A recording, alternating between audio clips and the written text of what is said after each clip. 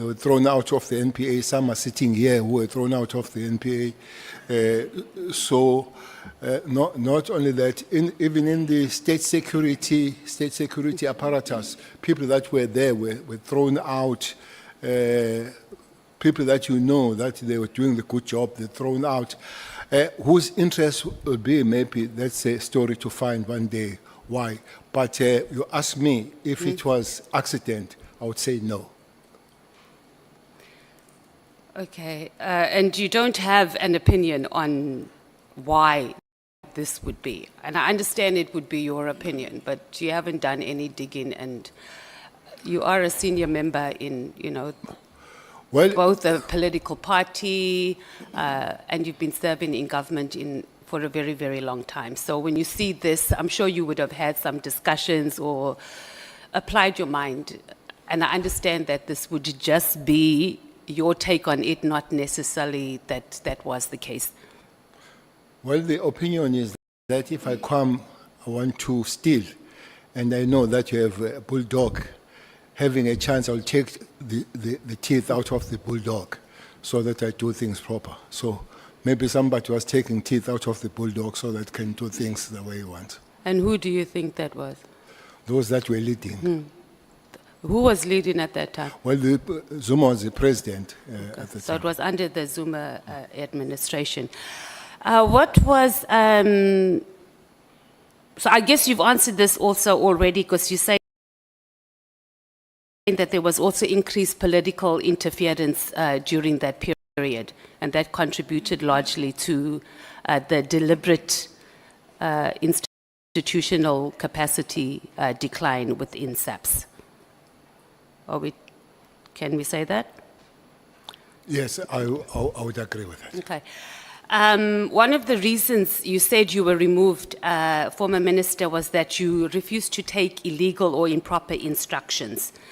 So I want to talk a little bit about the Marikana massacre, because it happened during that period. So if you were still the national commissioner during that period when the Marikana workers were protesting for a living wage, and then we had the ANC deputy president, Cyril Ramaphosa, that was all over, meeting ministers and calling for pointed action.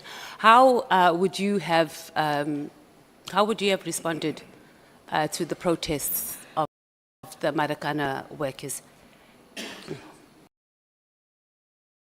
Well, I would be saying this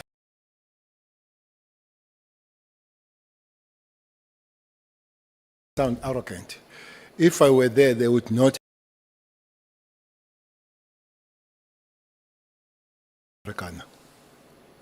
I sound arrogant when you say, but I can assure you, there would be no Marikana if one was there. Maybe let's take this one. I don't know. I'm not defending Cyril on this one, but I don't know. Cyril was the member of the ANC, was not in government. Yeah, that's who's what the I president said. now. And then he speaks to the Minister of Police, as it happens even today, that people, they speak to the minister. And then the minister speaks to the National Commissioner, and Marikana happens. But the focus up to this day is more on Cyril rather than the minister and the National Commissioner that were there. I don't know how it changed to be that way. For me, I think, again, most of us were crying at the wrong funeral there. To say Cyril is maybe the letter that he wrote or the email, I don't know what was the letter. Yeah, that's where I'm going. Yes, but he wrote it to somebody that had to moderate it in terms of implementation. I don't think that the letter from Cyril said, you go and shoot 34 people and die there. I don't think he said so. So I would love how it came about. Another very serious point about Marikana, all of us, we talk about 34 people. We don't talk about 10 people that died before that day, and brutally so. You know, the police that were killed there, and they were cut their manhood and all that kind of thing. We don't talk about that. But you want my opinion on on the police shooting on that particular day. Let me give the story of the National Commissioner, who's almost 2 months in the job, and he surely has no understanding of the environment. Honorable Member, the operatives, the commanders, some of them, for sure, the person that was there, I think was Mawela, who was on the ORS, they went and briefed the National Commission and go to copies and sit on copies. He said, you go and fence that place, put the barbed wire, put the police inside. When the people come, put the tear gas on them. That's the first thing. Second thing you do, you go to the bus company and tell them to stop ferrying people there. And thirdly, have what you call disruptive arrest, those that were agitating and all that, do that thing. And as they left, he changed the whole plan. He told Commissioner Mbombo, who was the only female commissioner, provincial commissioner at the time, to say, you go and deal with them. You remember the morning statement that today is a D-Day. And that how came about. There were many ways of avoiding that kind of death. And it's unfortunate that it happens, and we must, as South Africans, stay with that blood stain for a very long time. Former Minister, I know you're saying that you're not defending President Ramaphosa, and that we are that our focus hasn't been on the minister and the national commissioner. But this is speaking exactly to the political interference, because he wasn't even in government at that time. He was a deputy minister of the ANC, and he was calling ministers. And he asked, and he said there must be pointed action. So we can't downplay that. Was that deputy minister of the ANC? Yeah, he was deputy minister of the ANC at that time. No. Oh, deputy. Sorry, No, he you're wasn't. okay. No, he wasn't. Sorry, my bad. Deputy president of the ANC at that time. No. Who was the deputy president of the country then? I don't know who was. Honorable Matthijs,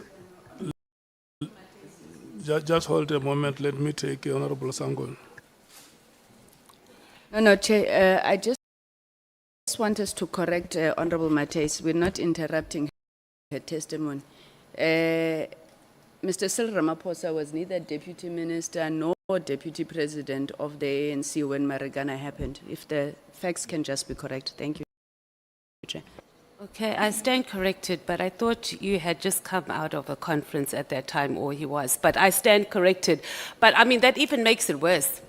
He wasn't even in political leadership, and he was calling ministers, and ministers were responding to him. He also met with the Minister of Mineral Resources here in Cape Town in his own testimony. You don't have to respond to that, Minister Cele, but obviously I want you can. to respond on the first one. I think deputy president of the ANC have been always deputy president of the country. So that's why I want to know who was the deputy president of the country then, because that would be the deputy president of the ANC. But Ramaphosa was not the deputy president. He was an NEC member. Okay. Was definitely an NEC member, but not deputy president. Okay, I had my Honorable information Ngola. incorrect. I thought there was a gap between the election, the ANC conference, and then the country's elections, but I stand corrected. Thank you, ANC members. Honorable Matthijs, let's take Honorable Ngola. Thank you. No, Chair, just to also help that Marikana happened in August 2012. President Ramaphosa was elected Deputy President of the ANC in December 2012. Thank you, Chair.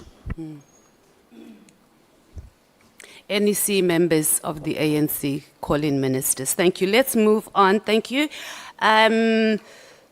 You said you've refused to take illegal and improper instructions, and this is why you were removed. I think I've dealt with that question. Do you think Ria Piecha was thrown under the bus by the same politicians who entangled themselves in the SAPS operations that resulted in the Marikana massacre? No.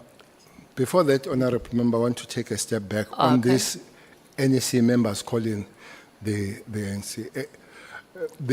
The CIC sitting next to you there, on the issues of safety, we have met as I'm the ANC, as I'm a Minister of Police. But CIC, we have met. It would be so much irresponsible for me to say I'm not meeting the leaders when it comes. The leadership of the IFP, I've met Tlabisa as a president. I've met Holomisa as a president of UDM. And I just imagine the minister saying, I'm not meeting the politicians. That would be a hell of a minister. So because all of us, we have one minister. Otherwise we say, you have your EFF minister, you have your UDM minister, you have... So that can't be out of order when political leaders have an access to ministers. It doesn't matter. If you become a minister tomorrow, I'll look at you, social welfare, and ask my 350 from you. So definitely it can't be out of order that political leaders have an access to ministers. Okay, but we're not saying that it's out of order for the access, but the level of access and even the emails that are even calling for pointed action, it was quite specific. But I think we can move on from there. I agree on that. We can move on. Minister, that was excessive involvement, was almost like a directive. Let's talk about whether you think Ria Piecha was thrown under the bus by these same politicians who entangled themselves in the operations. The Marikana SAPS operations. About the operation or about the whole appointment? No, the operations during the whole He thrown Marikana himself under thing. the bus. She threw herself? Yes. She wasn't thrown She also? threw herself under the bus. I'm saying okay. she had a good night before when the operation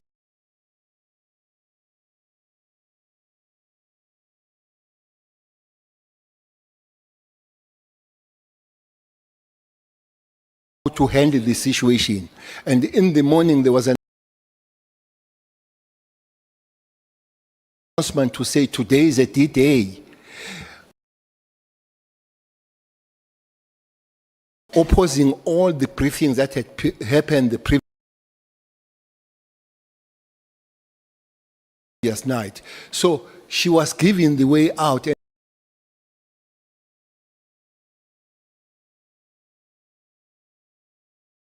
She opted to not to write the part,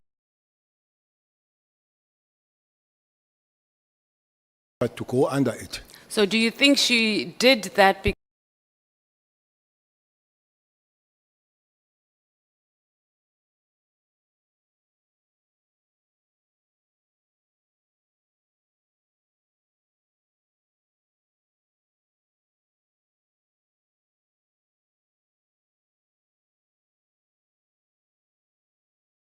do you think she did that because she was directed by her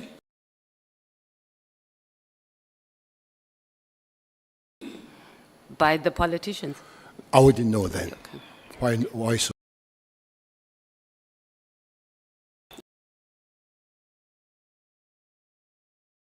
Okay. Yesterday, you said that if you were the national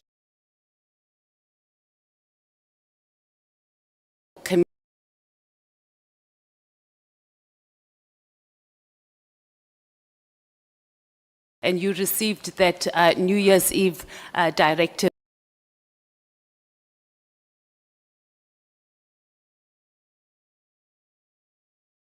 about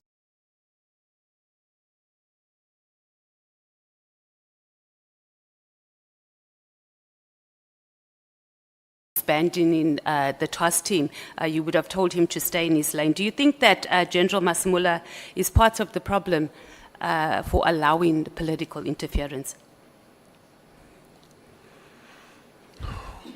I don't think it's a part of the problem, General Masemola. Well, to start with, on the eve, he wasn't there.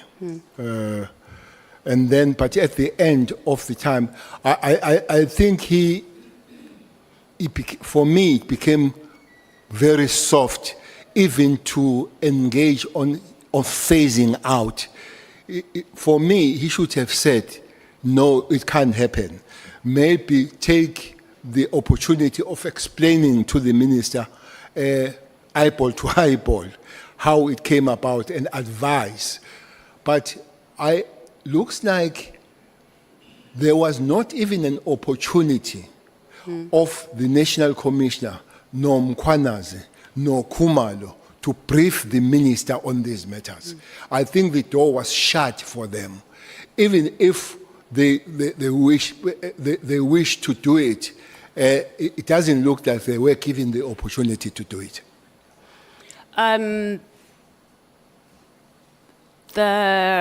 So do you think that this is a characteristic, or that he just responded softly, and as the president had, my CIC had said, he was more agreeable, or is that speaks to his character, and is that the type of character that we need as a national commissioner, who can't say to the politicians, yay, stay in your lane? I think he's one person that I've worked with for a very long time. When I was a commissioner, when I was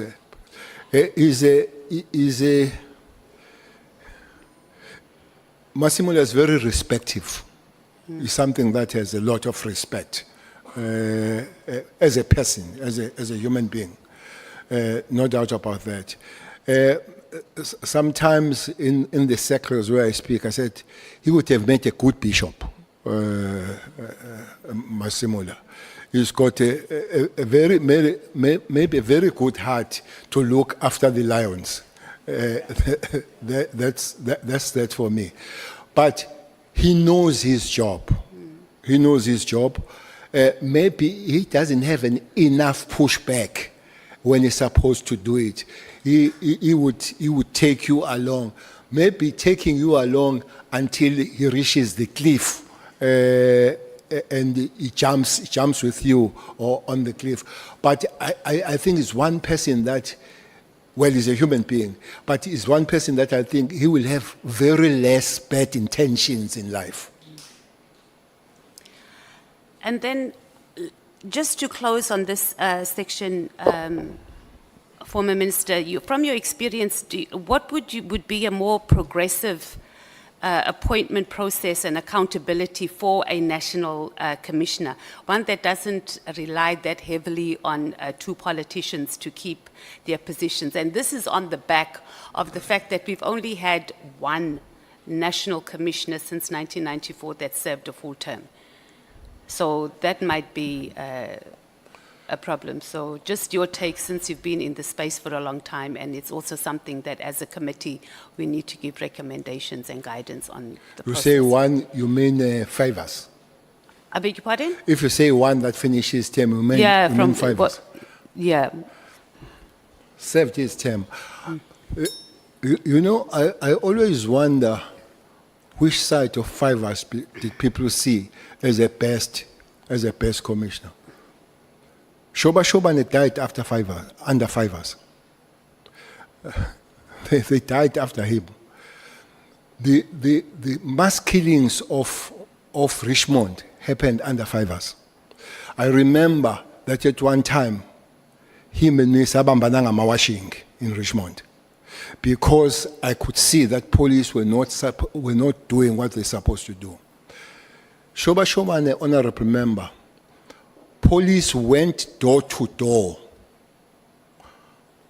asking the houses of the ANC people if they had the guns, and we knew that after that was going to be a raid. And I spoke to Skuman, and on the 15th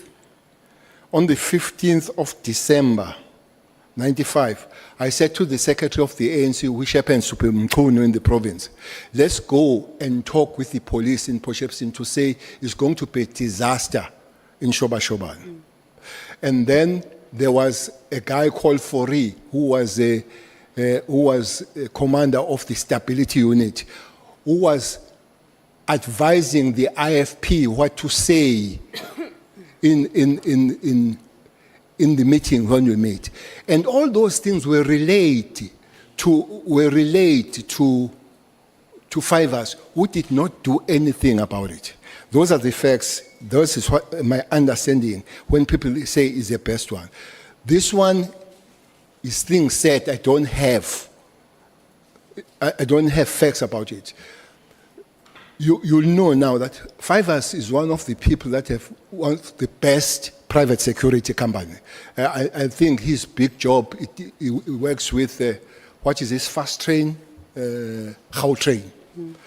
I'm told that people most of them that work there are South African Police Service members that were sent to be trained for specialization overseas and then were extracted out of the organization to come and work for the private security. That's information I have. I have not verified it. So, for me, that he finished, it doesn't mean that he did the best job.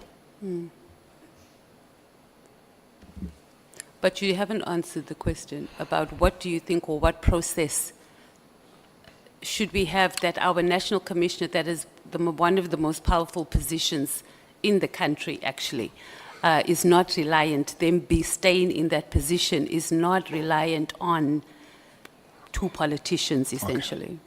The first thing is to deal with the constitution. Yeah, On that matter. that's what we're asking. You start from there. Otherwise, no matter what you wish, you are not going to do anything. The second one, I think I did explain yesterday how Massimola was appointed. Yeah, that there was that panel, yeah. Not very rigid, but it was a panel of people that know the environment. Obviously, honorable member, with the constitution fixed, all DGs are appointed that way of panels and taken to the cabinet and all that. I think that because the National Commission is a DG, I think it will follow the patterns of the appointment of all DGs. Okay.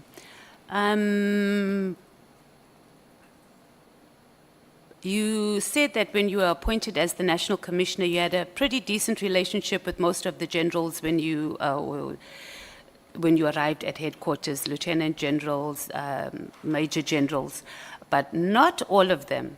And you didn't tell us which ones you did not have a good relationship with. So can you, or the relationship was not as welcoming, I suppose, as it was with the others. So who were those and how did you manage those working relationships? Most of them had good relationship, but the one, I think we didn't have a good relationship with Cele, General Cele, who was the head of the supply chain and also before he joined the South African Police Service, was the commissioner of the Sky Butcher Police under Noche, who was the Minister of Justice, Police and Correctional or Prisons. So I felt he was really locked and arrested to the past of him being the leader of one of the most brutal Bantustans, this guy. And he was part of the shooting that took place somewhere in Bisho where many people died. He was running those operations. He was part of it. So maybe with this history that did not put us together from where my background of politics and his background of politics. But we worked along, but we knew that we were not very warm to each other. So you all managed to keep it professional. So there was no relationship with any of the major generals or lieutenant generals that affected the performance, you performing your job and also them performing their jobs during that time? Well, any good thing that happened then, it was collective, honorable member. Definitely could not be a single man running the whole thing. We were very collective. And fortunately, we had this very focused project going towards the 2010. So that makes us to work together. So you ran a tight team, you maintain that you ran a tight team as the National Commissioner No with doubt your about it. generals. No doubt about that. No doubt about that. Let's go on to the IMC. I know we've overkilled this a little bit, but there was just some things that were not that clear. So the IMC for the political killings, did they report directly to the President or to Cabinet? And if they reported to the President, was Cabinet regularly briefed on its work and its resolutions? Well, it reported direct to the President, but its issues were also discussed in the Cabinet. Okay. And is there any document that sets out the functions of the IMC on political killings? Not the PKTT, because those have been explained both by the National Commissioner and the General, but something similar to like terms of reference that were adopted to guide the work of the IMC. Well, the documents of the IMC would be the minutes of the meetings, but also because it was multifaceted in terms of departments, the information note that was produced by the National Commission of the South African Police, yes, it does have that information you're talking about, how how they were going to be informed and what are they going to do coming from where. But I would not argue the same what other DGs do in their department to create the roadmap, as I know for sure that South African Police Service under the leadership of Stole did.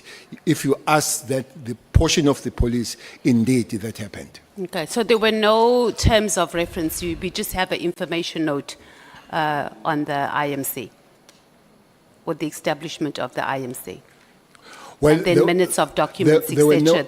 There were no terms of reference except the That would- instruction what they were supposed to go and do in KZN.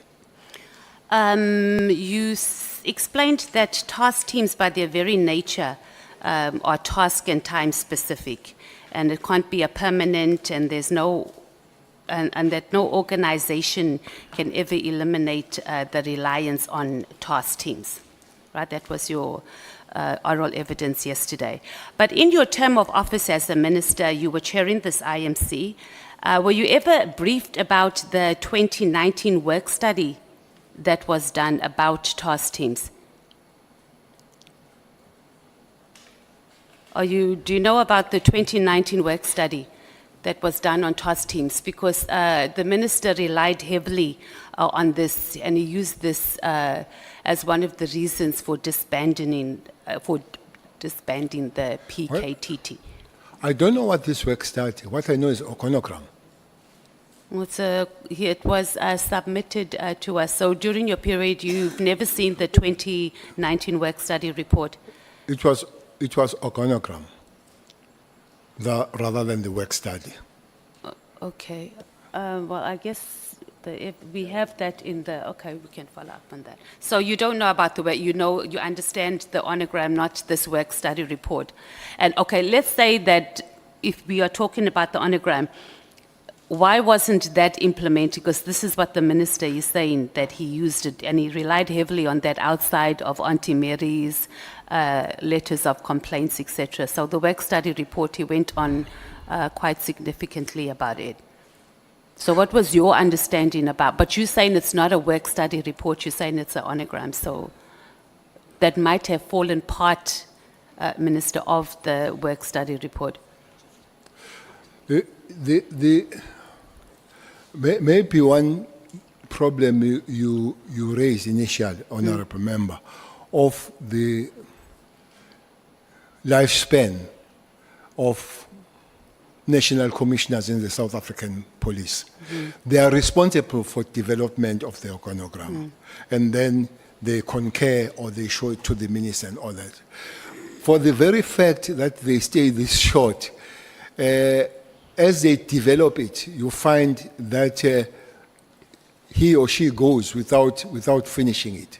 But there'll be always one where they continue to implement as they are there.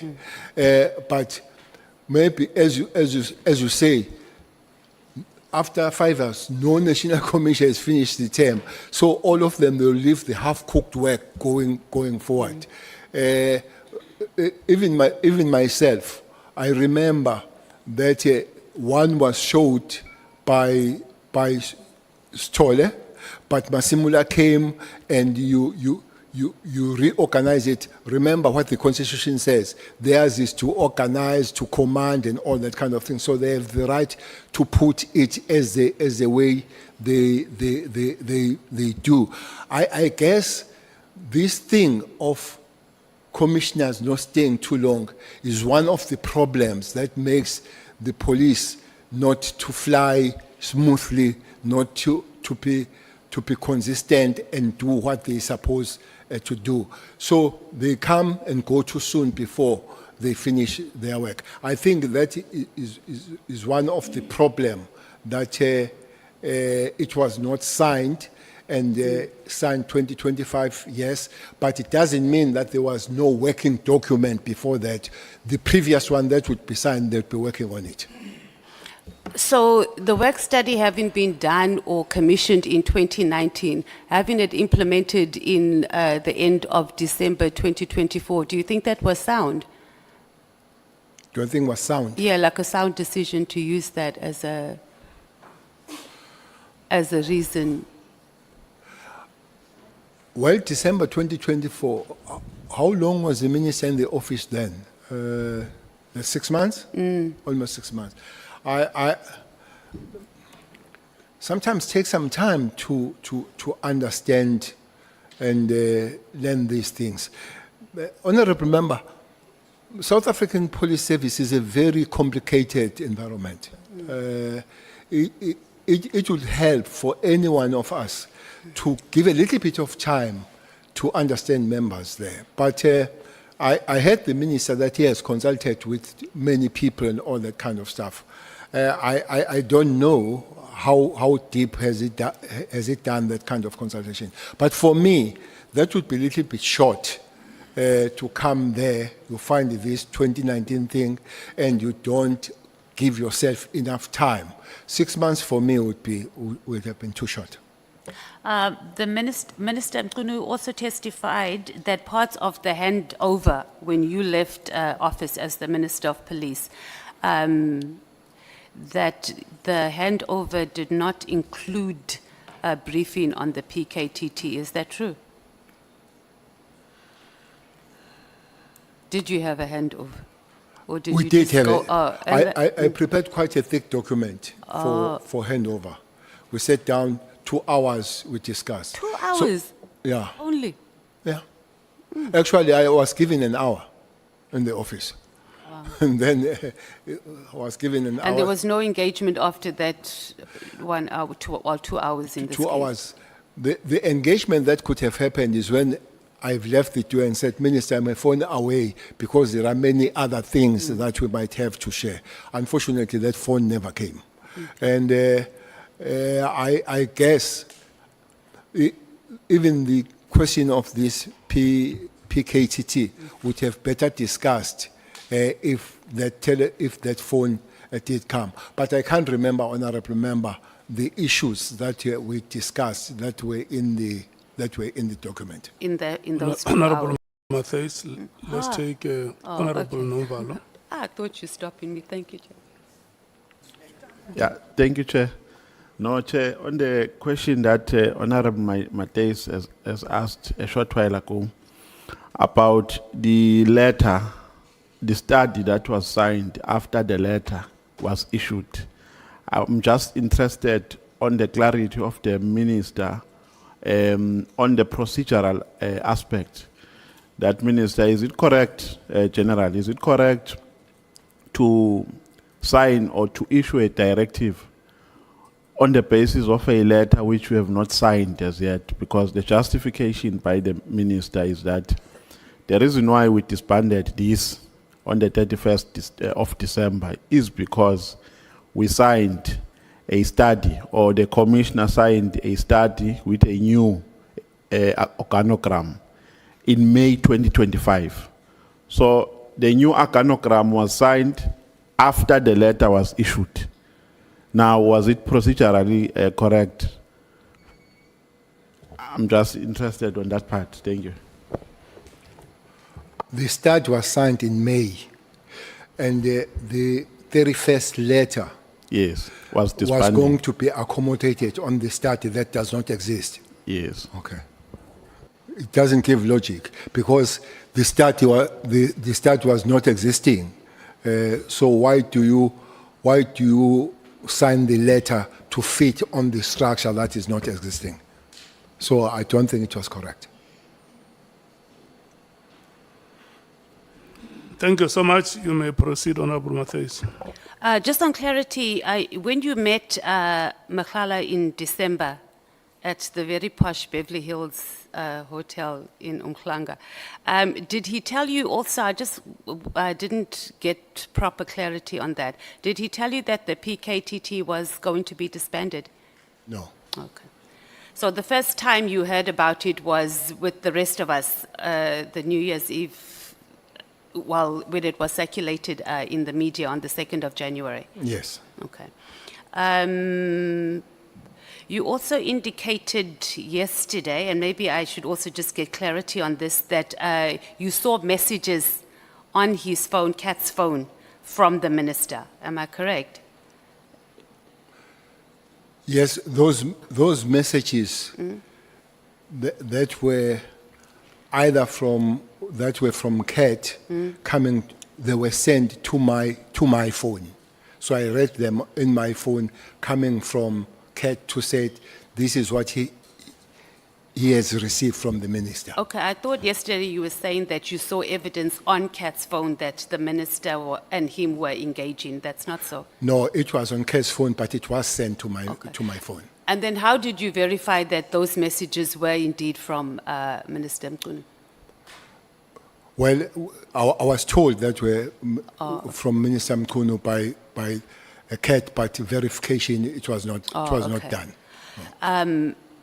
Did you engage your comrade? Because you refer to him as your comrade. I mean, you're both long-serving members, senior members for that in the ANC. Because you meet this person, minister, for the first time, and he's telling you these things about the minister and financing his campaign.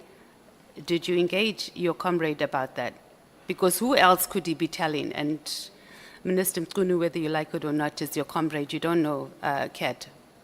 Well, I don't regard him as a comrade. He is a comrade. You don't what? Sorry, I didn't get that. You said I regard him as a comrade. You said no, I that- don't regard him as a comrade. He is a comrade. Okay. I did say, Honourable Member, that I did try to engage him to talk about things, including mayor and all that, somewhere in January, where I was not offered the opportunity to discuss the matters. And then what was your intention? Because you said you wanted information from Kat many times and very animated at that minister. So what was your intention on using this information about Kat regarding Minister Mqunu that superseded the fact that this Kat has told you that he signed, that he committed a criminal offense? He signed a sworn affidavit saying that police stole his Rolex watches and they didn't. Well, the information started from there, but it was interesting that I was part of the discussions as they were talking about the project. So I wanted to hear what more was said about me going forward, working on the project that he was asked to fund. And as I've said, Honourable Member, that I would not have said no to information, especially when it involves me. I said, one of the discussions says, we'll work well so long we don't work with Cele and Zuma, but sometimes the document that was very old. It was sent as it was going to be used as a basis of arresting me and all that. So with such information, I would not have stayed far to understand what's going on, what is discussed about me. So your intention on accessing this information was pretty much to protect yourself and also, to an extent, General Kamalo. And understand what is happening and what is said about me, yes. And what would you have done, or what were you planning to do? Was it just a way on how you were going to maneuver or navigate? Well, it would have been good to speak to the minister as my comrade about it. That has not happened. I've made the fact that I did try, but I didn't win that battle. But also, it would be good to know what is planned about me, so that whatever way to defend myself is looked at, and any action to defend myself is taken. You engaged Minister Ramaphosa at the ANC January 8th rally. Did you know whether Minister Mkunu had discussed the disbandment with him when you when you spoke to the president? I don't know if they discussed, with the exception of what I heard from Minister Mkunu. I think he did say, after writing the letter, he briefed the president. I think that's a statement, that he briefed the president after I've written. For me, that's a correct one, that he briefed the president after has written the letter.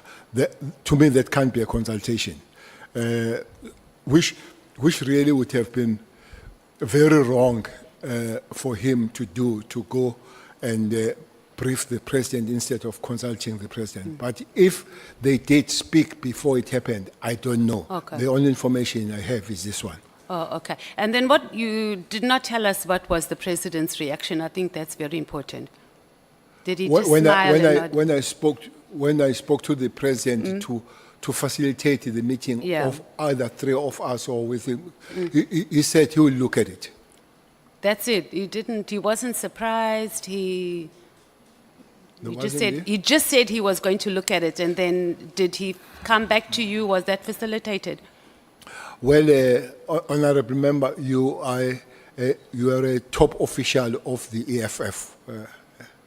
So we are speaking at this stage when the rally is about to start. Really, even yourself as a DSG, the TSG, if I come that time, you might even say, come back the other time. So we're at this stage, everybody's singing and all. I see a small opportunity, I rush and said, please, can we happen this? And I go, I said, okay, I'll look at it. And that was that. And it didn't happen. It could be even, by the way, not again speaking on his behalf, it could even flash out of his head, looking at the situation and the place where he was set. And then you didn't follow up with him since he had indicated to No. you, yeah, you'll look into it, you just left it? No. All right. Let's talk about, you spoke extensively about SAP's capacity and private security and both the taxi industry luring our highly trained SAPs and Defense Force, Special Task Force members to go and work with them. And primarily this is because of the poor working conditions and the low pay. Did you have these discussions, or did you raise any of this when you were a minister in cabinet meetings? Because, I mean, this is a dire situation that we are in. So what did you do about it when you were a minister? Did you engage cabinet about it? Honorable Member, that situation you see is not only dire for those special forces, it's dire for the whole organization. Yeah, that's...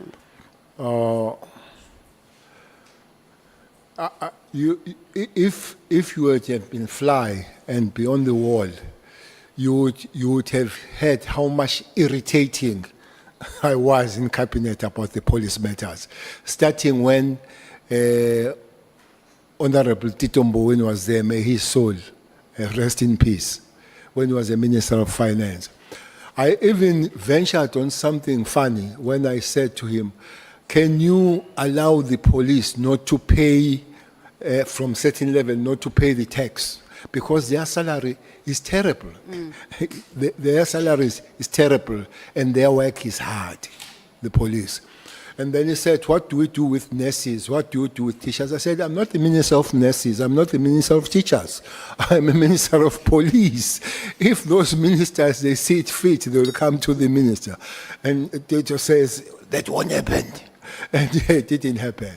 I said, okay, can we work on the numbers of the police? Honorable member, again, in 2010, there were 50 million South Africans and 195,000 police in the Republic of South Africa. The target was to make 200 the next 2 years.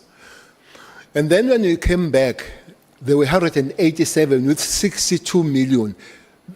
Besides the specialized forces, the numbers themselves have dwindled.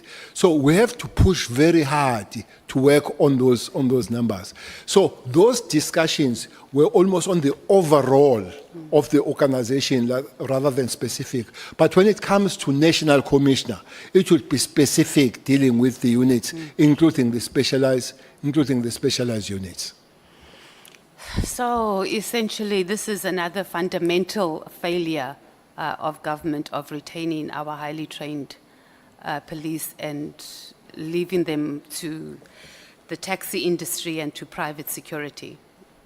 In other words, since you have engaged them as an irritant actually in cabinet and nothing has been changed. Maybe we'll use different English. For me, it's a serious shortcoming that this actually needs to be fixed. We can't have such a situation of these members leaving. By the way, I spoke about the special task force and the special task force of the army. I did not talk about the NIU, which is part of that.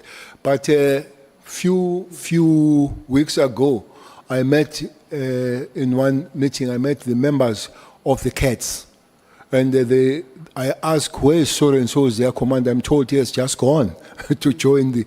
So CATS, honorable member, their training is equal to the special task force. Is one of the top kind of an elite, the CATS that are in the South African police. So it's continuing. Bleeding these skills out of the police is continuing, and it needs to be arrested and arrested soon. I don't think South Africans are going to agree with you on this one, Minister. This is not a shortcoming, it's a fundamental failure of government, and the reason why we feel very unsafe in the streets of South And Africa. I'll not oppose South Africans. Yeah, don't.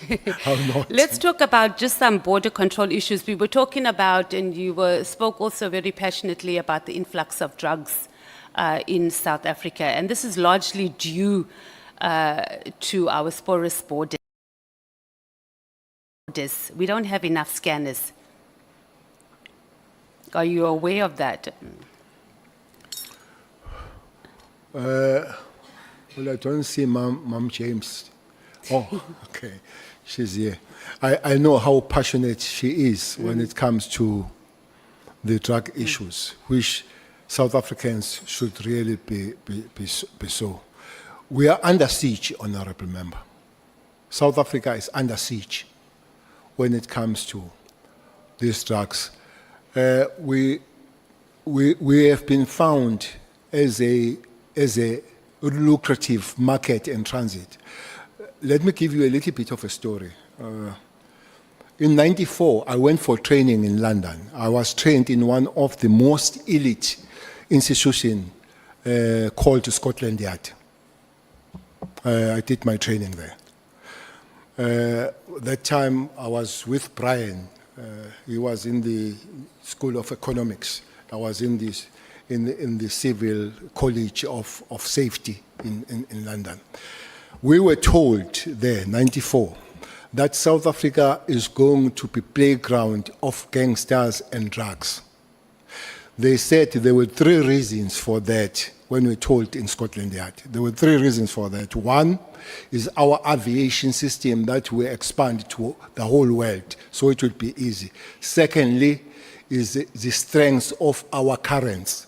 They don't mind to use our money. And thirdly, is a banking system that it was easy to move the money and all that. And it has happened exactly that way. That we are a new playground of drugs, both transit and both consumption. But consumption, unfortunately, they find the market on the poor little child, especially black child, that makes those that live in huge suburbs very much rich. I is one area where I will accept that I don't think that we have had enough pushback when it comes to the drug situation. So I think more work must be done on that matter. But also, Honourable Member, I would make a call that there is this document. I don't know if honourable members have this document. It's called Integrated Crime and Violence Prevention Strategy. Honourable Member James knows it. This document, the subheading says, a whole of government and whole of society approach to fight crime. I think it was signed by the Cabinet in 2022, developed by the Department of Police. So it would be good to work on it because the drug issue starts with home. It starts with the society.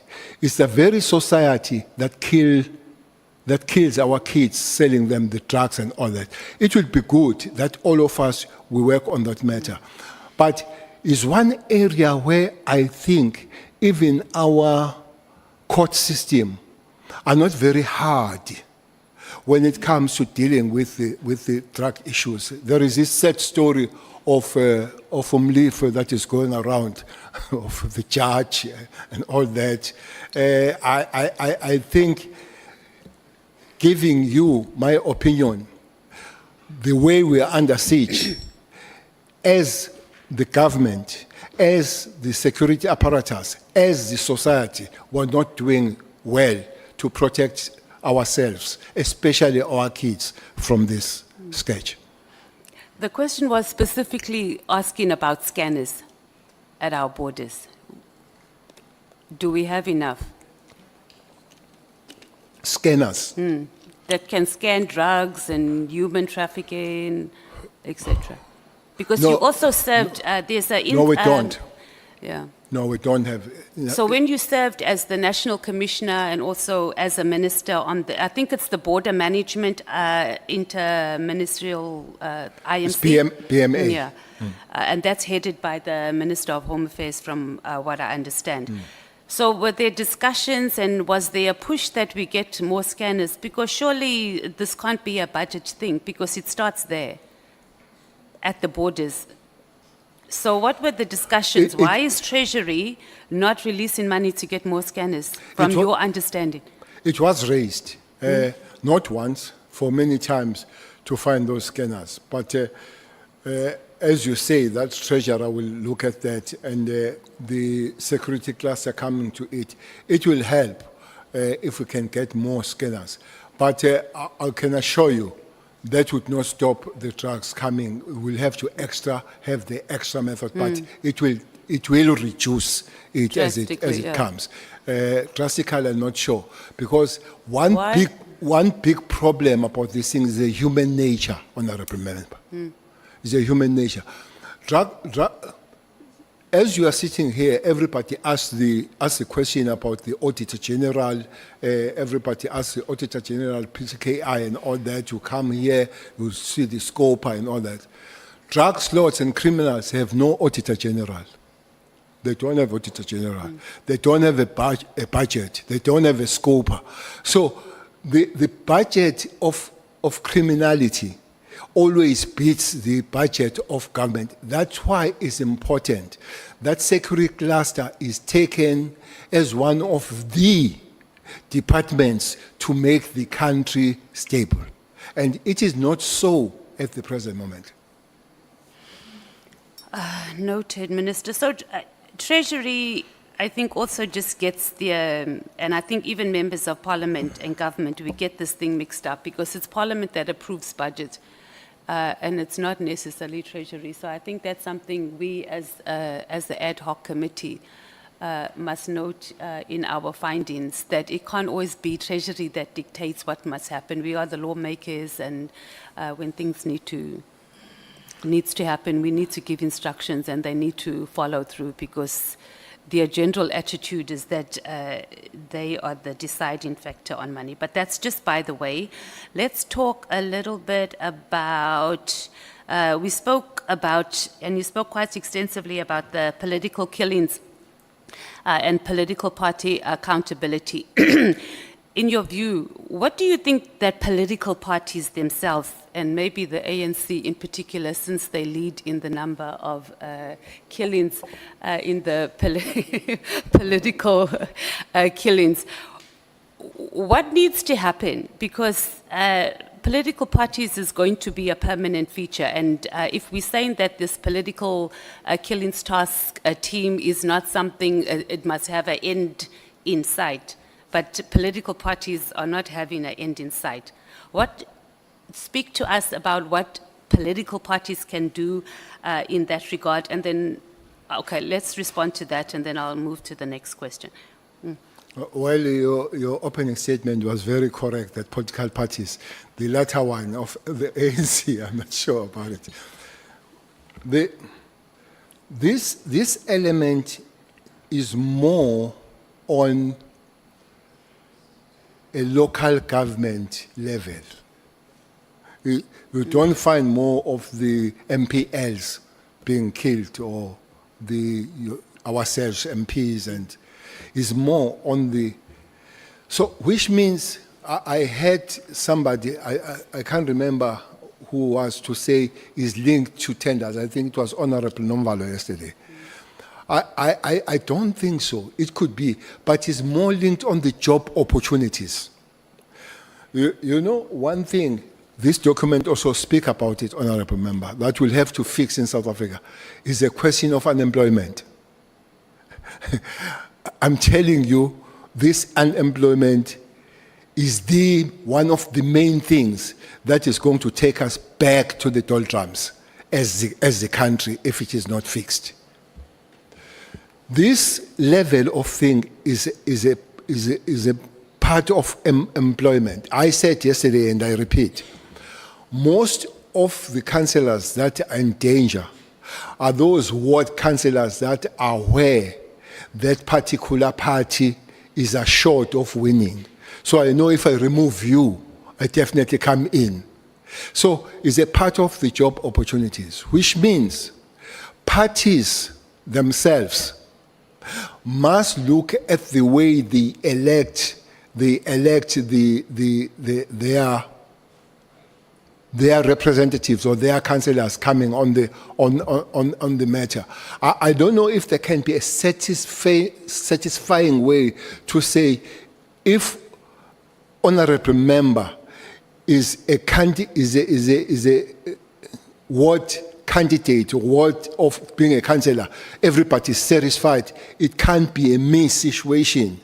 Can help. So parties need to work on that. But I think it needs to work broadly, even systematically, to say, I don't know if it can be done that if the councillor dies, there should be no kind of by-election, because it guarantees a killer that I'm going to come in.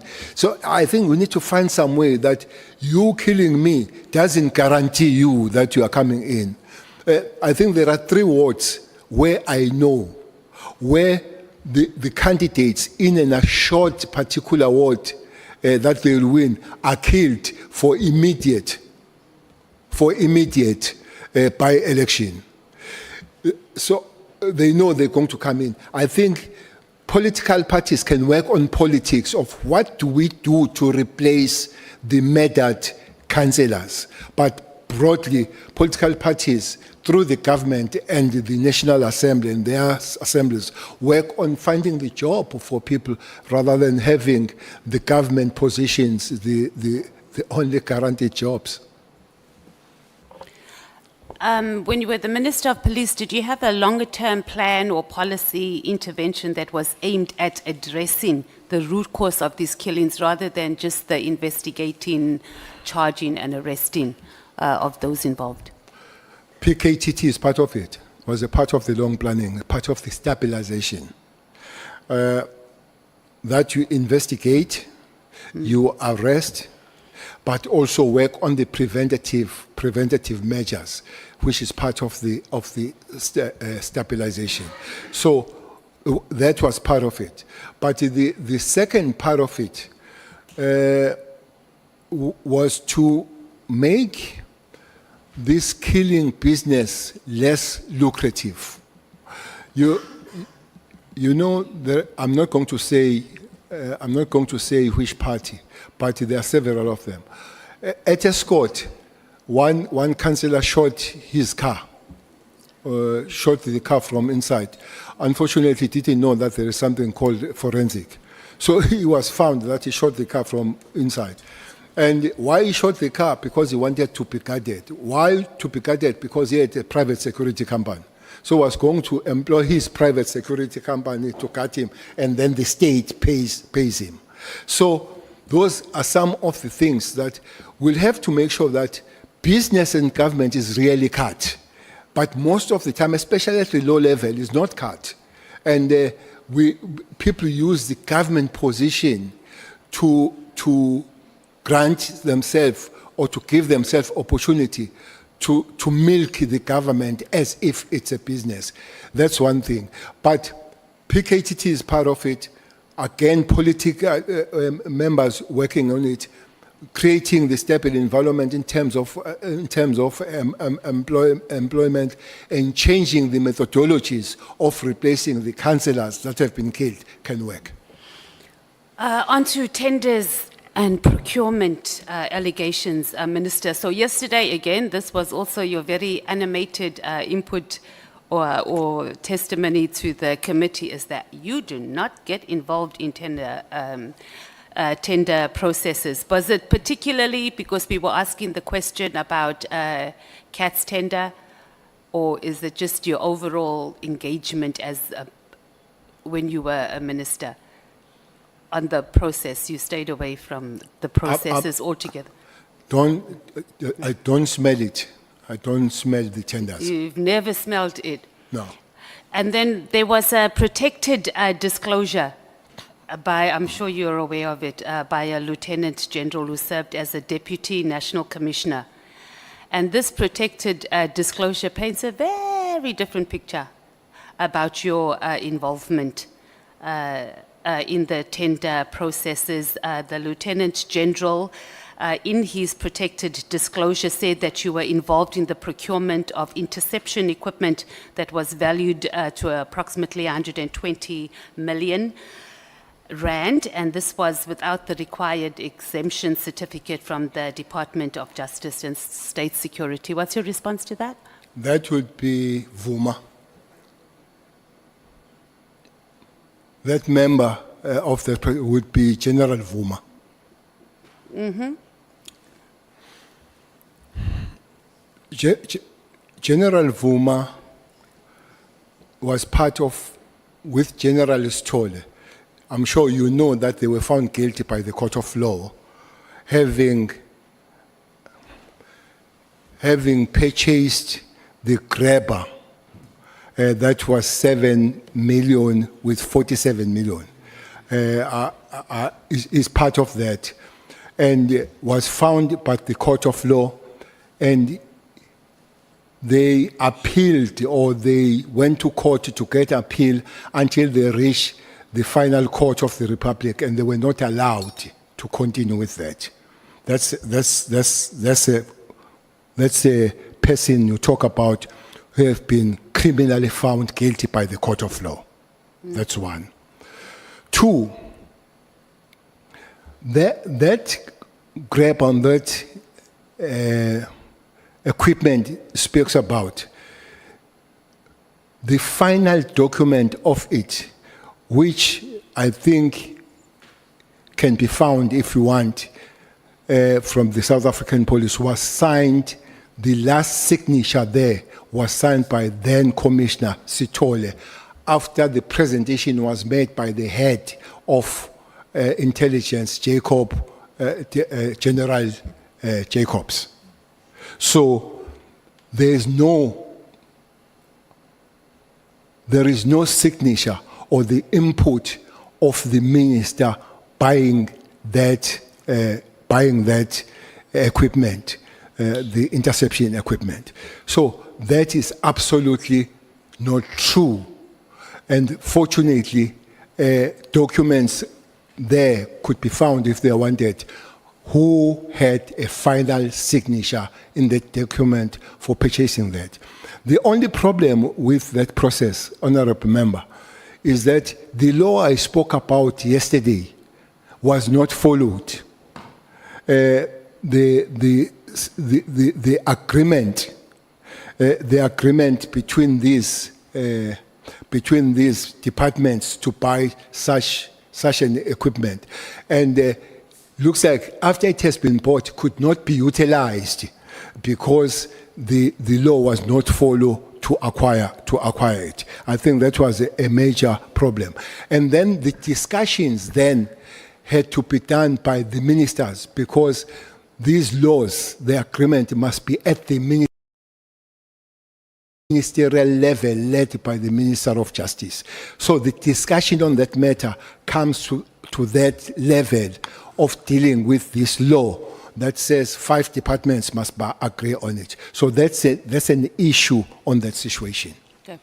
So the question Honorable wasn't... Nomvalo, just a moment, Honorable Matthys.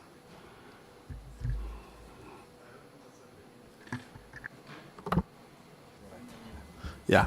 No, thank you, Chair. I'm sorry for coming after the fact. My hand has been up, unfortunately. You were not seeing it.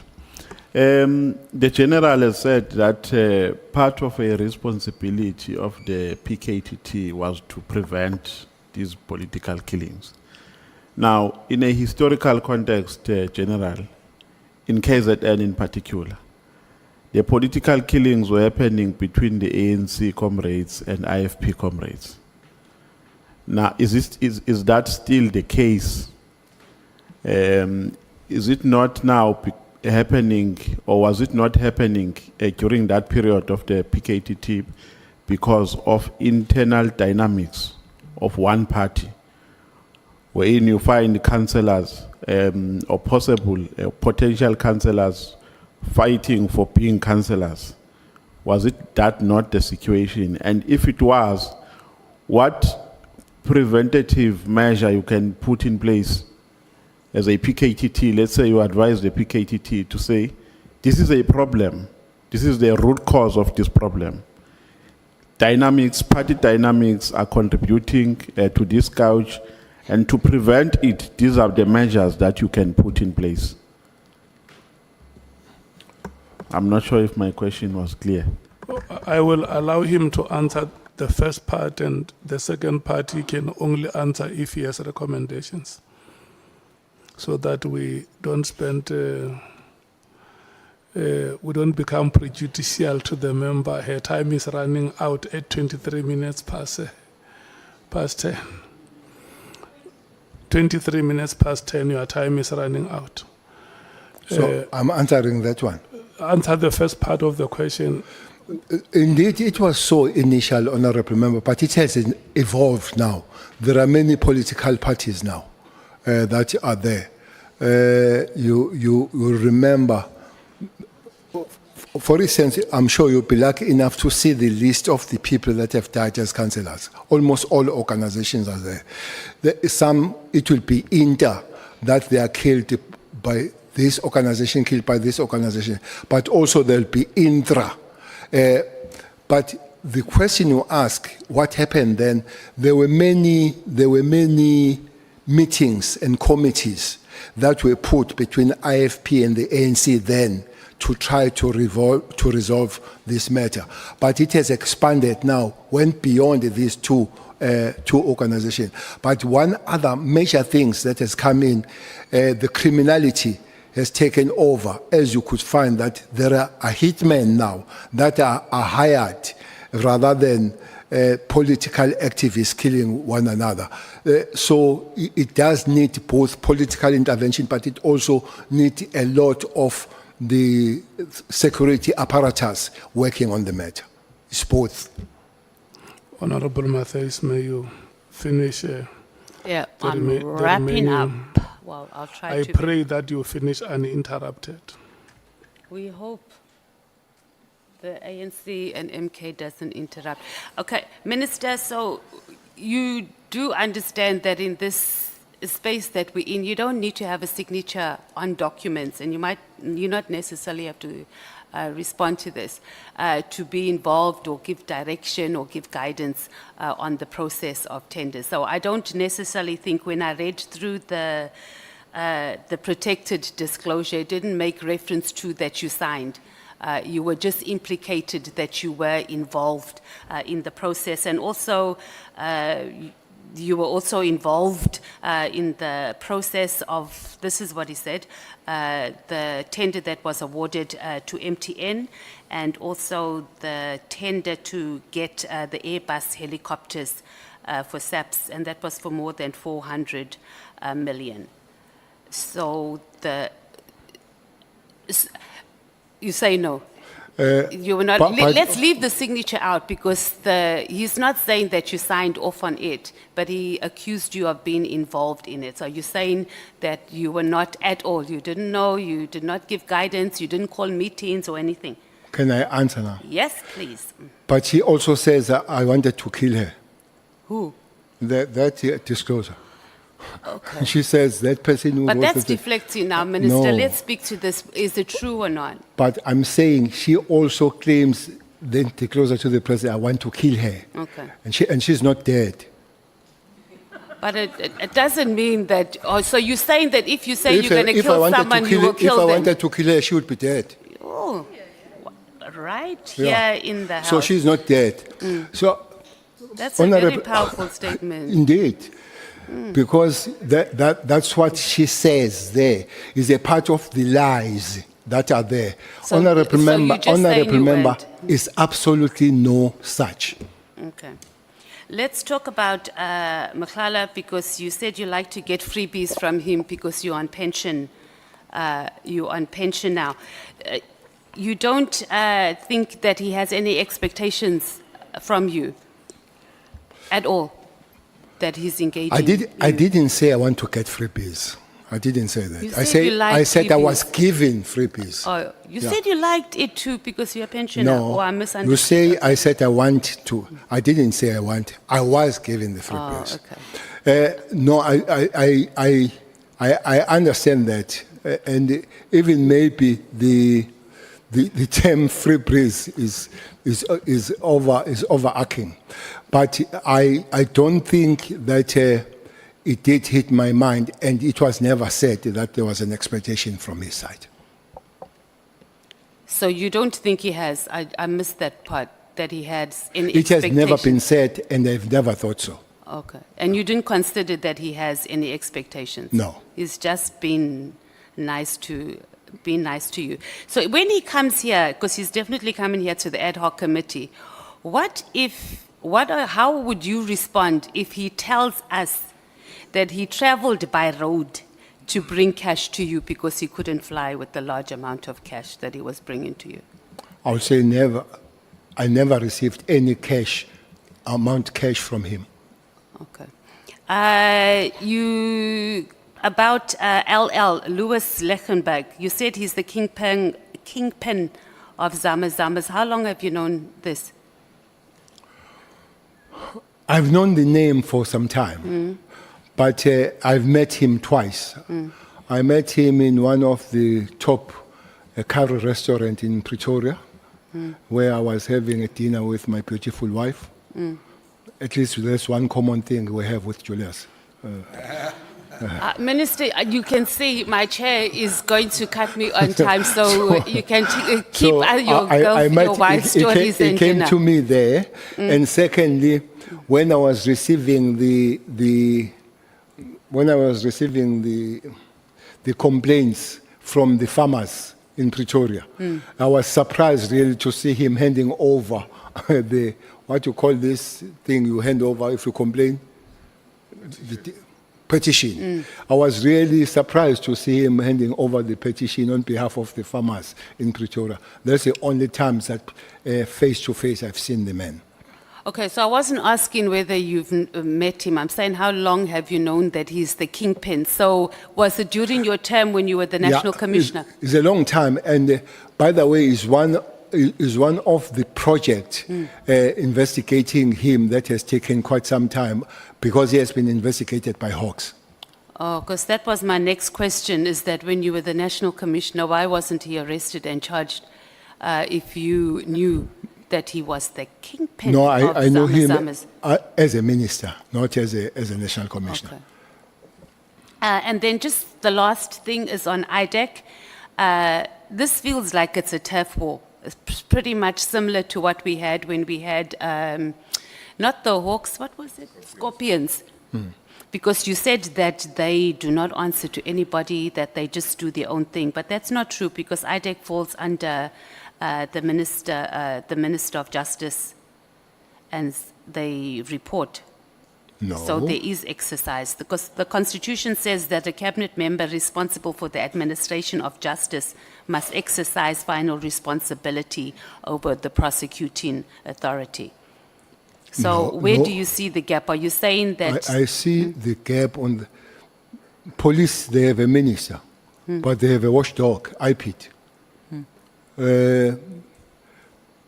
Hawks have a minister, but they have a watchdog, the judge. Senior counsel and they have a minister of justice, but they have bodies that they look at. So I'm talking about the monitoring body, not the executing authority. I'm still asking, when there is a problem about the police, people, they knock at the door of the IPIT. They don't knock at the minister. When they have a problem with the Hawks, they knock at the door of the judge. Where do they knock when they have a problem with IDEC? Noted. Thank you, Okay. former Minister. Thank you so much, Honorable Matthews, Honorable Sols. Thank you. Your time ends at 23 minutes past 11. Thank you, Chair. Honorable Minister, as a retired general, former minister, and for your sacrifice in the struggle, I want to say thank you for your service. Thanks. And for your sacrifice. Thanks. I have no bias. I will ask you questions based on your submitted evidence and also the testimonies that we've heard thus far. General, when I questioned Minister Mkunu, I used Socratic irony to test the truth in his testimony, whether he actually applied his mind before he made the decision to disband the PKTT. After putting the facts of his evidence to him that shows all the reasons that could possibly support the conclusion in his letter that the PKTT no longer added value to the police service in South Africa as a whole, he defended the PKTT on every single fact I put to him. This now showed that based on his testimony, it is not the work study or the budgetary issues that actually caused him to conclude that the PKTT must be disbanded immediately. So the question is, what truly motivated him? What's left is the allegation of General Mkwanazi, that the reason is because the minister is protecting drug cartels. Well, thus far, there has not been substantial evidence provided to prove that allegation, especially since the main witness, General Mkwanazi, testified that he can't say that the decision is unlawful. He can't say that for a fact. He also testified that he can't say that Minister Mkunu and General Sibia is actually corrupt. Therefore, we must still probe more witnesses to try and get to whether or not his allegations are true.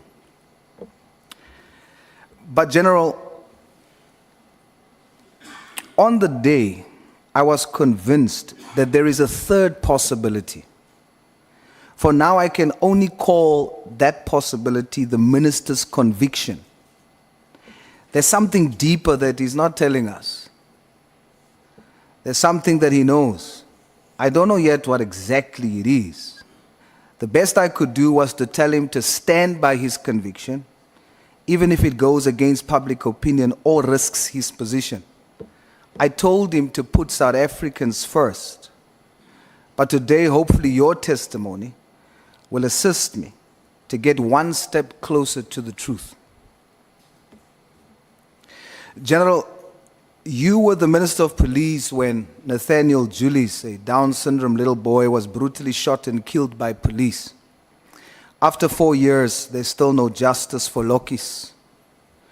General, is the reason for this because there's corruption in the police and the judiciary?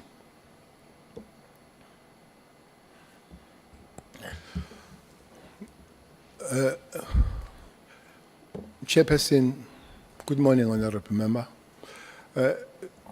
Chairperson, I was asked if Mkwanazi is the first one who made the allegations against the system, not just the police. And I said he was not the first one. Actually, the first that I know was a judge, Judge Tulare, and I read the judgment of how high does it this one goes when he says even the decorum of the courts and the judicial officers cannot be saved on the 28th and mobster gangs, I'm sure, and others and all that. So it does look like, okay, and the latest discussion, I'm sure you have seen it, of the judge and the bribe of the Mulife bail. So these things are there, people talk about them. Maybe somebody needs just to come with it and say, here it is. So I would not sit here and deny that that corruption on the chain does not exist. But I would not come to you and say, here it is, as a system. But I would come and say, there are individuals. For instance, there are police officers that are in prison. There are prosecutors that are in prison. So there are individuals, but is it the system itself, or the individuals that are running? So that's what we need. That's what we need to make. But specifically, the young man that was shot and the police claimed that it was an accident. I guess I need to be helped. The matter is in court. I need to be helped on that one. Yes, General, the initial judge fell ill, and then the whole case had to fell ill and passed away, and then the whole case had to be started over. And the last time it was heard of about the matter was late 2024. And so now it is still continuing, but there's not real solid feedback on the matter. But it is still in court, but there's no real feedback as to how far it is. Okay. Well, I wouldn't know, except that the community of elders did raise the issue about the police in that particular area, the station commander, and that community has been at that station many a times knocking and saying, take this police away, take the commissioner away of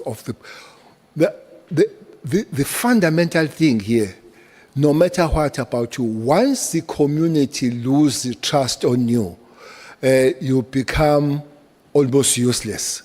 And whether you are corrupt or not, but when the community says you can't be part of us, and that's a problem.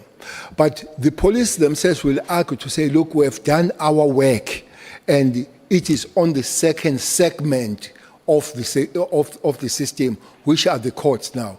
That's why I did, and I want to do again, to say this kind of probe must help us to look at the chain, honorable member, rather than looking. And up to this point, I'm still worried that the concentration is on the first segment, which is the police, and other people are having it nice to do whatever they want to do when they're not looked at. But I don't think we're there where the communities of South Africa are really singing hallelujah about the system as a whole. Much work will have to be done. How much and how long, I don't have an answer. General, you were also the National Minister of Police when Jocelyn Smith got missing. Is Jocelyn Smith still alive?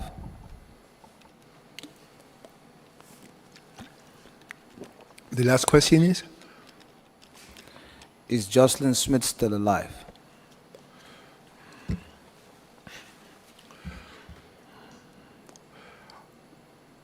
This is a story of the little beautiful girl.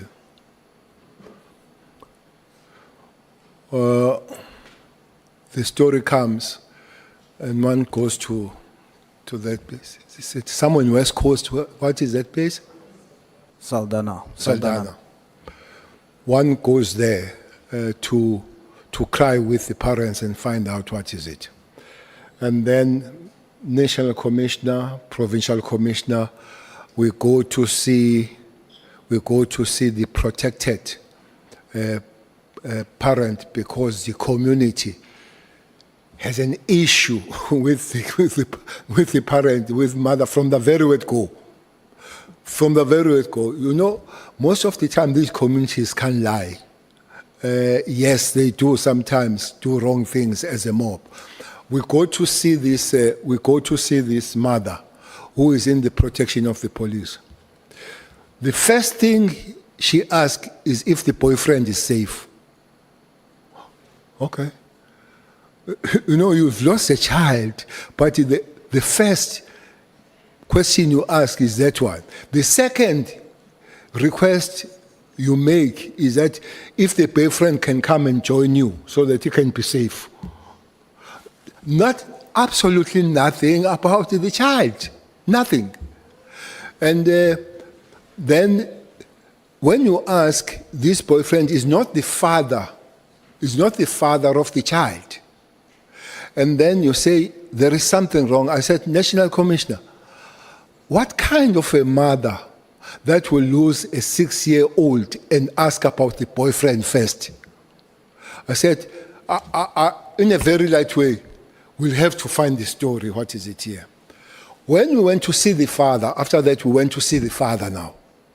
And the father said, my story is that the mother knows what happens. This is the father now saying so. We went to see the grandmother, and the grandmother said knows.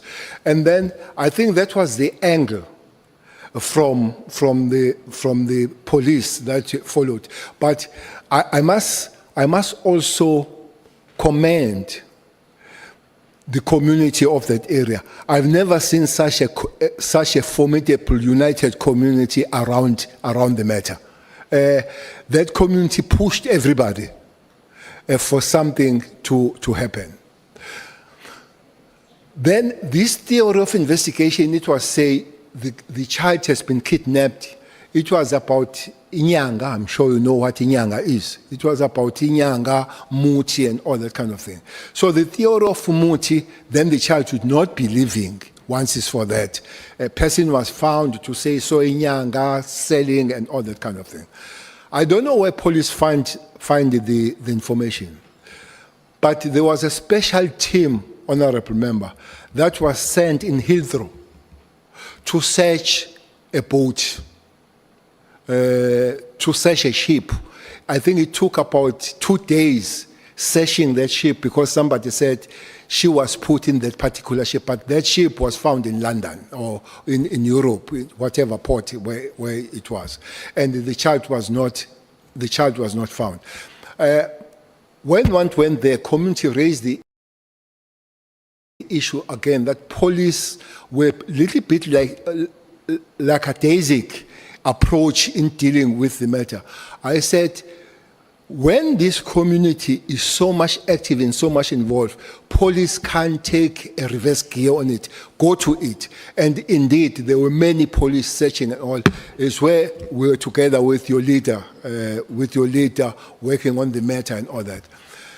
One thing that I can say, that is one matter that was worked by everybody, politicians, community, law enforcement, abefundisi, everybody really worked on it. But the question you are asking, after all this, and the mother found guilty, I don't know if Jocelyn is still alive. I wish she would. But even if she is alive where she is, I don't think her life will be a comfortable life. Because nobody could have taken her out of the parents to give her a better life than the parents, no matter what is the social status and standard of the parents. I don't want to say I don't have a hope, but I don't have information. After the judgment and the sentencing, police said they are continuing to search. I think that should continue until we find the final understanding what happened to Jocelyn. Thank you, General. I think I agree with you. We should continue to search and do our best. We still have hope. General, you testified that you gladly accepted to stay for free at Mr. Matlala's apartment. Please share with us, what was your experience like there?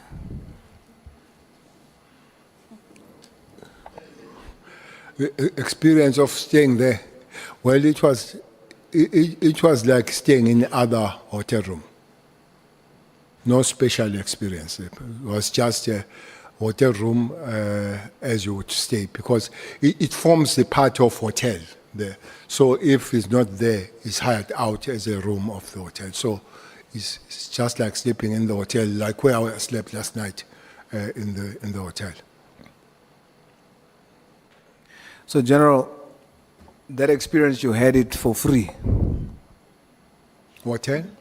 That experience, that's just like a normal hotel, you had it for free, no cent from you. Yes, I did not pay. Now, General, I put it to you that you did not have that experience for free. I put it to you that you did not have that experience for free. Someone paid for it. Well, not that one I know. I'll tell you who paid for it, General. Okay. Her name is Babita Diakoran. Okay. She paid for your free stay with her life. Okay. In your testimony, you say you know Mr. Matlala very well.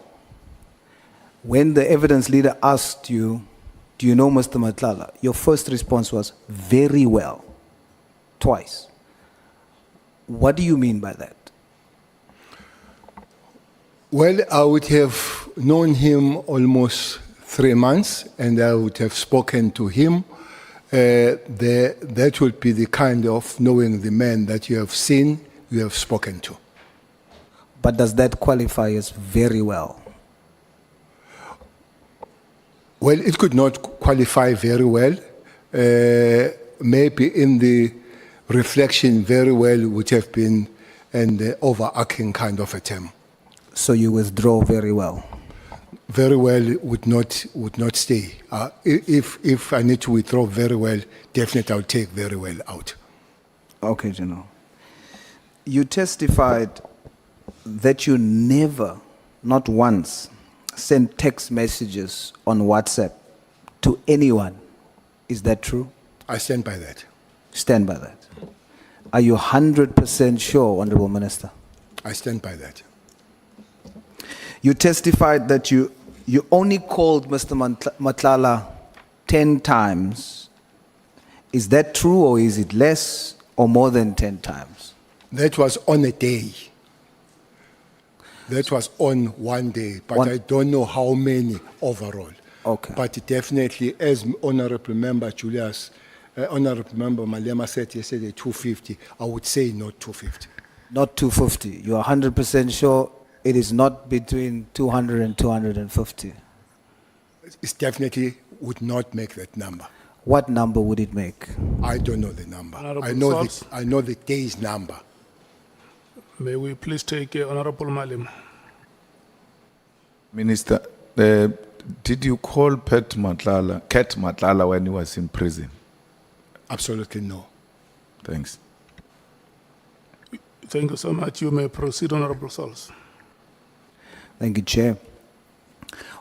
General, have you ever asked Mr. Matlala via text to buy you a vehicle, an SUV perhaps, or maybe an armored vehicle? Are you asking if I ever text him that?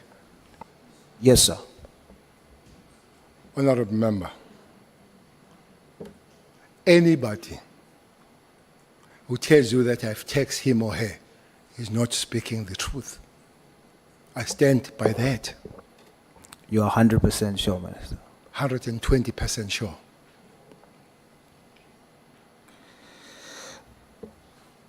General, who introduced you to Mr. Matlala?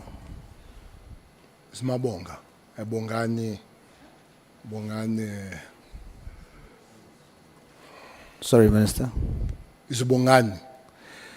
And how do you know Bongani? I know Bongani because he's a son of Spotla, who was a taxi operator at Nongoma. Was it the first time you met him, Matala or Bongani? Bongani? No, not Bongani, but it was not the first time I've met him. So let's use the words you withdraw just to try and gauge how you knew him. Do you know Mabonga very well? Bongani, I was not meeting him for the first time. I know his father very well rather than I know Bongani as a son, but I know him as a son of Spotla. Do you know the level of knowing him? Do you know that he is or was a notorious shooter? He shot people. Did you know that? I know that he was once arrested for violent conduct, and I knew that he had a security company. But did you know But that? I didn't know that was notorious of shooting people. Do you know about the incident at Tempo nightclub in Sandton, where he just shot in the club? Did you know about that? The incident of shooting I know is when he was shot in a restaurant in Sandton. I don't know the incident where he was, where himself shot, but I later did hear that was a shooting in a club, but I heard that after he has been killed himself. He has been cleared. He has been killed, yes. There was video footage of him doing so. And he did so in January 2024, and you were still the Minister of Police at the time, Minister. And so because it went viral, it was everywhere, I'm sure that somehow you would have been informed about that, because it happened whilst you were the Minister of Police. Well, absolutely. I have not seen that video, and I know the incidents after himself has been killed. So knowing all of this, Honorable Sals. Yes, sir. May we please take Honorable Breitenbach. Thanks, Chair. I'm sorry to interrupt Honourable Sauls, but I think there's a fundamental misunderstanding between Mr. Cele and Mr. Sauls. Mr. Sauls is hearing cleared, and Mr. Cele is saying killed. So there's a problem, I think, just to clear that out.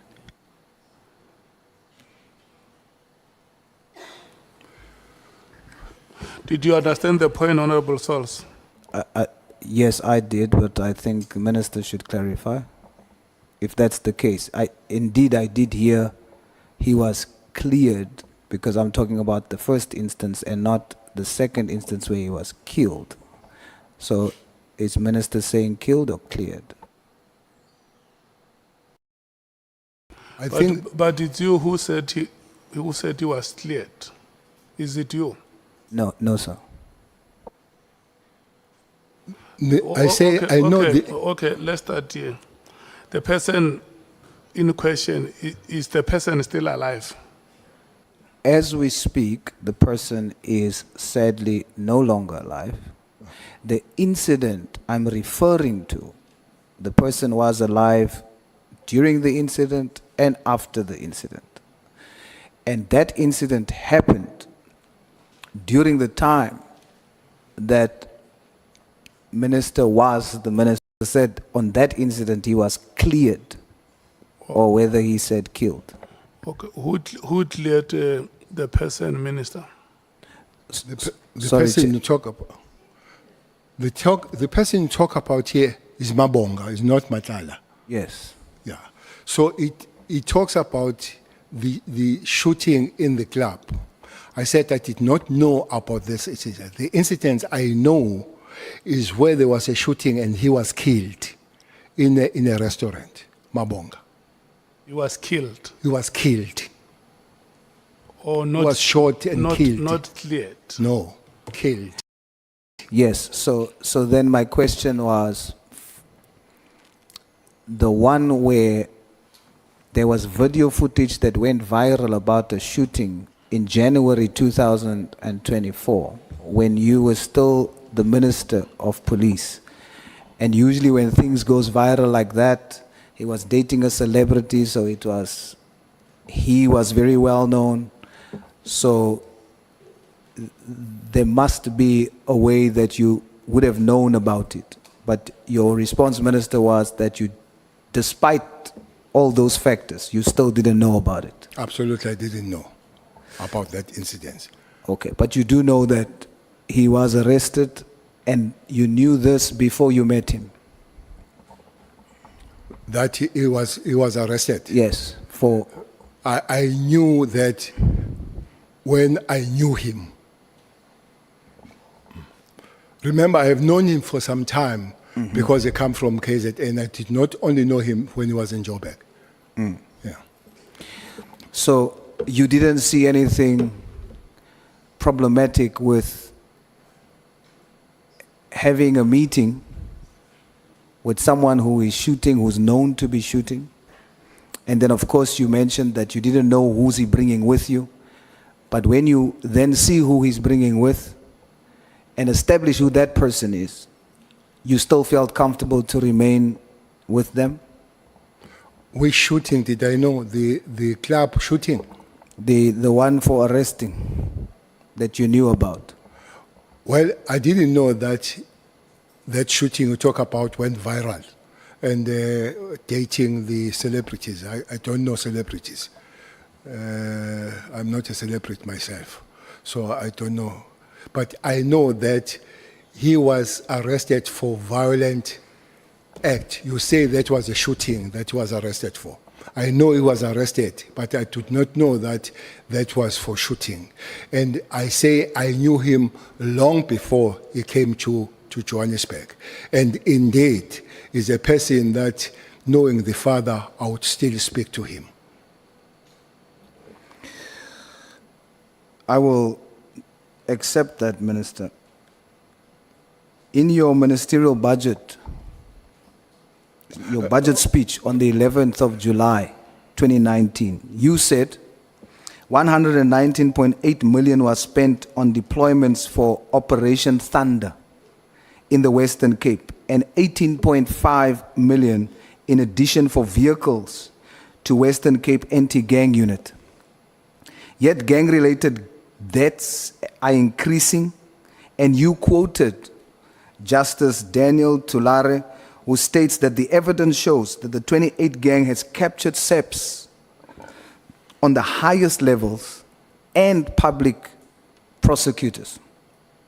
So what reason would there be for putting so much money in something like that when there's totally no change? Okay. Well, the chair is not here. I want just to take a step back on Mabonga before I come to this one. Yes, sir. You say I still spoke to Mabonga when I know that he was in prison. No, I didn't say in prison, Minister. What did you say? Knowing what he's doing, and then afterwards meeting Mr. Matlala and getting to know what Mr. Matlala does, and you still continued a relationship with them. But I said I know Mabonga that was arrested. That's what I said. And then you say on top of that I still met him. Correct, but I didn't say... Because I want to come to you to say, but many of us here, we have spoken to people that have been in prison. Absolutely, but when That you... includes you. Indeed. Yes. I do speak Then it can't be a crime to speak to somebody that has been in prison. I never said it's a crime, Minister. Okay. But what I am angling the question to is that your stature in society, who you are, what positions you held, you meet the persons on the first time. Then you find out and know what the questionable issues are. Me, who meets people who went to prison, come to prison, if it is questionable, I'm not going to continue a relationship with them to the point of taking favors from them and so on. So it is from that angle that I come. No, thanks. The point I wanted to make, and I've made it, is that it's not only me that meets person that has been in prison. That's the point I wanted to make. And you and me were concur on that point. So let's come to the question. No, Minister, we can't move from that point. We must be very clear that the issue is not meeting with people who's in prison. It is meeting with people who is actively involved in crime. Well, that's a new statement. But that's the point we were making. Like you said in your testimony before, context and content. I was not dealing with verbatim. No. But I'm saying the content and the context that you and I are talking about is not just meeting someone who has gone to prison. It's about the activity of the people, and you know about it and continue the relationship. The statement I made here is that I know he was in prison. And the question is that you still meet that person. I say many of us here, we have met people that have been in prison. Okay, you still continue to have a relationship with the said persons. Well, it's no more now. Matlala is still. Matlala was not in prison. I don't know Matlala in prison. You are talking about Mabonga. Why do you mix them? No, as you continue, you say you then get to discover more about Mr. Matlala. And if Mabonga was still alive, you would still have had the relationship with him. Who are we talking about? Both. And we have been speaking about both. No. We have spoken about Matala. My first- So of late, we have been speaking about Mabonga. All the explanation of him killed, shooting and all, it has been Mabonga. So if he's still, your last question, if he's still alive, I would be still speaking to him. I don't know. Can you remember me asking you, how did you meet Mr. Matlala? Yes. So we were speaking about Mr. Matlala right from the start, and then the connection, which is Mr. Mabonga. No. It was separated. We did finish about Mr. Matlala and then we came to Mabonga. But we spoke about both. Well, so you say. That's fine. Minister, Can I go back to the question you asked of the... please.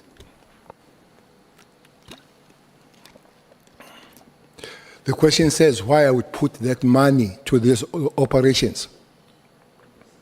When there's The clearly, question- when there's clearly no change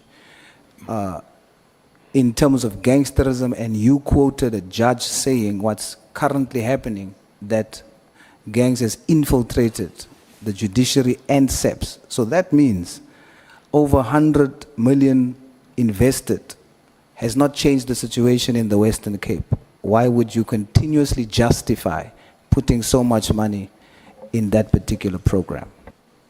I guess that money is even far more now, Honorable Member. I don't know if that question says, and it means, don't put money at all there and let them kill one another. Because the question said, why do you continue to put the money? Honorable Member, there is no way that we can continue to put the money and have an effort to stop that thing. I just imagine when the minister or the national commissioner goes to the community and said, look, I've put 100 million here. You continue to kill one another. I'm taking away, I'm putting no million, kill yourself. It can't happen. We keep putting the efforts on the matter and finding the ways they can work, including putting the resources in that particular thing.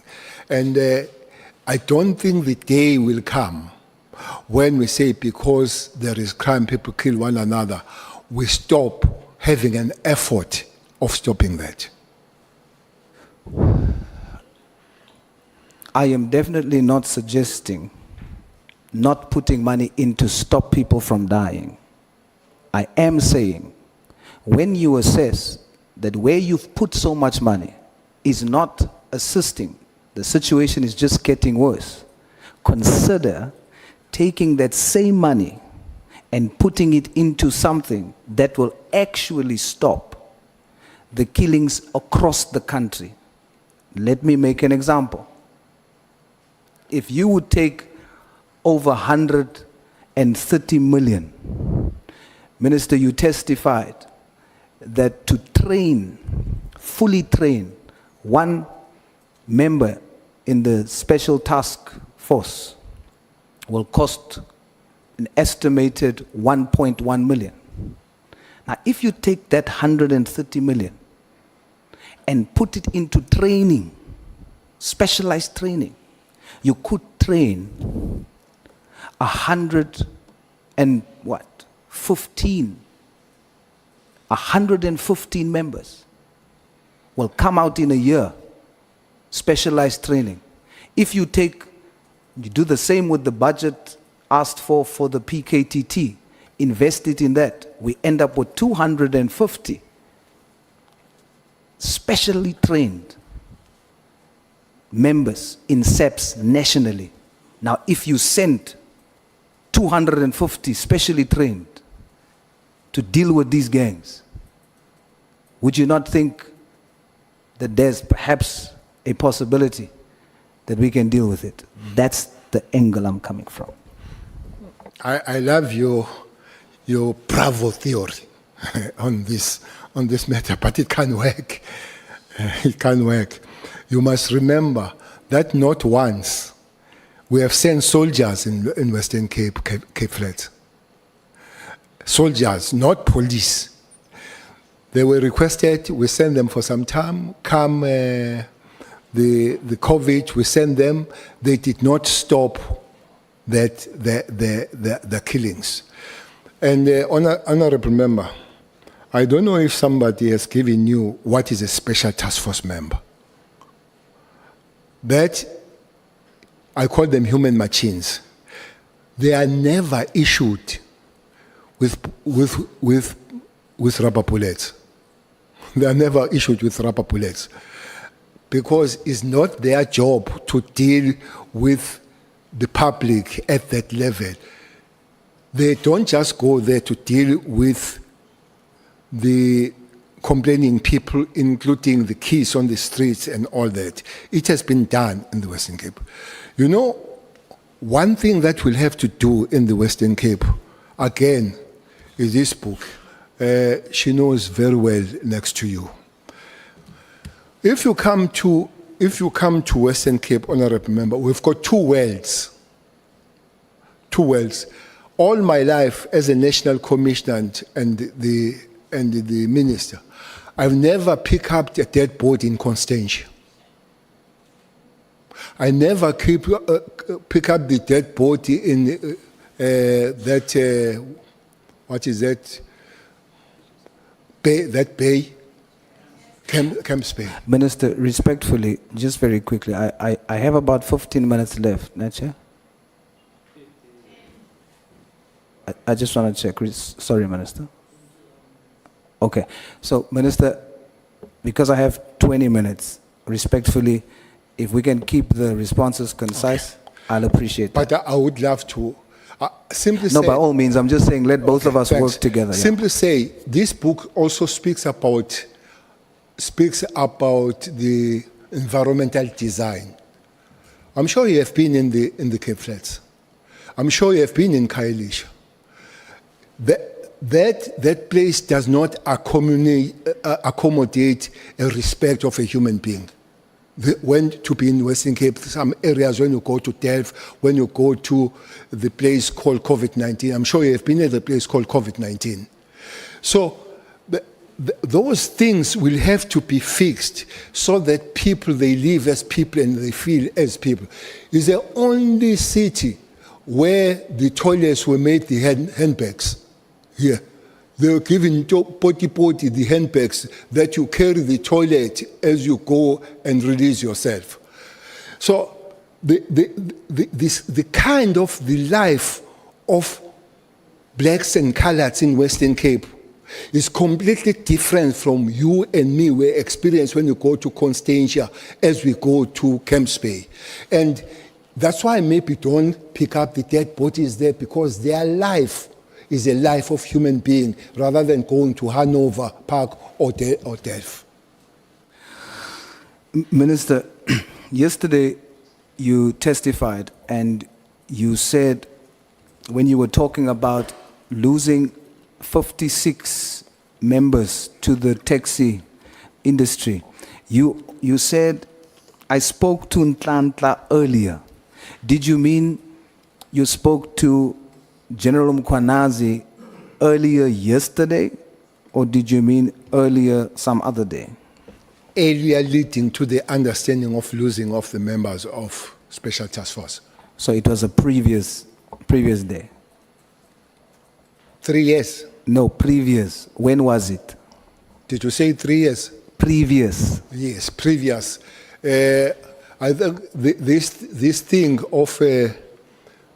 of talking about bringing them back home is a thing within a year back. In a year back.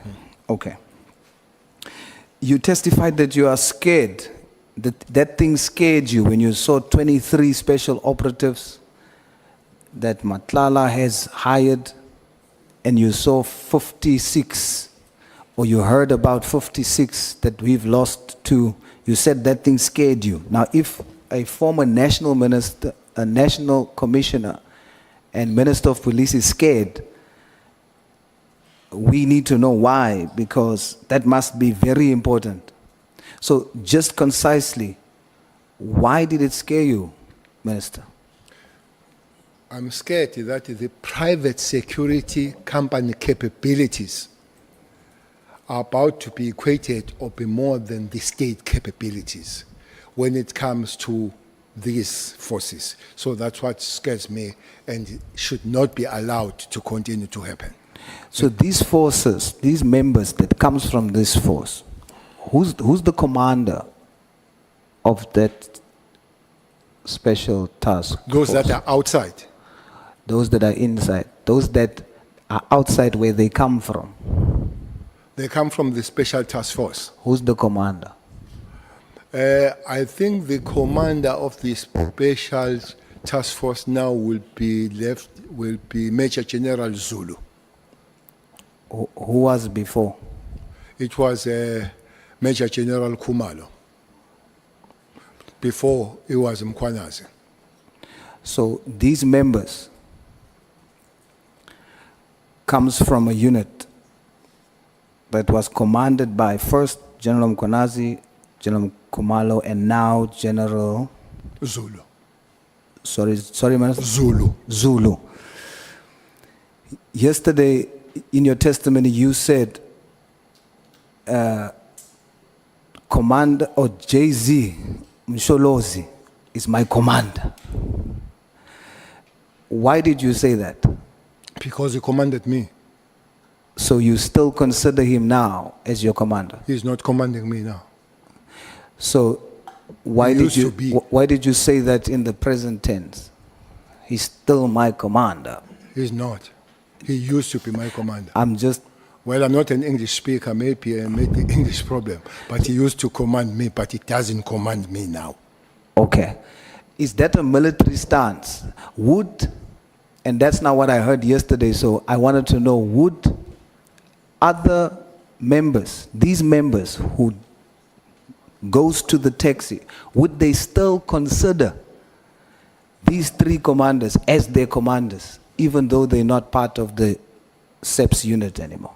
Well, you can't consider a person who does not command you to be your commander. You're only my commander when you command me, and then you are my previous commander. All right, so you say that you would support, or you support the inquest into Mr. Muzi Tembe's daughter's death. Why do you do so, Minister? No, I didn't say I support the inquest. What did you say, Minister? I said the information I had is that the police had a solid case, but the only thing, the prosecution refused to enroll the case. And I said, I even went to the president and I said to the president, President, your Minister of Police might do something funny to go and support the private prosecution, because the prosecutor refuses, but also refuses to give certificates so that private prosecution had happened. And I said, that case now is having the inquest. That is my information. And the person that is doing the inquest is asking the question, why was this not enrolled? Because it's an obvious case. So, but I did not say, what I said I would support was a private prosecution. For the inquest? Or that involves or would result into an inquest? There is no private inquest. The private prosecution, that will be the result. Honorable member, private prosecution comes this way. If South African prosecutors say they can't prosecute, they don't see the case, they must issue the certificate for you and me to go and get the private prosecution. And then there is amount of money that we must pay for private prosecution. That's the money that was paid by Lulu and for Umsholo's, that 500,000.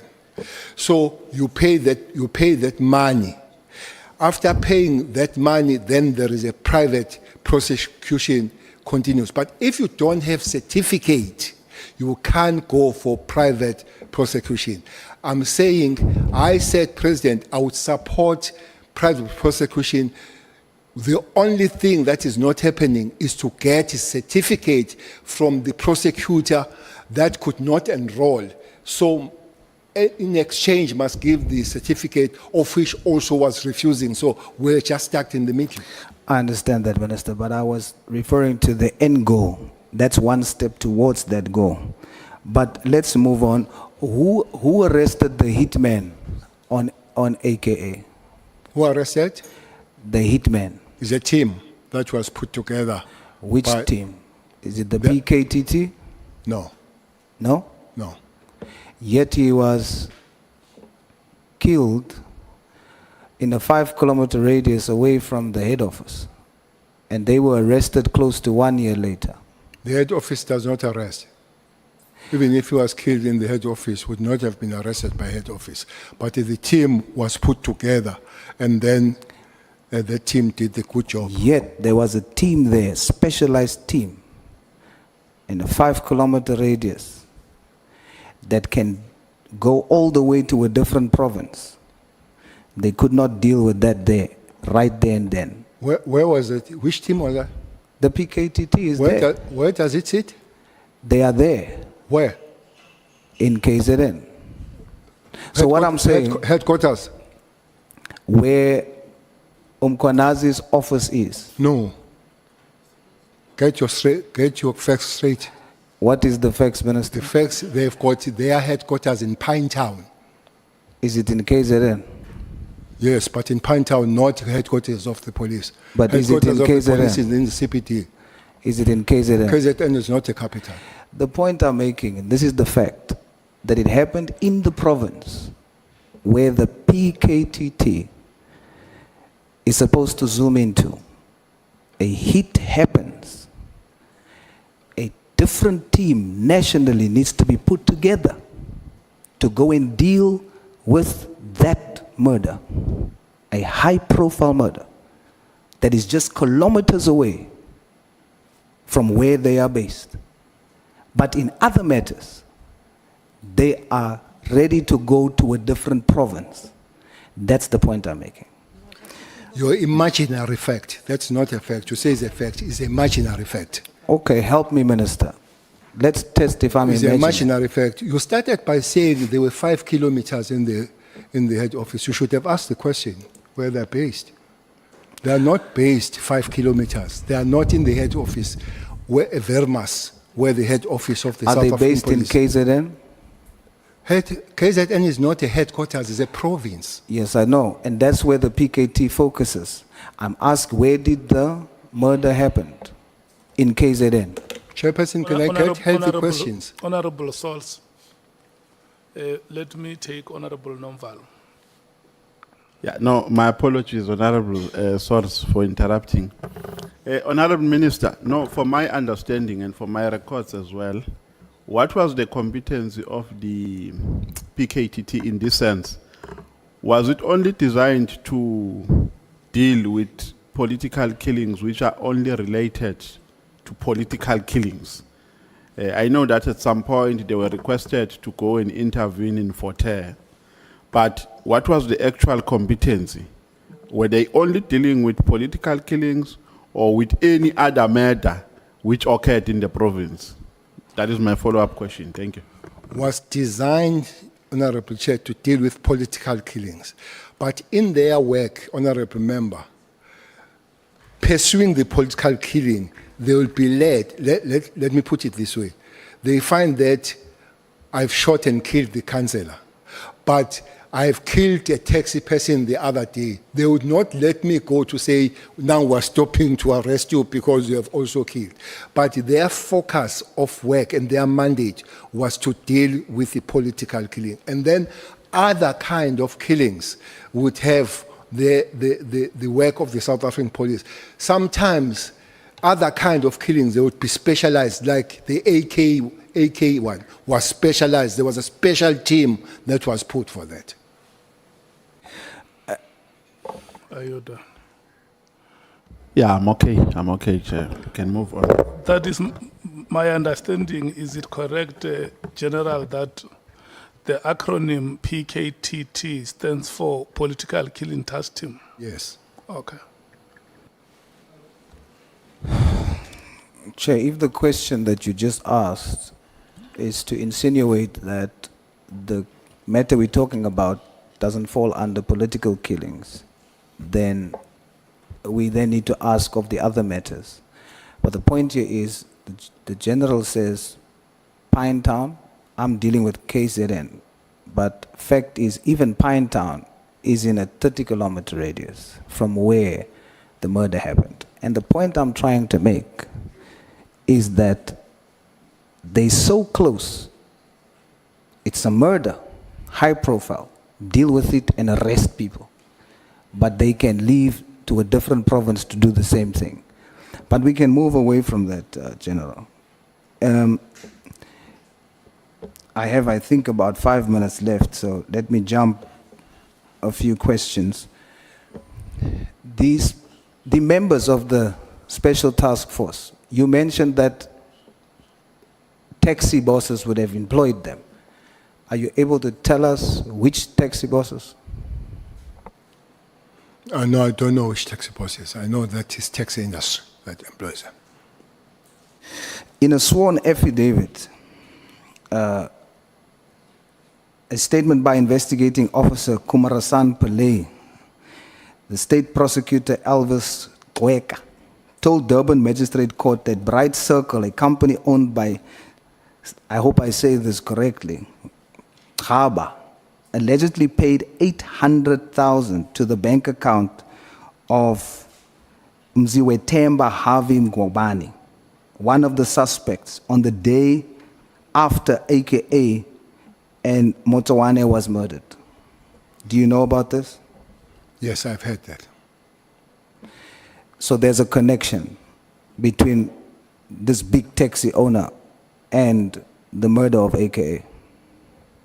Did they say the taxi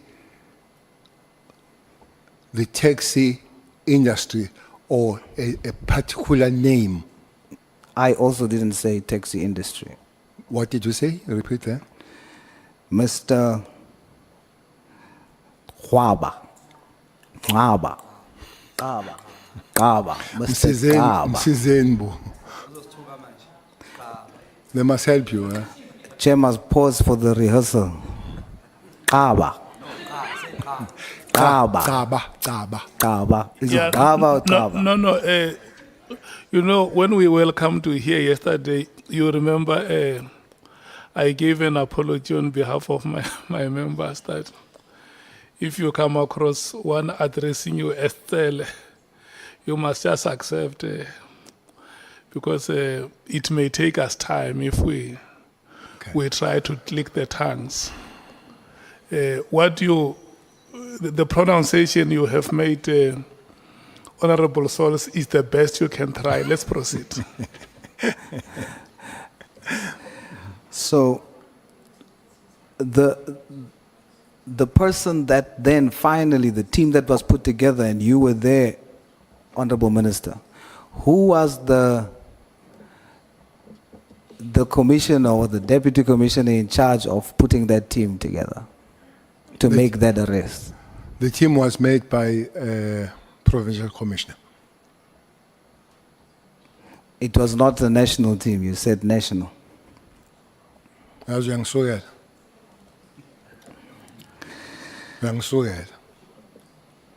The team that arrested AKA was a provincial team put by the provincial commissioner. Okay. The Special Task Force of 59, the Special Forces of 23, I'm told in military terms, and you can help me there, Minister, is like a platoon. We've already heard by your testimony that these private security, they have helicopters, they've got armored cars, they've got bulletproof, they've got weapons. I'm going to ask you a very honest question, Minister.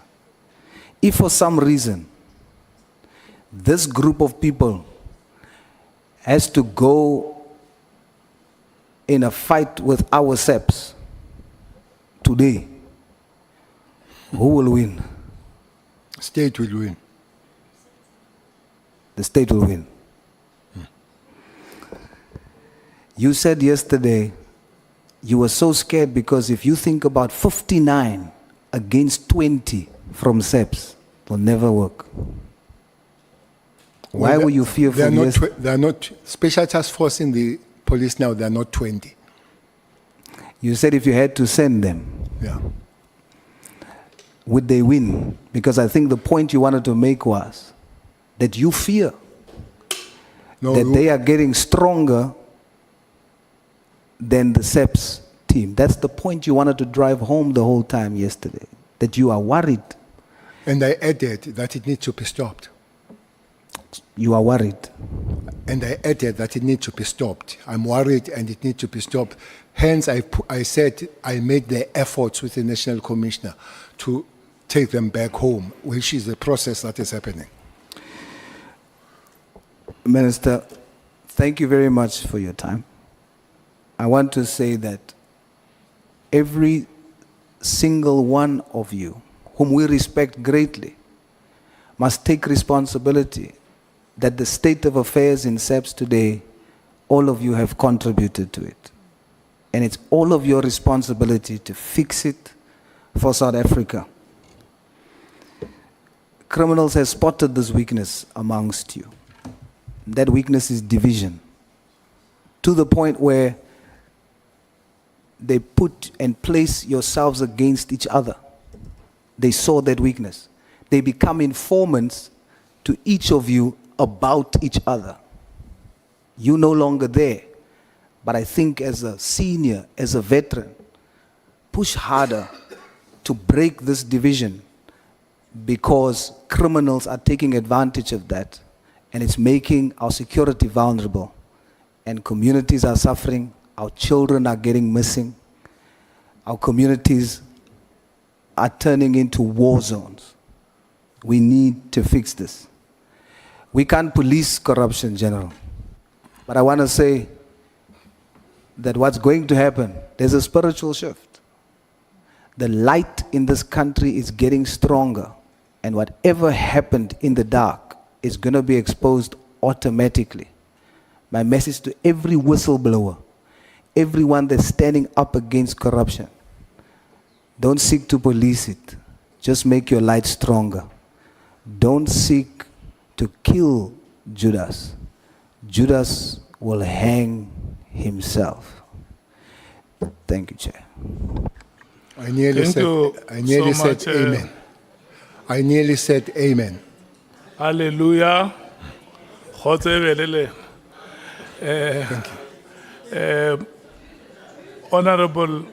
Honorable members, we're taking a comfort break. We are coming back at 11:30. The next speaker is Honorable Sangoy.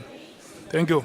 Thanks, Chair. We wanted to check why is Julius going to hang himself?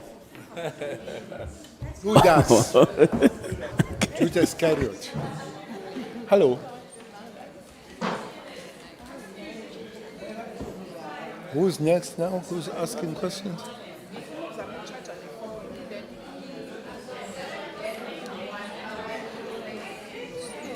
Shut in.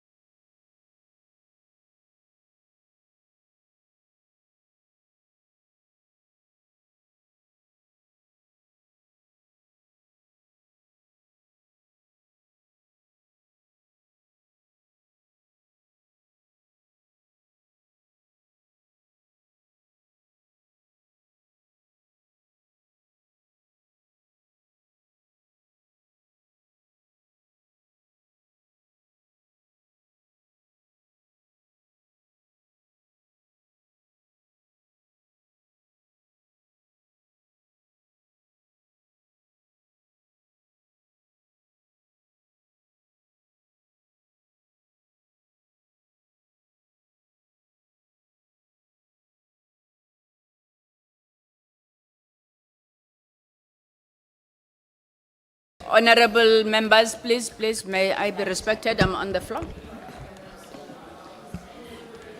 Falani phela.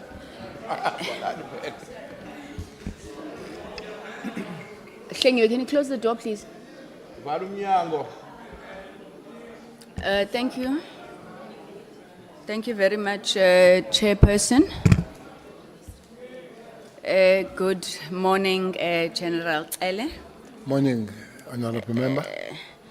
You know, General, I think if we were being fair to yourself and ourselves and everybody who has been following these proceedings, we should actually say that there are no further questions. I do think personally that your testimony has been frank, very accountable. You took accountability for a lot of things. Obviously, there will be some amongst us, and I think South Africans who are watching, who will think that you should have made different decisions, value judgments, perhaps even raise some ethical dilemmas. But I do want to thank you and commend you for the frankness with which you have conducted yourselves in these proceedings. Maybe just a few things from me, General, and I really won't be long. I don't want to leave with an incorrect misperception, especially around the infiltration of criminal syndicates within the SAPS. Before I go to the judgment of Judge Tulare, in paragraph 30 to 32 of your witness statement, you spoke about the appointment of Ms. Ria Piecha as the National Commissioner. Is it your testimony that you believe that that is when the infiltration started, or is it something that had been there all along? Thank you very much. On the comment you made at your opening statement, I do want to make it forward that trying to do the best I can, it doesn't mean that I don't have faults. And I would not sit here and act as a perfect human being. I'm not. That is in relation to your opening statement. I have to first understand if things that Piecha did were deliberate. There is one fact that I would accept wholeheartedly. She did not understand the environment that she was in. It's a tough, difficult, energy-sapping environment, very manipulative and so unscrupulous environment to be in. So her having not any form of resemblance of the experience would be two things: make serious mistake or seriously manipulated for the outcomes that are known by those that are handling her. And I believe it was both. Thank you very much, General. So then all of this happens, you're removed as the National Commissioner, you now come back as the Police Minister. You're obviously aware of some of the weaknesses in the system, whether deliberate or emergent. Do you think that during your tenure as Police Minister, you would have done enough to deal with the challenge of infiltration in particular?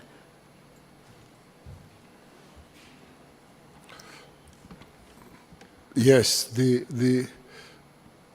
it's always good to think from the positive side that I could have done better. In the reflection, you say yourself, I could have done this or that. Indeed, the answer would be yes, much better could have been done.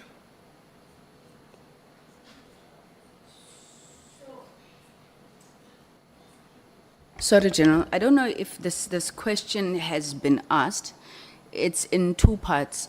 Firstly, criminal intelligence. We've obviously focused a lot on it in this ad hoc committee and the instability within criminal intelligence. Now, as you were delivering your testimony, you attested to the fact that the senior echelons of leadership were not fighting during your tenure.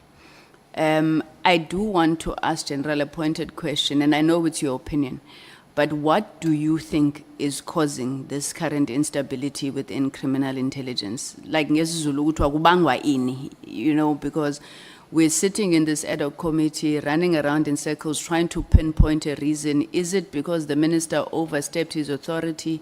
Is it the tender? Is it factions? What would be your opinion? Obviously, being familiar with the environment and the participants in the process, what is causing the instability? Honorable Member, the turmoil is not in the crime intelligence only, it's across the board. Crime intelligence turmoil is long. I don't know what's your age, but it might be of your age. It's very long. Starting with Mdluli. Sorry, are you saying I'm very old, General? No. Oh. It falls within the new. I talk about the new dispensation. We should be some 29, 30 years. So the crime intelligence, put it aside, its turmoils. It has been always there. Whether it's Mdluli, whether those that were acting, whether it's Jacobs, whether it's who is there now, whether it's Khan, whether it's Kumalo and all that. But this one of across the board, where you see something that you just shrink to look at, when the Deputy National Commissioner takes Commissioner to the court, usually Commissioner would write the statement defending the Deputy National Commissioner. But the National Commissioner here writes the statement, the affidavit, against the Deputy National Commissioner. It's a hell. It's a serious turmoil. How it came about, Honorable Member, I would be presumptuous. But I think somewhere, somehow, center did not hold for this thing to happen. And it's unfortunate that it has, South Africans, at a certain given point, they had a trust and respect of the police. 2010, it was a good thing. 2011 was a good thing to pay South African police. But it has dwindled. At one time, went to 21% and all. I don't know if the survey can be done now, what percentage can be there. But it's there to see to it. That is bad. My answer, without pointing anywhere, center did or does not hold. That's why we're here. Thank you, General. So, one of the other things that we've been grappling with is the issue of authority and the power of ministers. In your view, General, what is the role of the minister, and what power does the minister have beyond directives? We are in a quagmire, for lack of a better word, trying to figure out where this political administrative interface starts and ends. There have been views that says if a minister cannot direct a DG to do something, it becomes absurd, because what then becomes the role of that minister? Is it only just executive oversight, but then, you know, ministers are blamed when things don't get done? So can you tell me, in your own understanding, the role and the power of a minister? Maybe even, is it just directives? And what can the nature of those directives be? Honorable Member, I hope I'm correct here. Those that are dealing with Constitution will help me. It looks like, if not is one of the departments that are in the Constitution. Police. I don't know if the Department of Health is in the Constitution or Department of Social Welfare is in the Constitution. But the elaborated department in the Constitution is the Police Special 205, Section 205.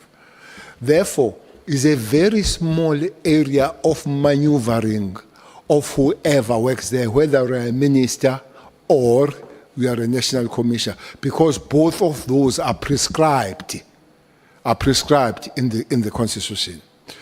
If you go through the Constitution, that you will be 205, 206, 207, even in the legislation, the big role of policing falls on the shoulders of the national commissioner rather than the minister. The only problem is that people that must go back to the community to give the reports are the ministers rather than the national commissioners. So, developing the policy, no matter what you develop on the policy, do you want to happen, but you can't be unconstitutional, because Constitution is very clear what the police must do. I did say yesterday that I was even very skeptical when Nkandla was debating the matters of devolution of power, which is politics, pure politics. It's got nothing to do with operations, I think. When you look, the Constitution says the job of the police is to uphold and enforce the law. There is nowhere that says and change the law. So it's not their job. So as it stands, Honorable Member, the National Commissioner plays the bigger role in policing in South Africa, protected by both the Constitution and the legislation. And it's very easy to find yourself encroaching if you're a minister. That is why that I would encourage and advise anybody that comes to both of these, either National Commission, please spend most time discussing and talking. Don't wake up the next morning and tell one another that you do this or I'll do this. Please have a very open working relationship. Don't be friends, but respect one another and be open, have very serious open lines so that you don't encroach and cross the line unwittingly. Okay, thank you. Thank you very much, Minister. So you said that in your role as police minister and even beyond, now that you are a very proud retiree, there's value in you retaining contact even with people that are considered criminals, because they do tend to be useful in some way or the other, especially when it comes to sharing information. So how do you protect yourself, General, from being compromised in such situations?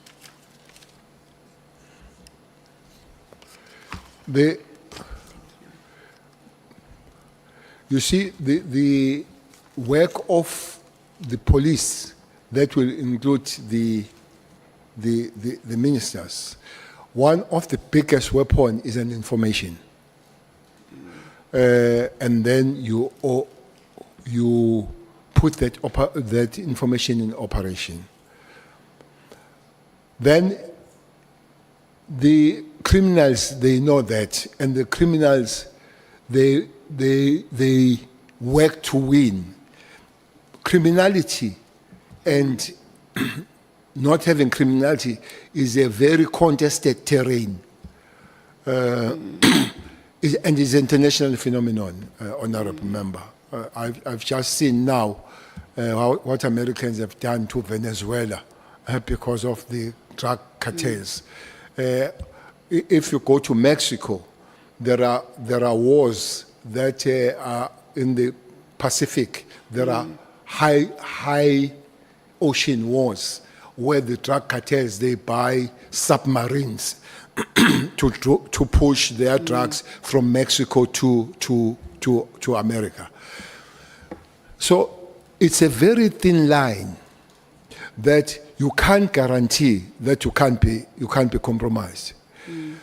The criminals will forever, not the police, not the Minister of Police, whoever is in authority, they will have to find the way. Looks like you need to keep checking yourself and ask other people to check if you have not crossed the line. So for me to say you can't be compromised, that's guaranteed, it will be folly, because you want to win against criminals. Criminals want to win against those law enforcement agencies in whatever form. So it's an area that needs to be cut all the time. That's why you find people from the law enforcement compromise, because it's a very contested terrain. Okay, in that very contested terrain, General, and, you know, based on some of these relationships that you've had, were you ever a handler then, General? Did you handle any people, or it was just you getting information? I'm also looking now for that thin line that you were talking about. Ever a handler or not?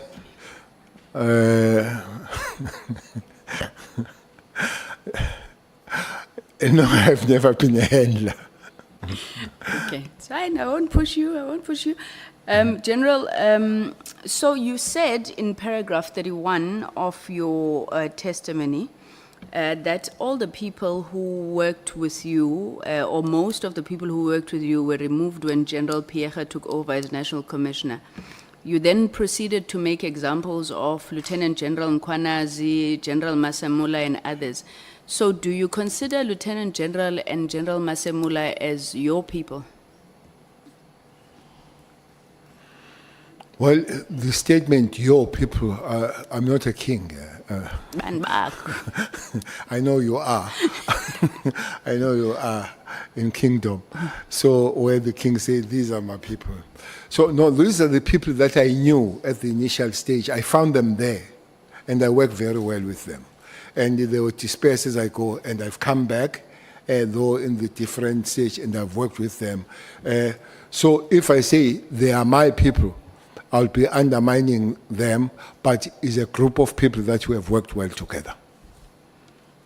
Is it fair to say you were obviously displeased when they were removed, and when you came back, you would obviously want to at least protect them, if not ensure that the same doesn't happen again? No, not only that, it disrupted the organization. Honorable member, you maybe one time, because the work of the law enforcement agencies, including the police, you see it with outcomes, and our outcomes is a question of how people feel in the crime stats. I'm saying that team did a wonderful job, and you could see when the team was taken off, you could see that the crime took on like what is that thing? It's a Concorde. There was that Concorde, aeroplane, Concorde, yeah. So it took off like Concorde, and it has never reversed. So the lot of disruption had to be corrected as we come back, and it takes, because it took a lot of time disrupting it, it had to take a lot of time correcting it, going forward. So it's not just feeling sorry for the individuals, but it's the whole organization that was messed up. But more than anything, the impact it did to the nation, and the impact it did to the safety of the people, women, children, and all other people. That disruption made a lot of damage to the safety of South Africans. Thanks, General. And I'm going to come back just before, because I'm very close to ending, Honorable Mates. I'm going to come back to what you did, but I need you to help me understand something here, General. I know you don't have a copy of this, so I'm going to read it for you. This is a signal message that was allegedly sent by Mr. Brown Mokhotsi to the minister, and then he screenshotted it allegedly and sent it to Mr. Matlala. It says, Minister, I take it, I am going to get the case number and this judgment for you. Now we got something proven by the court. This is the matter now which either Sibiya or the minister can charge Khumalo and apply Rule 9 of the disciplinary hearing. It took the Constitutional Court to release a man who was sentenced to life imprisonment through a forced Section 204 confession. Imagine, Comrade Senzo, after 30 years of democracy, having this kind of policing. I've been struggling with this message since we started. And the case, by the way, it's Makhala. I think it's Makhala versus the NDPP that he's referring to. And I think Makhala law was sentenced to life imprisonment, but he had a Section 204 confession that was extracted by force, he claims. When you listen to this, would this have anything to do with that false affidavit of Mr. Matlala, where Rule 9, in terms of the disciplinary hearing rules, speaks to how Khumalo can be charged? Would you draw any relationship parallels between these? Well, for me, I don't know why. Maybe somebody will explain. I found Khumalo being a target. It might be him and other people, but he's always on the center of being a target. And I find Sibia always a person that is ready to shoot at Khumalo. Sibia would have his allies. Either it would be Mkhotsi, Matlala, and the minister. And Khumalo will have his allies. Either Masimula, Mkhwanazi, and the former Cele. minister. And, so, clearly, how that came about, by the way, Khumalo is a new person in the crime intelligence. He's not very old in the crime. But it looks like that's what throws a lot of problem for him. And the suspicion is that he's effective. That's a suspicion, that he's effective. That's why he must be political or through whatever to him, so that you remove him. He had dealt with some dinosaurs there. Honorable Kola Panat will know there are some dinosaurs there in that department. One of them is that guy from Tegwin, your homeboy, Mutli. So he has dealt with those people. Though the courts always don't help much. But coming to this, clearly something had to be done to Khumalo. Who's sending the thing is Brown, is Honorable Brown Mohotsi, to say Minister and Sibia must deal with Khumalo and Mkhwanazi. No, they must deal with Khumalo, and then apply Rule 9 of the disciplinary hearing. What I do not understand, why should they deal with Khumalo when the court has final decision? For me, whatever they did, whether the affidavit correct or wrong, but the decision to send the man to life is the court. So why do deal with the police when the court has taken decision? So even so, for me, maybe it's somebody that does not know how the system works, or somebody that is driven by the hatred and has no logic of it. And the latter statement, I'll believe. Once a person is in court, you need to deal with the court. You can't deal with the police, because the court is an arbitrator between. The court should have found that the police have done wrong. If they don't find that, so the next one to go is the court itself. So it's a court issue. So they must find the judge and find the magistrate, find the prosecutor, and let Khumalo go. Thank you very much, General. General, then second to last question, I want to ask you about the role of advisors to the Minister of Police in particular in this case. Minister Mkhunu had said that he had gotten his letter, or at least his advisor had looked at the letter, assured of its legality and appropriateness. How are these advisors appointed? How do you think they should be appointed? And then how is there any process to keep advisors in check in the ministries? I mean, to whom do they account beyond the principal? I'm asking this because you remember during the Zondo Commission, Judge Zondo obviously had some very scathing remarks about the role of advisors. What is your view about role of advisors in the police service ministry in particular? Well, I would not change the approach that ministers must employ their advisors. Part of it, besides the skills, is a trust issue. I don't think I can employ Mpangazita as my advisor.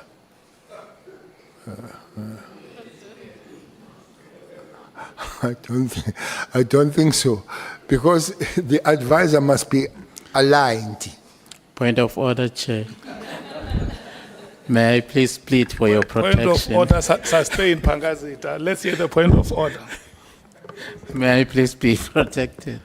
That attack was very massive, Chair.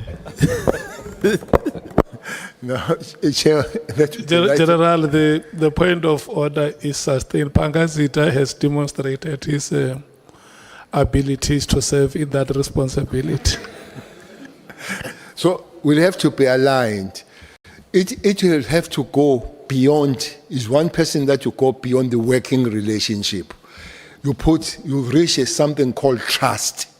That if you do something wrong because of the advice you have given, the first thing that must come in your mind, you say, he made or she made a mistake, should not come to the idea to say, you trapped me.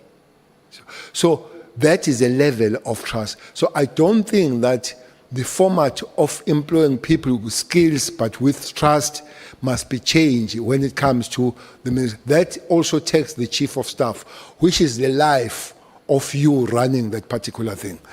But the problem, those people sometimes they do take advantage of converting their ministers to parrots. You think the minister is still running the department, yet he's an advisor or is a chief of staff. So yourself, you need to keep the balance, and now and again remind your advisor, stroke your chief of staff, to remember I'm still a minister. I hear you, but I'm still a minister. I think they easily cross the line, especially the advisor.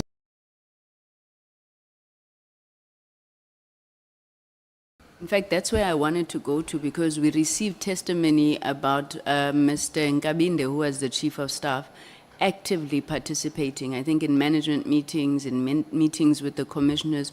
Is this standard practice in the South African Police Service that the advisors, I mean, there was no such accusation against Advocate Bheki Cele, but that you would have the chief of staff actively engaging, participating, literally being part of the management of the department? Management, I'm not sure. They can't participate in the management of the department. But chief of staff, honorable member, needs to sift things before they come to the minister. For instance, there are people that she, because my chief of staff was a she or he will meet you and say, sorry ma'am, this thing does not belong to the Minister of Police. Can you go to the Minister of Social Development?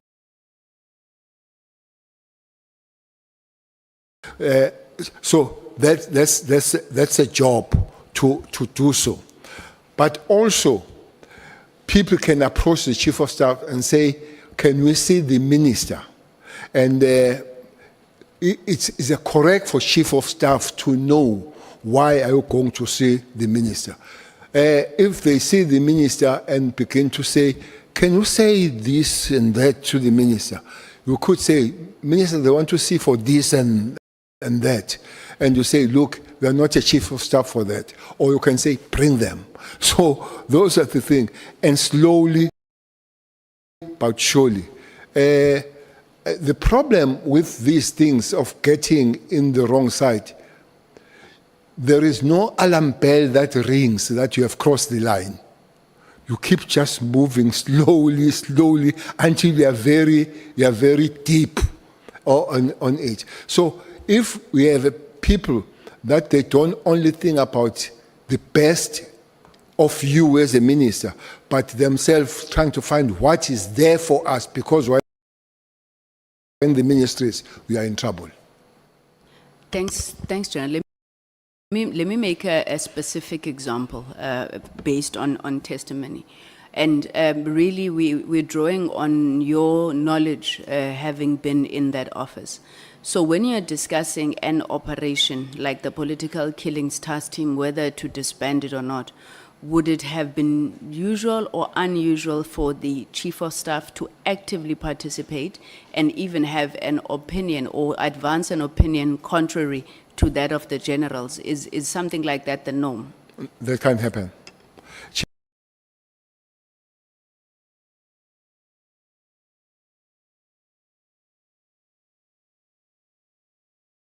Staff, if he has anything to say, can speak on my ear, but he can't come and tell generals what to do and not to do.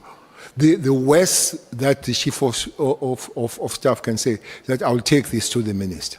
That's the worst. But to come with his or her opinion with the generals, no, that can't happen. Remember, or she is a political office. Then becomes an interference then. Thank you very much, General. So you came back in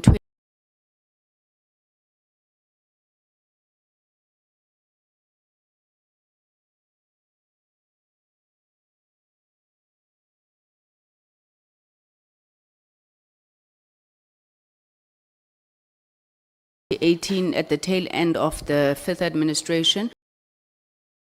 You ran through, right, the 6th administration. In 2018, there were a number of reforms that government, led by the President and yourself, committed to, especially around strengthening the criminal justice system, strengthening SAPS. Do you think that those reforms are bearing fruit at all, General? If not, what do you need to do? If so, how are they bearing fruit?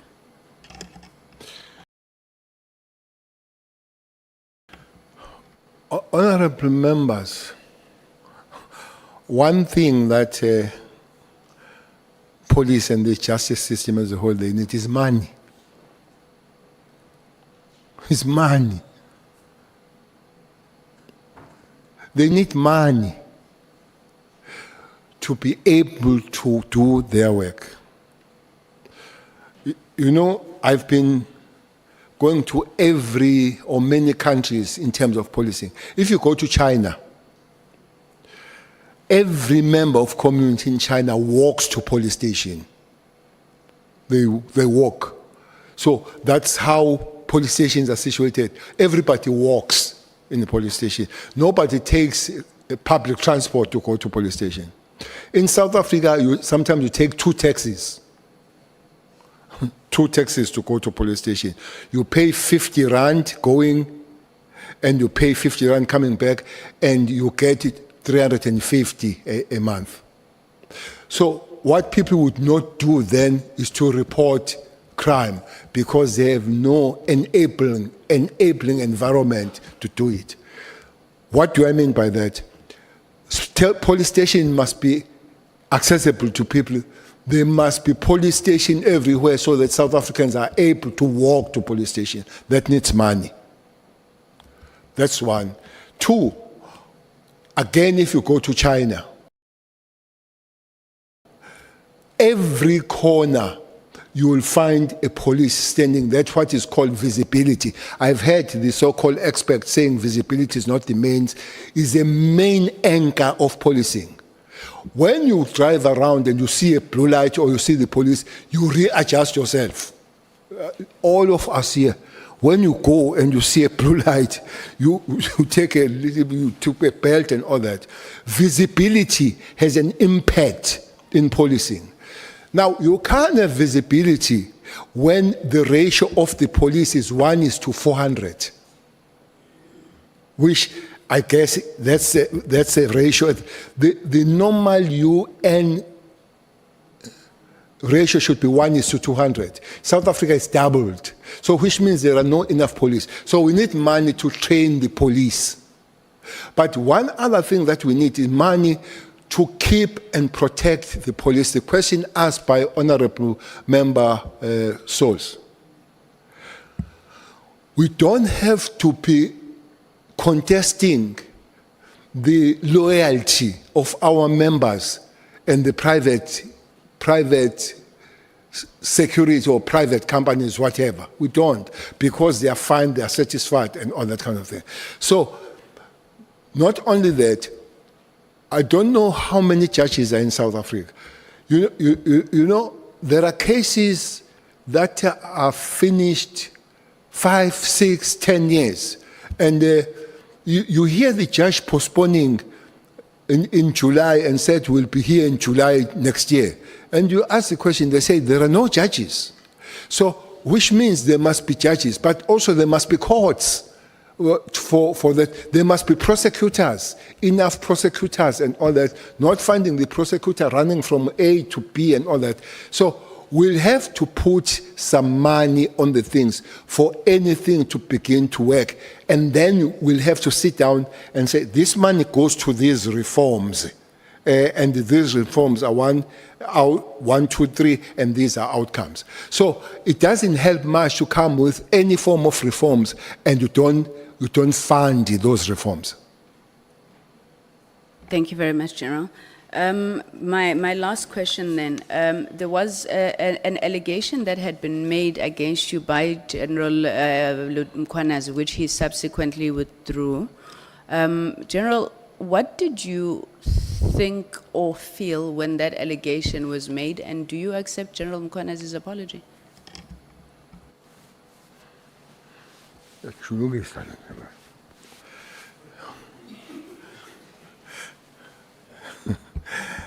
Chairperson, I was told yesterday evening that everybody wants to be Khumalo because they say former Minister Cele loves Khumalo and defends him. Honorable Member, one police officer I like is Mkhwanazi. Not because he's Mkhwanazi, not because he's beautiful or what, no. Because he knows his work. But Mkhwanazi is a human being like me and you. He's got his faults. I think one problem that has happened about Mkhwanazi is the South African society that have sang him hallelujah. And as a human being, you would love to float in the clouds of popularity. And out of that, you begin to make mistakes. I've said to you, some of the things, Mkhwanazi is a tough nut as a human being, because that's how we train. I've sat down with him. Mkhwanazi had said to me, I'm sorry, Minister. I don't think that many people can find that from Mkhwanazi. But that does not make him a holy person. And I believe that the mistakes he made are genuine mistakes. What do you want me to say about him, to do to him, I would not. I believe. I have not seen him. I am planning to see him. But as I'm sitting here, I believe that he made a genuine mistake. And then if you make a mistake, and I believe it's a mistake, yes, you need to be pardoned. But I have not arrived there. But I have arrived in the understanding that he made a genuine mistake. I hope it's not philosophical. No, it's not. It's not, Minister. It's just that I suppose operating in the environment that you do as police, there's added responsibility, on some of these things which are then made public. But thank you very much, Minister. Thanks. I have no further questions, Chairperson, and I'm 20 minutes early. Thank you. Honorable Sangon, thank you so much. Honorable members, the Chief Whip and Honorable Breitenbach have agreed to swap their positions. So we are going to take Honorable Breitenbach. And Honorable Breitenbach, your time starts now and ends at 1 o'clock. Yeah. Thank you, Mr. Chair. And good morning again. Oh, it's afternoon. Good afternoon, Jen. Afternoon, honorable member. So, Mr. Cele, you're very good at this.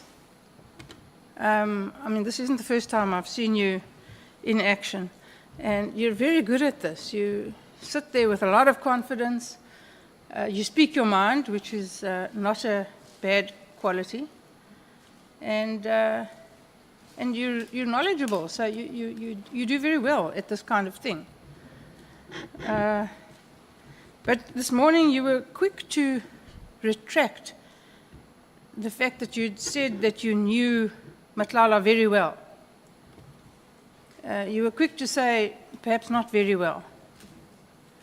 So I'd like to explore with you why you initially said very well, because you're a seasoned campaigner, you're no child, you've been around the block, and you're an experienced human being as well as an experienced in the security cluster. So why would you have said I know him very well when now you say you don't know him so very well? Well, in reflection, honorable member, is that it could not be that a person that you know 3-4 months would know that person very well. There are quite few things that can make you know you very well. Firstly, is time that makes you very well. Secondly, is my extra association with you. For instance, knowing your family, knowing where you live, knowing how you live, taking drinks together and all that, how if you have taken the drink, you behave and all that kind of thing. If it's only I've met you in a form of a semi-work, maybe meeting, maybe in hotel, maybe in the particular room, then it cannot be very well. So it's on reflection and on, again, tapping on the understanding that human beings do make mistakes. And but the real matter is that when you realize that that has happened, is to say, yes, I made a mistake, very well is a mistake. Fair enough. Human beings do make mistakes. But I find it a little hard to believe that when you met him, as you say, for the first time in December, that prior to that you didn't know about him. Did you know about him without having met him? I did explain that it would take about 2 weeks that I've known when I read the story about Tembisa and him getting the contract of the police. Before that, I didn't know him. Nothing at all? Not zero. Never heard of him? Zero. Okay. So would it surprise you to know that he has quite a record, a criminal record? Well, not necessarily a criminal record, but a history of brushing with the police, and not in the positive sense. With all the evidence I have read, it's about a number 18 with withdrawals, with acquittals and all that. I've seen, and that's why at one statement that I've made, it comes to that situation. Yes, well, I'm wondering the same thing. Do you have an explanation? The crux of the matter that I didn't know about him. But honorable member, maybe again without being arrogant, we'll know about many things, but there are many things that we wouldn't know about it. One person that I didn't know about it, but seems to be big in the crime world is Mlife himself. He looks big when you hear who he is. He has been in London with a fraudulent documents, arrested in London. You must be big to be arrested in London for South Africa. But I didn't know anything about him too. Okay. And having read about Matlala's involvement at the Tembisa Hospital tender and knowing what we know about the facts surrounding Tembisa Hospital, and you still felt comfortable staying in his flat? You mean then or after I've had that information? After you read it? No, definitely. The ideas and behavior that I had then is different. Is definitely different from my attitude and my behavior towards him now. Okay, so would you go and stay in one of his properties now?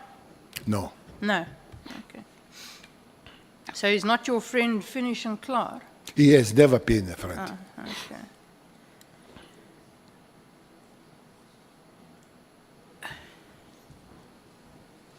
Now, you said at the beginning of your evidence that Richard Mdluli was suspended by you. Why did you suspend him? I can't remember whether it was charged or was being investigated for the case of murder somewhere. Was it West or East Rand? Kempton Park. Yeah. Upper But Ramagibe. there was an issue about him. I think he was charged by then.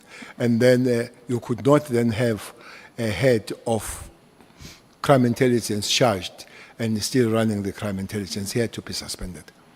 Okay. Miraculously, those charges were withdrawn. Honorable Member,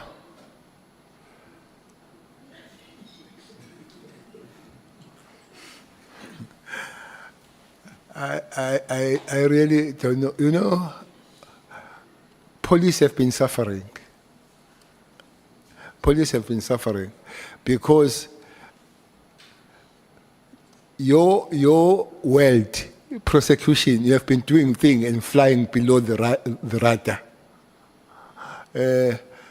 I think the latest suspension, if in your world, in Gauteng, is a big one. Yes. Is a big one. Oh, yes, certainly. Rather late than never. And it's not new. And it's not new. The information that is suspended about and all the kind of stuff. So you sit here, since I've been in this environment, you sit here that police, you have done the good job. I wonder what happens to the next segment. You see here in Western Cape, police were very frustrated about Tembe matter. They believe that they had a case. They were told more than many times to go dot the I's and cross the T's. They did that more than many times. And they went back and somebody said, you go and do this. So whoever was doing that today, they believe that there was a protection of somebody by the prosecution. So you sit there and the police, they come back and cry. It is underscored that one time I met the Minister of Justice and DPP. I met them. And I said, that's what police are saying. One thing they say they arrest people, special cash house people. And the IO meets these people on the road and say, hello. And say, but you were in prison. He said, no, I'm out of the... They say, what happened? They say, if you look how cash house people get bails, they get bails on the small courts most of the time, if you follow their record. What happens, they go to the main court, it's opposed and all that, you lose, you fail the bail, you are arrested. But prosecutors and the lawyers for these guys, they started together. So what they do, they move it from the main court where they did not get the bail and go to some court in some corner and don't call the IO, and it goes there unopposed and they get the bail. So it's a whole system that is giving us problem. So you say, how did I feel? Sometimes you feel numb because you know it might happen. Yes, I don't deny that the whole system is broken, Mr. Cele. I agree with you. That there are problems in all the departments, the police, the NPA, justice, correctional services, that we really do need to overhaul them all from the bottom up. And as you say, it's going to take a lot of money and a lot of will. But really, the matter was then withdrawn against him by some miracle. It was later sent for an inquest. And send you home. I forget where it was. And we all know that an inquest is a very watered down version of a matter. And then when it came back with a recommendation that it be prosecuted, somehow again, miraculously, the murder charge disappeared. And he was convicted of eventually, I think, kidnapping and assault. Now, you and I both know that if you can prove assault, you can prove murder. If you assault someone and he dies, you can prove murder. Yes? But he got convicted of assault. And Opera Machibe is dead today with no justice. And the real story we know was murder. Yeah. But let's leave that there. Do you think that it's a mere coincidence that more than 12, probably around 18 cases have been withdrawn against Mr. Matlala over the years? Knowing him now, absolutely, I don't believe that is incident is coincidence. So there's something rotten with the system. Now, knowing who Matlala himself is, and the power of money that he commands. Well, the power of money that he commands impressed you because you went to stay in his fancy flat for free. No, I was impressed by the accommodation. I didn't know at the time that he has so much money. Well, that kind of accommodation, you and I both know, doesn't come cheap. Okay. I agree. Do you regret having this relationship with Mr. Matlala, or this acquaintanceship, or whatever you want to call it? I think somebody hurt me yesterday, though I said that, why did I meet him? I'm sure life would have been much easier if I did not meet him. So you sit here, you reflect, and you say, it could have been better having not met him. Hindsight is the perfect sight, we know this. You're still peripherally involved with the police, as you should be. As you said, it would be irresponsible to not be. Lieutenant General Sabia has said that these allegations of General Makwenazi is a manifestation of a factional battle for power in the police. Do you agree?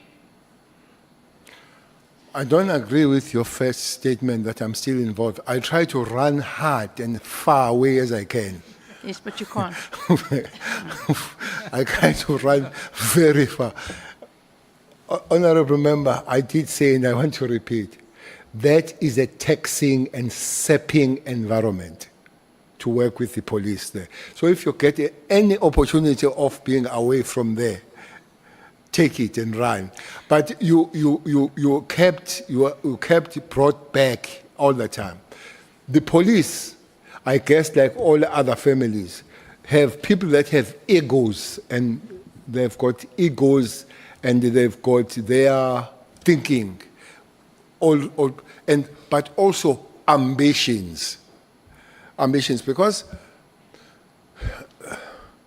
I would not dismiss that the two positions might have some kind of a price, and what they've put us here, the incoming National Commissioner and the incoming head of Hawks. I would not. And there is a name that keeps coming that I think Sbia did agree that he would love to be a head of Hawks. He did, yes. I think he agreed on that. Yeah. So, but Sbia would think that somebody else might be a competitor to it. And I have heard that they would suspect that Nhlanhla must be there. Maybe that's why himself has made a statement that he doesn't want to be. So once you have those ambitions, there will be a clash of of yourself working towards that. Honorable Member Methods was to ask the question that she didn't ask. What is the role of the commissar? One of the role of the commissar, the leader, is to keep peace within the organization. So if yourself, you are not sure whether you can keep peace, the soldiers and those that you are supposed to take care of them, they will go astray, as it has happened with the police. But anybody that denies that there are petty wars, quite bitter going on the police, would not be living with us. But the only problem, those battles are dangerous and they leave South Africans very, very vulnerable. I agree. Makwenazi was the acting National Commissioner before, Yes. and then he didn't get the job, but went to Piega. He Is that didn't. correct? He didn't. Yeah. I'm sure that he would like that job now. Well, not of, human beings are human beings, but not from him. He has time and again said that finishing here, he wants to go home, finishing where he is now. But there is nothing that has validated that statement, but there is no different statement that has come from him when it comes to that. But he has said time and again that he would love to go home, finishing where he is now. I think we'd all love to go home. Do you know the head of the South African Police Legal Services, Simo Shamani? Very well. Very well. That one is very well. That one's very well. Yeah. You sure? Sure. Double sure. Very well. Okay. Was this a regular appointment or was it a job for a pal? Maybe let's start. Who appointed him? I don't know. You tell me. Maybe I'll repeat, and I'll expect that by now, most of us will know that National Commissioner appoints. Okay. So do you think the appointment was a regular appointment or was it a job for a pal?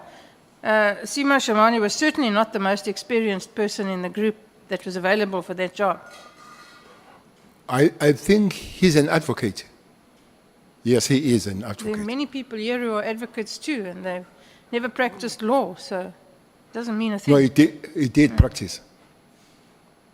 He did practice. Before he joined the government, he had a practice as an advocate. So I think in terms of skills, he would qualify, and the education and all that. So what I could question and I do not know will be a process, him going there. But that is underqualified, I would not agree with it. Okay. It is said, and that's the best I can do, it is said that Shamani is your bag man. Do you have any comment about that? Bank, Bag man. what is a bagman? A bag man is a person. What they A call, bagman is a person who collects or delivers illicit payments, often for organized crime, corrupt officials, or political campaigns. that is going too far, whoever gave you that statement. But you can deny it. But I'm prefacing it to say whoever said so is very malicious, Okay. and that doesn't come close to whatever that person is saying. Okay, that's fine.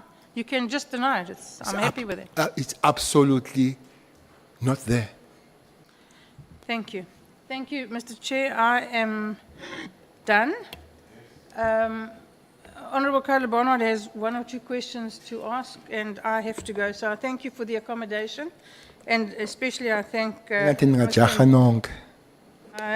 thank Mr. Ntuli for accommodating me. Thank you, Mdu. Thank you so much, Honorable Breitenbach. What you must do, you must leave the meeting immediately, because in your presence, Kola Barnard is not a member of the committee.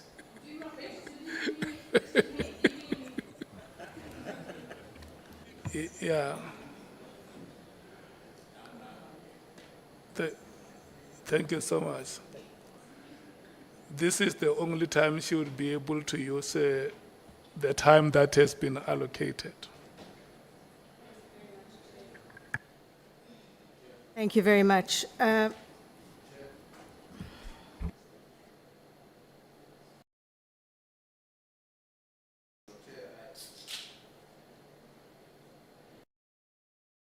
Yeah, Chair, my apology for interrupting Honorable Kwalapana, but I think you certainly owe us a clarification of the question that I'm going to pose. Because on previous occasions when we were discussing the issue of the participation of Honorable Kwalapanat, the DA brought to the committee a legal opinion. And I thought that we were all of the same mind that let's rather have that matter also subjected to the parliamentary legal division so that we get a legal opinion coming from parliament as opposed to a political party. Now, I'm not aware whether we've received that. And my concern will be we should not take a decision and not follow up on its implementation. If I have missed that legal advice of Parliament on the matter, I would be quite comfortable that we proceed. But if it has not been provided, I think that it would be inappropriate for us to take decisions and proceed without having finalized those decisions to the extent that they should. So that's the clarity I need from you, Chair. Thanks. Honorable Skwasana. Ngiyakuthokoza mgcini isihlalo. Ngicabanga ukuthi kwakhulunywa njalo ukuthi indaba le iza kuhlathululwa kuhle yaka honorable. Ngingazike ukuthi mhlambe ke sekutshentshile ngoba kwakhulunywa njalo khona Chair ukuthi indaba le iza kubuyelelwa. Ngamanye amagama ngithi ukuthi ngivuma no chief whip we largest party ukuthi ngicabanga ukuthi sakhuluma njalo Chair. Ngiyakuthokoza. Okay.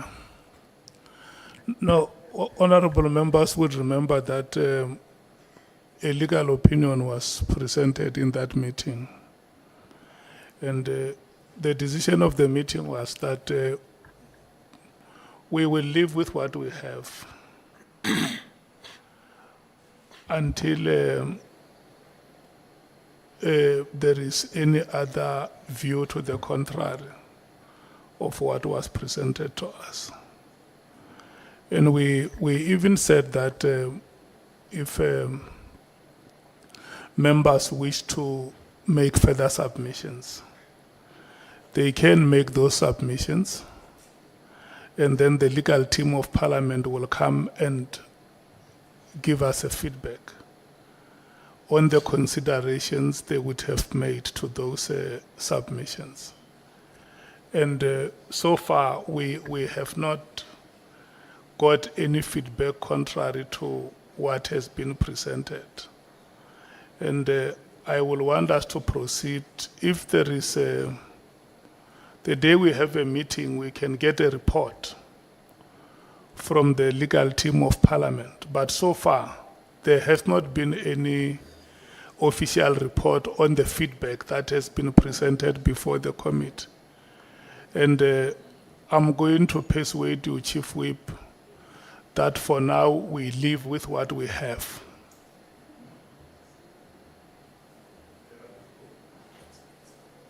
Honorable Sangol. Chief Whip, and again, please, we're not disrespecting the chair. It's on the legal opinion itself. And if we are incorrect, we can just be corrected. Our understanding was that the legal opinion that had been presented to us dealt with the matters that were referring to the apprehension of bias as it related to Honorable Shikeling and Honorable Skosan. And it was that legal opinion that we agreed that we will live with what we have, as you're currently saying, which is why Honorable Skosana has been participating. On the issue of Honorable Diane Kohler Barnard, we received a legal opinion from the DA. And I remember that the meeting rejected the legal opinion from the DA, saying that we cannot ask the DA to bring us a legal opinion in Parliament, if needs be, can then bring that particular legal opinion. So our previous position, as it related to Honorable Kohler Barnard, was not changed by any legal opinion from Parliament because we had not received such. Thank you, Chair. You are very right, Honorable Member, that in that meeting, the legal opinion from the DA was not part of the official documents from Parliament. It was a document that was circulated for members to interact with. We agreed very well that the only document relevant in that meeting was the legal opinion that the legal team of Parliament presented. And that legal opinion dealt with 3 matters. It was the matter of members who would have opened cases against witnesses. And then it was also a matter of members against whom there will be reasonable perception of bias, and whether such, and the third was that whether such members could participate in the proceedings and even go to an extent of asking questions. Those were the 3 matters that we referred to the legal team. And then in the responses that the legal team gave, or the report or the opinion that the legal team gave, it dealt with all those matters. And the decision that the committee has taken was that, maybe even without going to individual names of members, to say the opinion that we have now says we can go ahead and allow members to participate. If I'm not misrepresenting you, Andile. And so the understanding is that not until the committee has received anything to the contrary of what was presented, the committee will continue to live with that opinion. Honorable Nomval. Yeah, thank you very much. It's so unfortunate that this matter is coming in this fashion, because it tampers with the proceedings. We thought we were dealing with the interviews, with questioning witnesses, but it arises, and I'm not blaming the person who has raised the point, but I'm saying it's so unfortunate. And our understanding, Chair, was that this is an urgent matter which required to be resolved before we start this week's program. That is why we were making calls to you on Monday, inquiring about whether there will be a meeting or not, because I think this is a housekeeping issue that we must deal with when we're dealing with our housekeeping issues. But what precipitated and what exacerbates the problem is that we failed to convene a meeting on an urgent basis and deal with this matter. So my suggestion, Chair, is that we convene an urgent meeting just to clear all the outstanding issues, because they are going to temper and they will follow us for as long as we fail to resolve them on time. So I'm just making a plea to you, a kind plea, that as soon as possible, let's convene a meeting and deal with all the outstanding issues which have an impact on how we run our processes. Thank you. Yeah. Look, honorable members, I don't hear any one of you saying that the legal opinion that Parliament presented is not what the chairperson is saying. Chief Whip. No, Chair, we have the legal opinion with us. that Parliament presented. And I think it's important to bring to your attention the distinction between the two matters that we have had to deal with. When you look at the matter relating to Skosana, Honorable Skosana and Honorable Shikaring, we are dealing with matters that are totally different from what we referred to when we're talking about Honorable Barnard in this way. We even, as a committee, I would imagine, were gravitating towards taking a decision, given the seriousness of the alleged involvement of Honorable Kola Barnard, that she may be one of our witnesses. We have never contemplated that with Skosana or Shikaring. And the reason why the DA decided to give an opinion on her alone, excluding Shikaring, was on its own a recognition of the fact that the two cases are totally not the same. And the way we interpreted the legal opinion provided to us was that it was not dealing with matters where you have a possibility of one of us becoming a witness. It was dealing with the principle, firstly, of our own authority as a committee to remove anyone in an event where we believe that they should not be part of our membership. But it did not deal with the issues relating to, can one of us who might be a witness tomorrow, likely, very likely to be a witness, given the seriousness of the allegations leveled against her, be also part of those who are questioning witnesses before us? If your understanding was that, Chair, and the understanding of the Parliamentary Legal Service was that, that would be a different understanding from what we have. And I think that is where I was saying, we don't disagree with how we are presenting the legal opinion, your understanding of it, but we are saying it did not address the issues relating to the nature of the allegations leveled against Honorable Kola Barnard. We can read it. I'm sure the legal team can read it here, and they tell us whether they were advising on the basis of similar circumstances or these are not exactly the same. Our views are they are not the same. But maybe, Chair, so that we don't appear to be stalling the process, we would want to suggest that even with that concern that we are raising, you proceed and allow Honorable Barnard to participate and advise us tomorrow through the legal division of Parliament what are the implications of that when we later decide that she must be a witness. Because we also don't want to appear as if we are personal to any of our colleagues. But we are very convinced that where matters of principle arise, we must be steadfastly loyal to them unless circumstances change that convince all of us. Thanks. Note hands of members who want to speak on this matter. Okay, I'm seeing only one hand of Honorable Malim.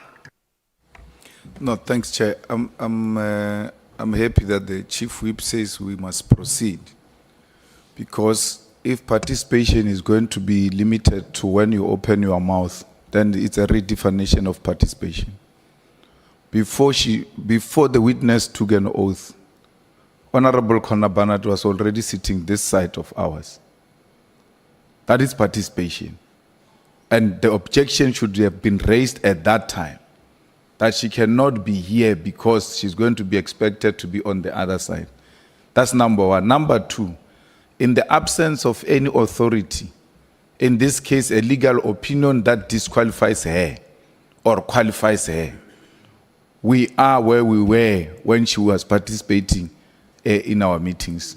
So once you say there is no opinion that comes that speaks about her, and there's no opinion that speaks against her, we are back to where we were. We have no right to remove any member until that kind of opinion comes and advises differently, without going into agreeing with you that that opinion of the Parliament was actually the opinion as described by you. It's exactly what it says. And I don't see them coming up with any other thing except what they told us in that meeting. But for the sake of progress, I will say let's proceed with what the Chief Whip has said. Thanks. Okay, honorable members, let's do this. The moment or the day the committee would have agreed that Honorable Kola Barnard should be a witness. Remember, we have not reached that decision. We said it's one matter that we will come and discuss. Once we reach the decision, or let me say, if we happen to reach that decision that she must be a witness, then the legal team will then advise us.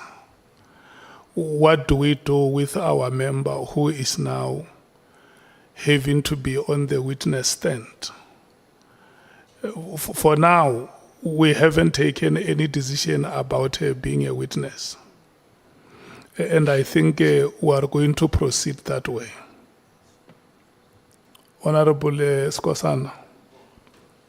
No, thank you, Chair. I guess for the issue of time as well, you know, that we have members who are coming to support us here, sitting with us on this side.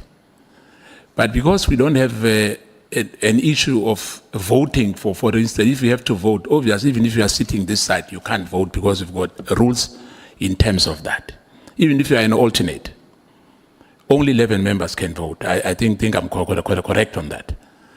But for the sake of progress as well, because otherwise we're going to now start another process, like what happened to me when when General Sbia wanted to consult his legal team. I don't think now we have to consult, and I must accept that we've dropped the ball on that. You know, we're supposed to have discussed this matter before we came in here, but for the sake of progress, we can really allow her to participate, and hopefully there won't be a backlash on that. Thank you, Chair. Look, honorable members, this matter is not appearing before the committee for the first time. We have discussed it in many occasions. And I can tell you, even as we sit here now, we have run wild on how we think we can resolve it. And all of us agree that in the rules that we have, we don't have any authority. And that is why I will agree with those honorable members who say, let's wait to hear what the decision of the committee is. Once her name as a possible witness has been considered. And then we will seek a legal opinion on that matter. For now, as it stands, there is nothing that empowers us or stops her from participating in the committee proceedings. Honorable Shonga. Thank you, Chair. I don't know whether, Chair, I hear you correctly. But, Chair, I think illegal advice we were once given by the legal department. And we never acted on that. And the room check was of the mind of Uti. We mostly agree that she must do the right thing. But where I differ with you, Chair, you are now changing the statement when you say we must wait for the committee to decide on people who must be witnesses. This was never about being a witness. This was more about implication. That's why it was clarified between the matter of Honorable Skosana and Honorable Kola Barnard. So I think, Chair, let's not change the subject. But due to time, Chair, I think you as the chairperson, I always say this to you, it cannot be that the only decision you take as a chairperson is only about time for all alternates. You should take this decision for us and help us, Uguti. You must make this decision. And constantly, Chair, you are delaying this matter. Because we should have had meetings already about this matter. We are going forward. Yes, we are busy. We've got a lot to deal with. But Chair, I think it falls on your shoulders, Chair. It falls on the credibility of your leadership in this committee. So I think, Chair, decision can be made, but you are also delaying the matter, and you know what's the right thing to do. DA does know the right thing to do, but you cannot depend on them, because when it suits them, it's correct. When it doesn't suit them, it's incorrect. So I think, Chair, make a decision for us and take this matter as fast as you can. If we have to continue like this, let's then continue like this. But if it's a matter of us taking a decision, it has to be taken very, very urgently, Chair. Thank you. I do not agree with that assertion, unless if there is anyone amongst you who wants to tell me what the decision of the committee is on this matter. And I have reiterated this, that the chairperson of this ad hoc committee is not the committee. This committee is made up of members. When the chairperson speaks, the chairperson must speak the decision of the committee. Is there anyone amongst you who wants to remind me how the committee has decided, so that I can stand up here and say the decision of the committee is this one: Honorable Kola Barnard stay, or Honorable Kola Barnard go out? What is the committee decision? No, Chair, if I may, Chair, just to correct you that I don't get to be taken wrong on that matter.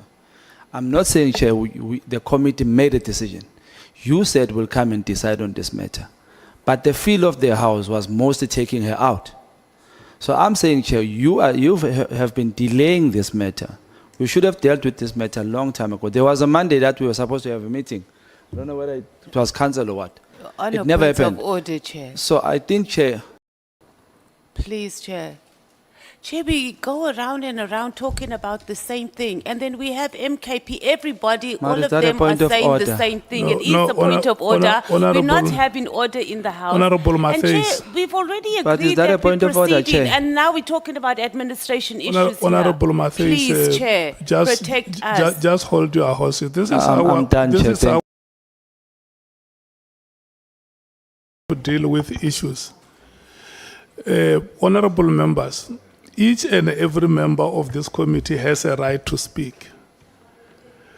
But when you have spoken in the committee, it does not mean that what you say goes. All of us are bound by the decisions that the committee would have taken. So the committee has not been represented here.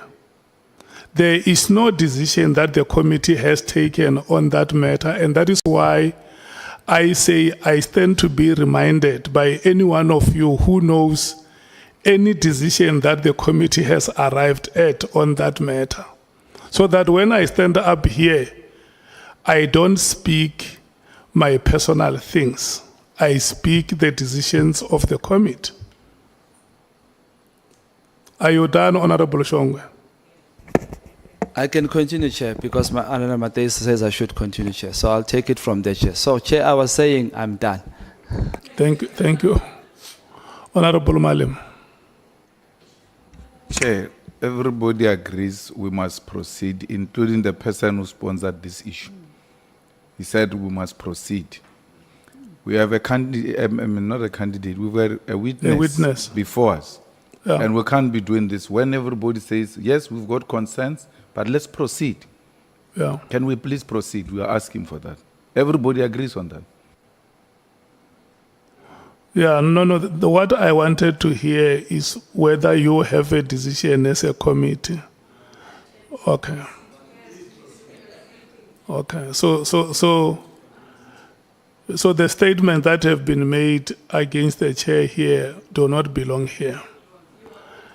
Yeah. Can we endorse?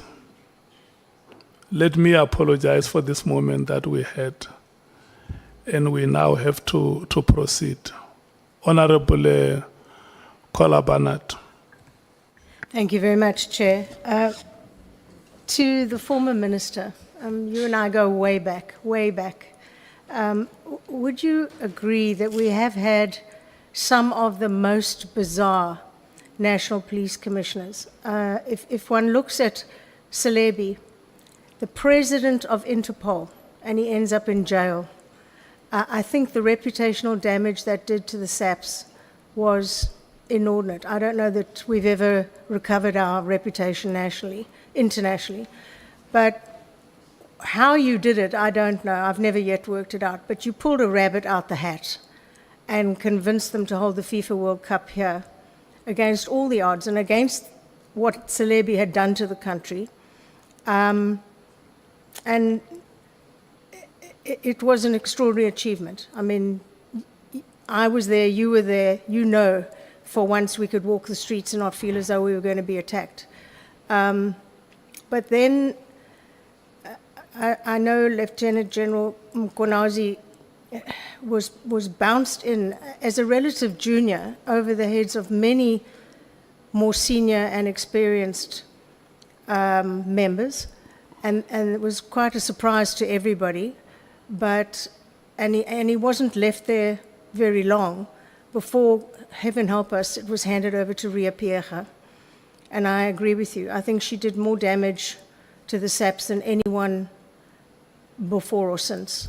It was catastrophic what happened from the moment she was seen wearing all the medals she hadn't earned, a whole barrage of medals, to the Marikana massacre. It just was catastrophic from day one. And then finally they started choosing, and I mean, you amongst that lot were the only one who had actually had any security experience at all. We were talking social workers and teachers prior to that. But they then decided, let's go with police officers. We got Sitole Masimola, who were both qualified to do the job. So I've often tried to work out what was driving the politicians at the top to put people in who were not qualified to do the job. What's your opinion on that? Well, maybe starting from the beginning, is in English, they say another man's meat is another man's poison. So if Jake is your poison, he's a meat for me. I don't share the opinion that Jake was the most disastrous. I don't share. Whatever happened to him, trapped him. Guys like your Sullivan, like your Aglioti and all those, they know better what happened. I don't say he was innocent. But we know that people that really did the damage and the stuff like Aglioti, the system let them go. And they found their sacrificial land, they found their scapegoat. And I agree, he could have got involved with them. That is the tail end of things that happened to him. But it did a lot of job pulling together all pieces of the so-called policing of Venda. I don't know why I like this Venda. Of Venda, Ciskei, Transkei, KwaZulu, and all that. It pulled to produce something called South African Police Service, which is a day. By the way, somebody did ask, what is my recommendation? I was reminded yesterday that, Honorable Chair, during our era, that day was celebrated of 27th January. I would urge that that day comes. The police would come to the stadium, dance, drink, and everything. And Ms. Kola Panat was one person who dismissed that day. So we can talk about it because I find it bizarre that all police officers are working on December. All of them are working. So you can't give a little bit of a holiday when you have come back looking after and all that. We can argue on that one. But it's not true again that all professional police make good commissioners. It's not. It's not. One person that was highly professional, he acted for some time, Patlane. He acted for some time. What happened? He's a professional police. The Stolle is a police produced by Honorable Skosana, and he's one to stand there.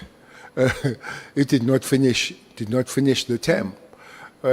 So it doesn't follow why politicians want these people that can't do the job. they do bring the people that they believe they can do the job, and those people they still do. I think somehow, we still have to retreat and find out the way how people can finish, be supported, be helped, because what worse it does, it hurts the organization and it breaks down the organization as we see now, because nobody stays there to understand and take the organization through. But there is an issue, Honorable Member, about national commissioners rather than the national commissioners that were never police. Even those that were police, there are serious problems about it. You're absolutely right. I'd quite forgotten about Pakhlane, who I think is heading towards jail. He's been arrested, he and his crew, for looting at the crime lab. So you're right, absolutely right. I've just often wondered, when people have been put in who are particularly weak, whether it was deliberate or not, in order to allow certain things to slide within the system. Certainly under Ria Piecha, that seemed to be the case. So I think, I know you've touched on it today, but were you surprised? I thought you and Lieutenant General Mkhwanazi had a good relationship. Were you surprised when this allegation that he's now withdrawn sort of came out the left field at you? Surprised when it was made, or surprised When it was made. Surprised? When it was made.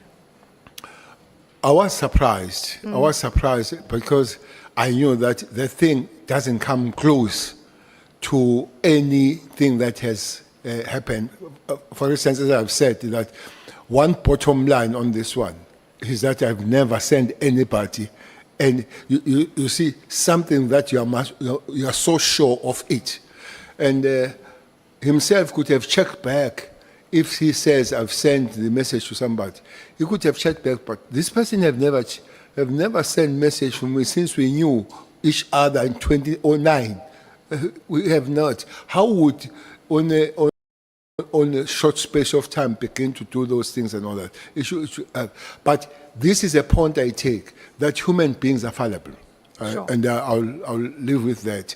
That sometimes human beings are fallible, Honorable Member, and I'll accept that. Yeah, you've held both positions, and I think you're probably the only person who has been both the National Police Commissioner and the Minister. I know I was hard on you and on Ria Piecha and Pakhlane, all of them, but as a Minister then, were you surprised, and have you been surprised at some of the ministerial appointments that have been made, with Nathi Mthethwa, and we're talking somehow Richard Mluli being brought back by him time and again, and Marikana and Nkandla Gate, Nathi Nhleko with his fire pool nonsense. He didn't last very long. Fikile Mbalula only lasted 1 year. So where would you rate yourself in amongst that lot as your job as a minister that you achieved? That's the most difficult question. If I were a soccer player and I'm a striker, I would rate myself by scoring the goals. It would be easy. The first minister was Professor Mufumadi. The second one was Chwete. Third one was Ngagula. The fourth one was Mthethwa. And then after Mthethwa was Nhleko, was Mbalula, was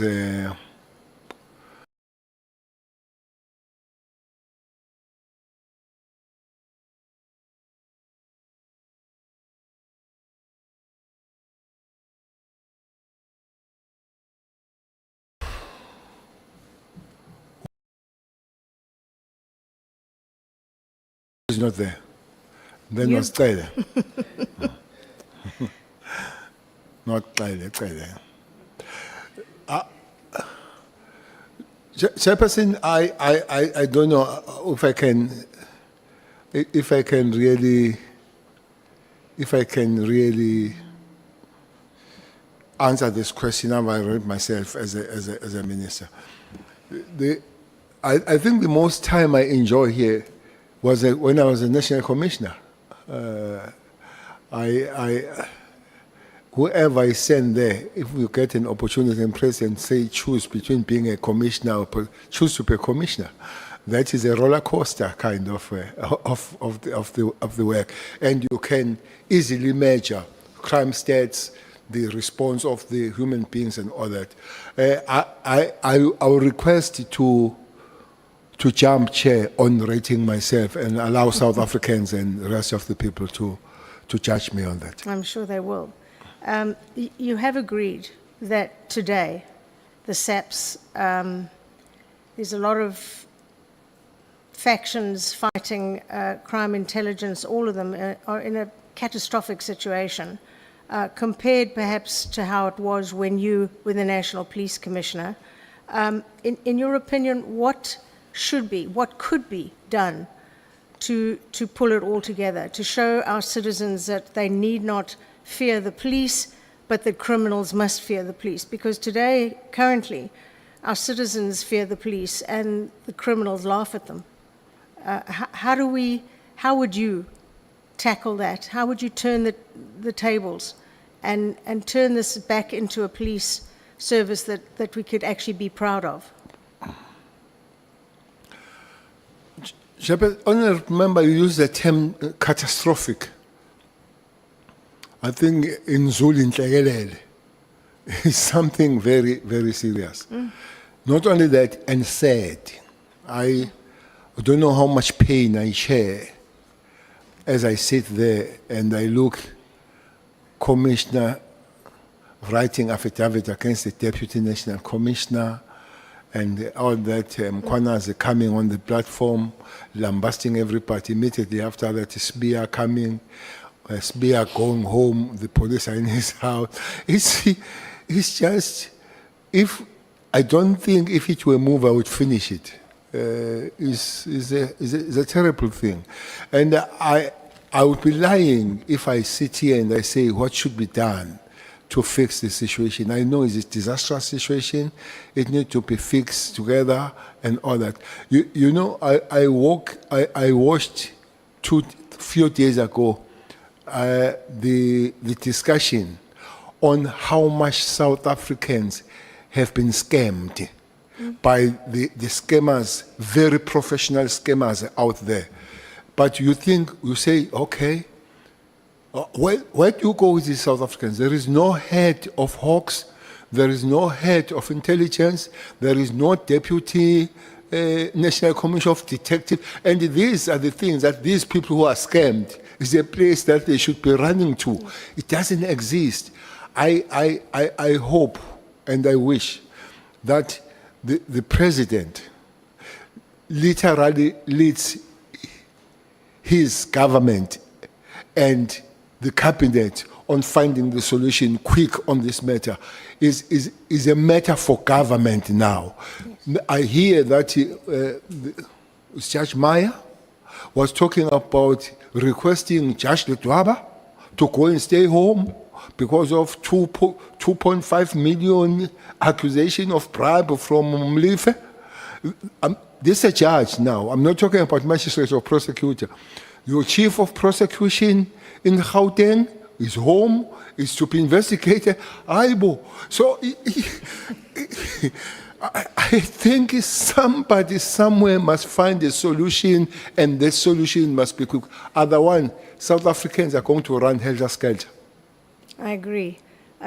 Last question from me. Let's talk about Cato Manor for a moment. You know them all very well. The still surviving members, because some have died, of the Cato Manor crew. Well, we heard in the Zondo Commission that there was a meeting between the then minister and the then acting National Police Commissioner, and they took the decision to make the arrest as public and humiliating as they could, because they believed the Sunday Times story. Of course, history has shown that those people who lost their salaries, their jobs, their lives, and were branded with the M for murderers on their foreheads, basically, were all innocent. They were cleared by the courts. And I was saddened when the Lieutenant General told us he didn't really recall much about it, because it was his decision to go ahead and join in that political decision to close the unit and arrest everyone. And in fact, the courts have just started paying them out because they're all suing the SAPs for many, many millions. I believe you might have handled it differently had you been in charge. Your thoughts, please. Jefferson, I said yesterday, Lieutenant General Connors is a good cop, but he has faults, and I said some of his faults are serious. That is one of the serious faults that he committed. I don't care who says what. I'll go anywhere. That's my belief, and what I see, I see. That's the way I see that what happens. But one thing that is not said, when Jerome Connors was here, he raised the issue of him having problem with former Minister Mthethwa, may his soul rest in peace, and President Zuma. He did not tell that initially there were parties with Minister Mthethwa. They caused this disaster together. Yeah. They caused the disaster. So there was a time when they were together and they caused the disaster. I don't know when they realized that one is wrong. This Katomena thing was a part of the Hawks. And the structures that deal with the misbehavior of the police and all that they could do. But weighing, putting on the scale, their successes and what they did for the people of South Africa was huge. Yeah. Chairperson, there was zero cash heist in KZN under that team. Zero. Taxi industry took the line. Criminals, there was a situation that there was a saying that if you want to commit crime, get away out of that province and do it somewhere. There was a saying said, Tomena wants you wake up in the morning and go and knock the police station and say I'm here. So how people they look at it and all that, we can't debate that. But fighting crime, that's why even today, or even until I leave the organization, there's been a call to say, can they come back? I say they're dead. Some of them are destitute. Some of them, well, are surviving. And I hate this thing. I hate this thing of people claiming the police for things that police must pay the money because they've done wrong to them. But I wouldn't mind if I know that South African Police Service must pay more than 100 million for all of them. For the thing that for unlawful arrest, harassment that happened to them, when they send the trucks and literally take them like you are evicting a criminal, taking them and cramping them somewhere, putting all the, and that was under General Connors and Minister Mthethwa.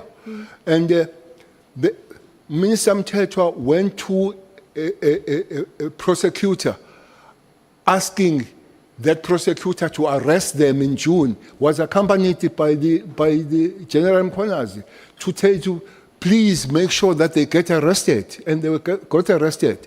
And today we are facing the unlawful arrest. When I said so, when you talk about Katomena, is one mistake that has happened in the history of police coming forward. And such a huge negative impact in crime fighting. With that team, for a very long life, they would be there. I was even prepared to be castigated by my organization because I attended their trials.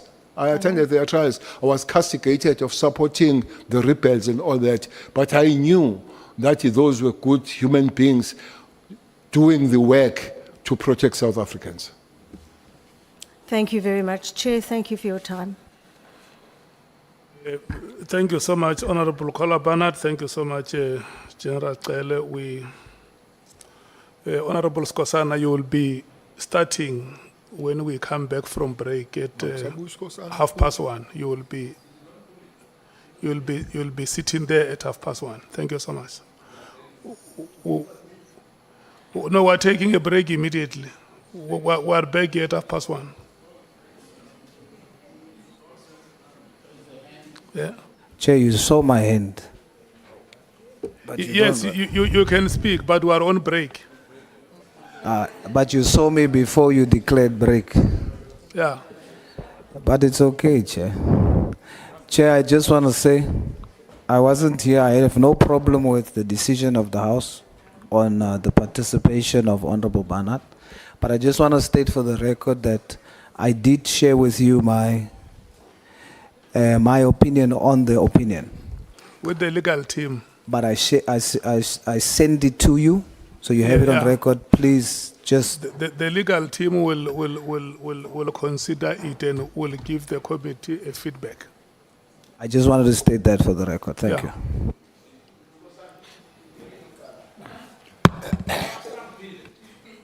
Honorable members, SC break has been announced. We are coming back at 1:30. Yes, yes.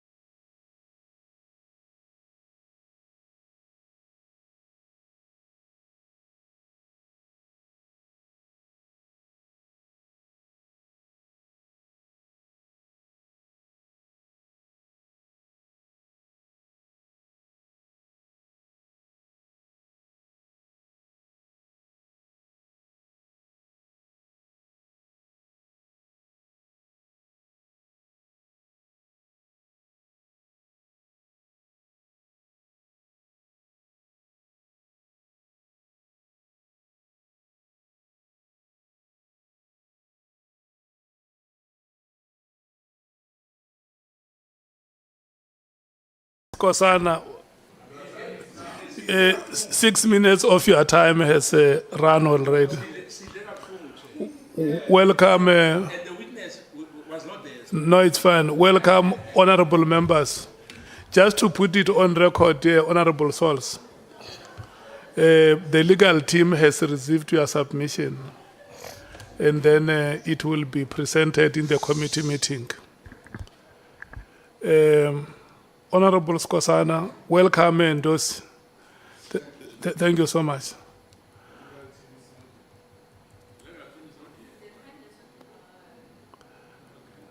Yeah, but the legal team led evidence. It's your time to ask questions. Yeah.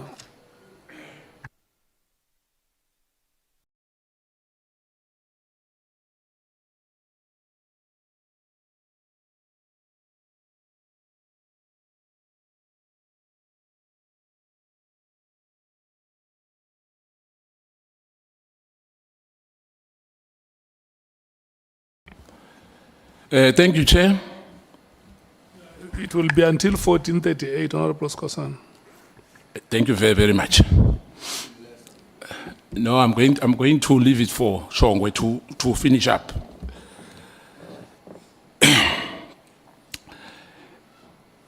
Good afternoon, General. Good afternoon, honorable member. Ngizokuthoma ngesikhethu in my first 20 minutes.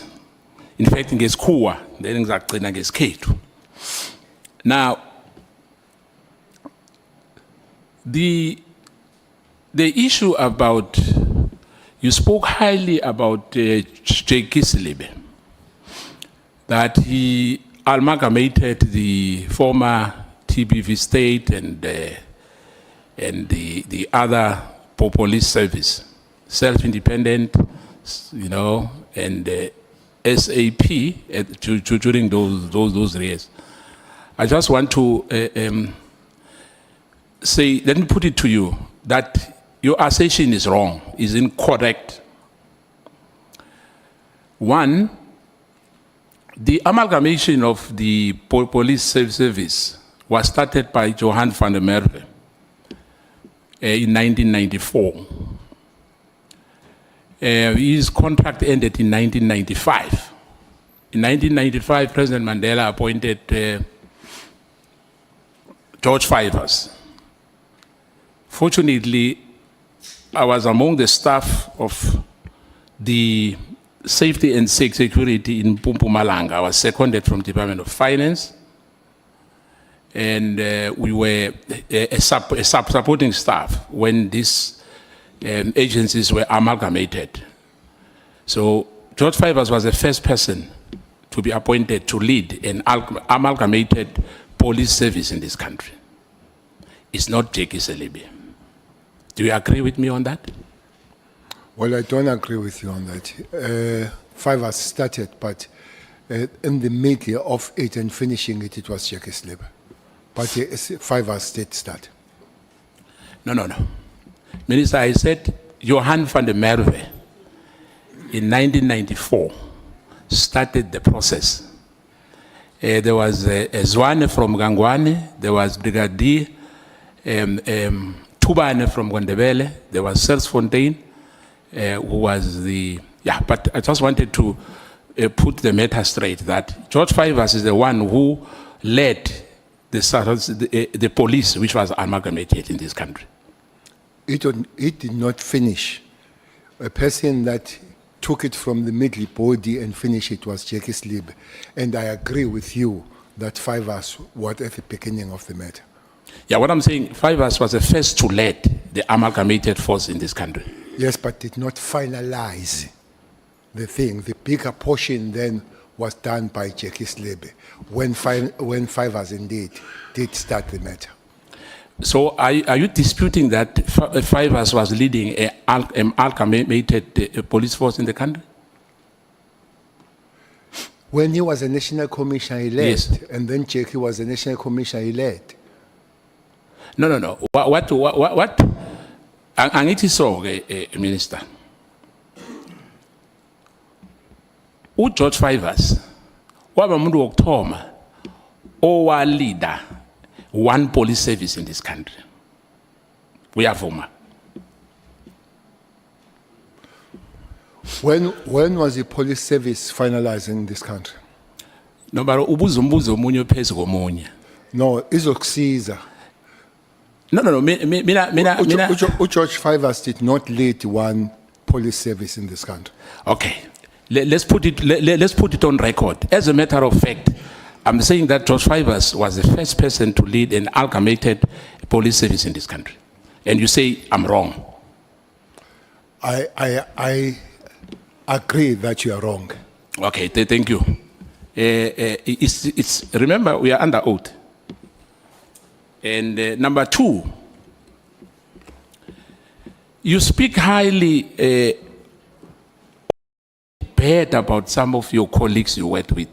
Did you say I speak bad? Yes. Okay. I'm saying, generally, in this sense, you said that Ria Piecha was a disaster. He messed up the police service. Am I right? I stand by that statement.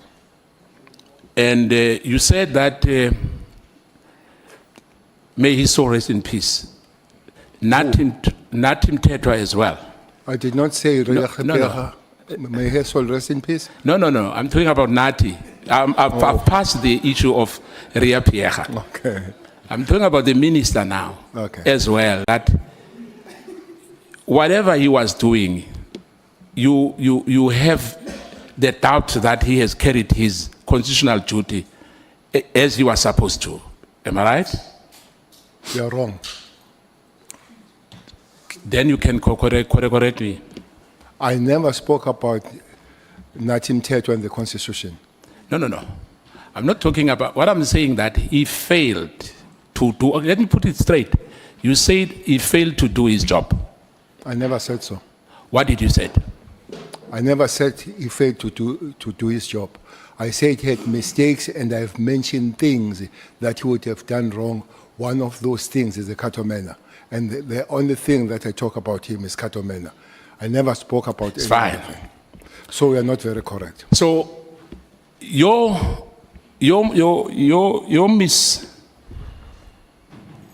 misfortune as well, or your mistakes. Do you have any mistake which you perhaps, when you were still a national commissioner, or when you're still a national, when you are a minister and a national commissioner, do you have regrets? No. No regrets? No. Were you perfect? No. Let me come to this as well. Did you ever appointed someone in the, I think they said Sita, said he was carrying bags, I've forgotten the surname, what's the surname, if you remember? There was a matter which was raised to say there was somebody who was carrying your bags. Simon, come on, advocate, come on. Yes. Did you ever appointed him as well? As a divisional commissioner? I've explained it time and again. And you said you were in that environment, you would know, especially that there is no minister that appoints any level of police in the South African police. Are you saying that under oath?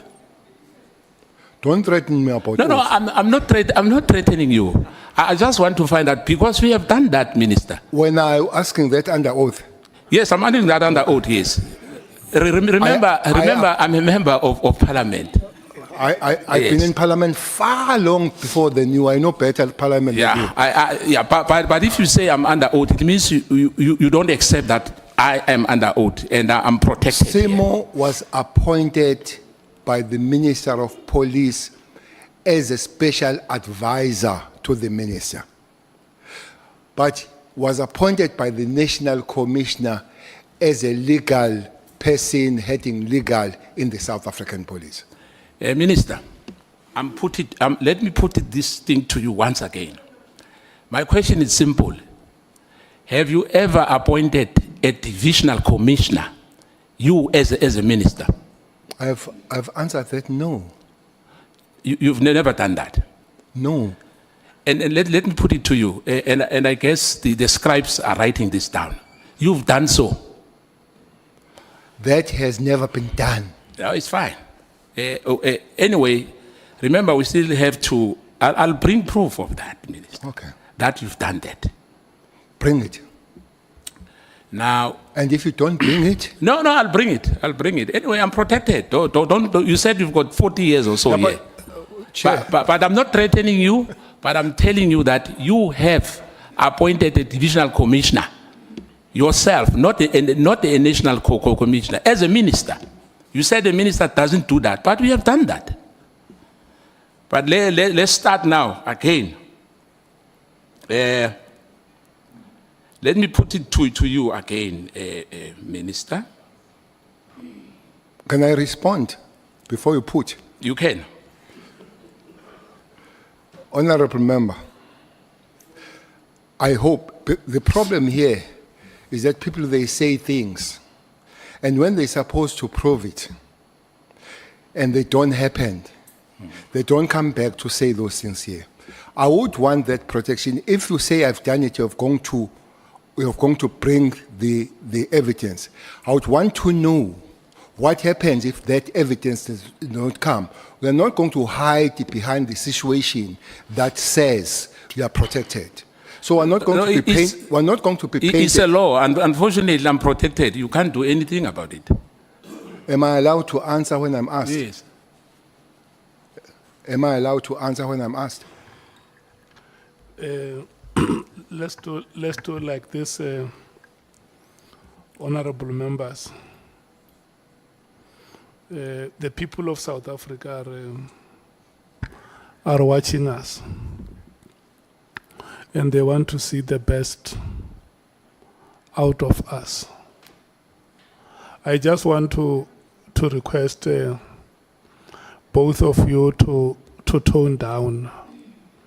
And what we must do, Honorable Skosana, let's ask the witness questions and the witness response. Not because we want to dismiss the question that the witness has given. Because if a witness responds and say, I have not done this, and then you come back and say, but you have done it, you are now opening the matter for debate. Let's ask questions and not force the witness to give questions that we want them to give us as a belief. I thank you, Chair, and as well, let me be protected. When I ask a question, the witness should not as well question me. Because I ask a question, then you question me again. I need your protection as well. Thank you, Chair. Agreed. General, when the I'm fine, honorable I'm member asks you a question, may you please respond to the question. Both of you are protected by the chairperson equally. Nice to hear that.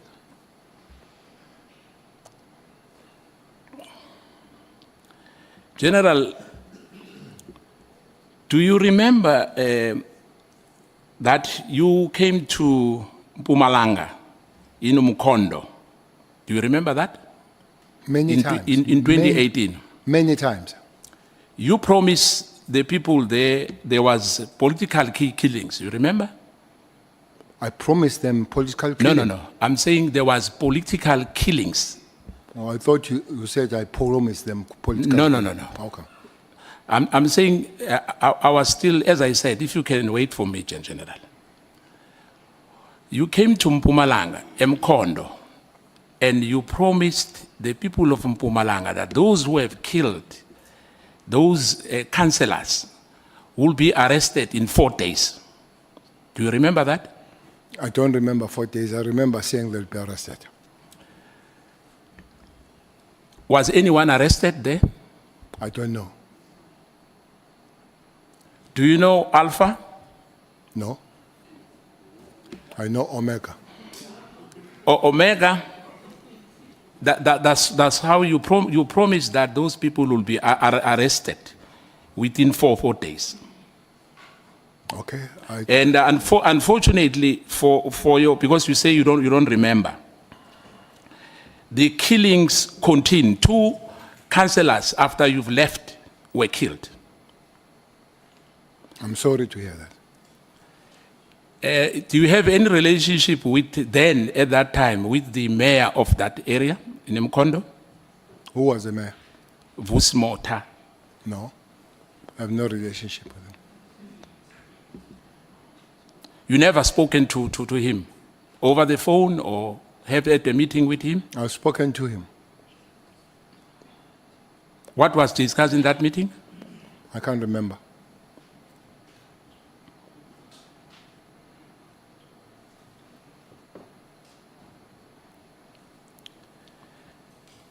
There was 2 people which, the names which were disguised here from IDEC. I think it was Perumal, and I think you've mentioned another one, Sunet, if I remember the name, I might be wrong. What is your take with those guys? They ever intimidated you?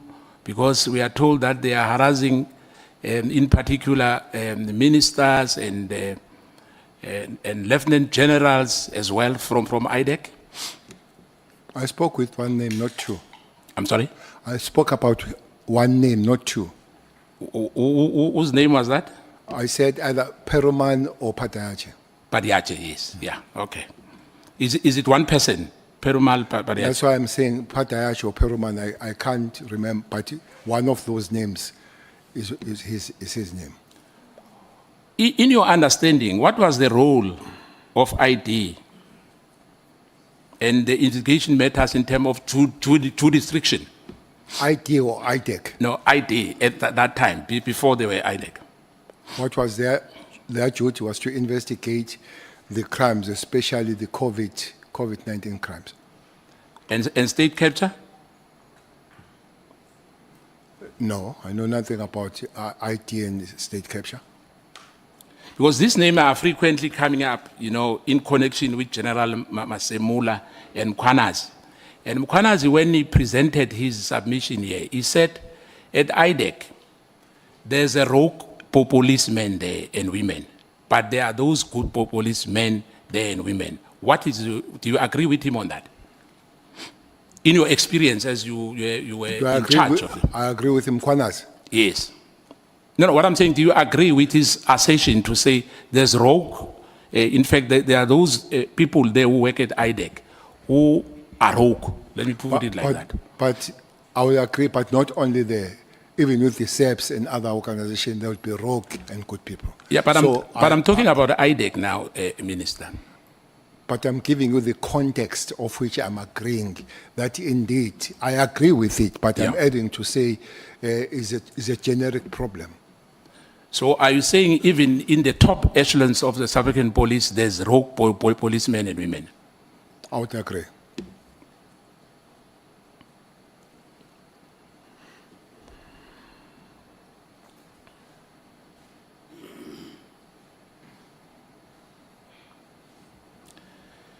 We have found that the real reason why the illegal disbandment of the PKTT, it was to protect the funders.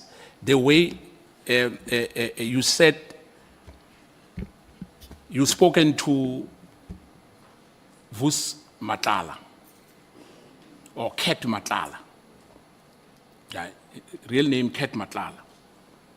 For the first time you said you met him in Beverly Hills, am I right? Beverly Hills Hotel? Yes. That was for the first time? Yes. That was in December, am I right? Yes. Then in January, you went to Pretoria. Yes. And then he gave you his penthouse. Yes. He gave you security. No. You're not secured. As even now, I don't have security. Yeah, I remember you cried some time ago to say you are not safe, and we understand that. Without tears. Now, you met him for the first time. He's offering you a room. You agree without any hesitation because you are no longer a minister. That's what you said, am I right? You are free to do anything you want.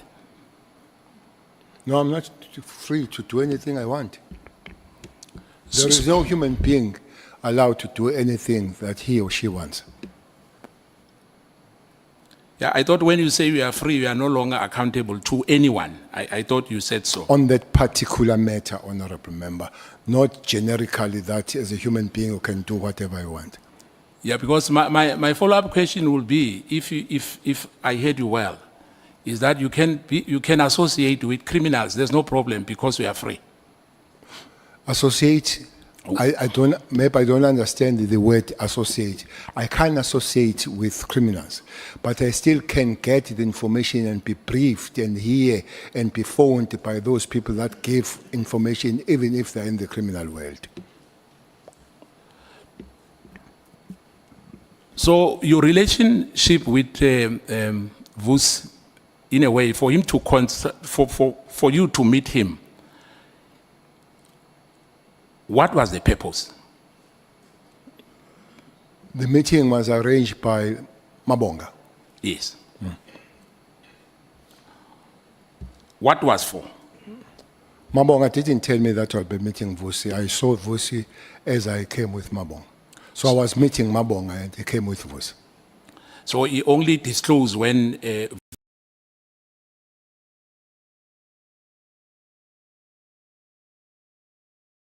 was there. When I saw him, correct. And you were comfortable to help him. I didn't even know him. Yeah, but what I'm saying, were you comfortable after he told you what was the meeting all about? I mean, Cat. And I got interested. I was comfortable interested because he spoke about my name, that my name, if somebody has spoken about it somewhere.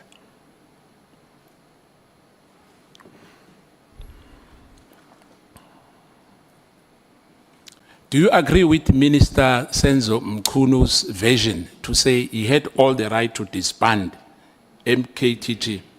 No, I don't agree with that.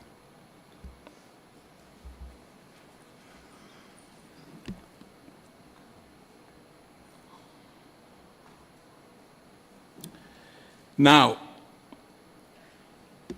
the IMC resolution and the meetings of approving the PKTT, as you said, it was an interministerial committee, am I right? I didn't say so. It was so. Yeah, that's what I'm saying. Okay. That's what I'm saying. That I want you to agree with me on that, to say I'm not missing the point. Okay. Now, when he decided, as you know now, Who is on record, Senzo, Okay. Mkunu, the minister, did not consult anybody. And I think that's what you said to us, to say there was ministries. There was a minister of correctional service, there was a minister of justice, etc., etc. And those were not consulted at all. I think his statement says so, again, that he did not consult. Now, so we agree that the minister was completely wrong. To do what? To do what he did, to disband. Disband. Yes. Yeah. Thank you.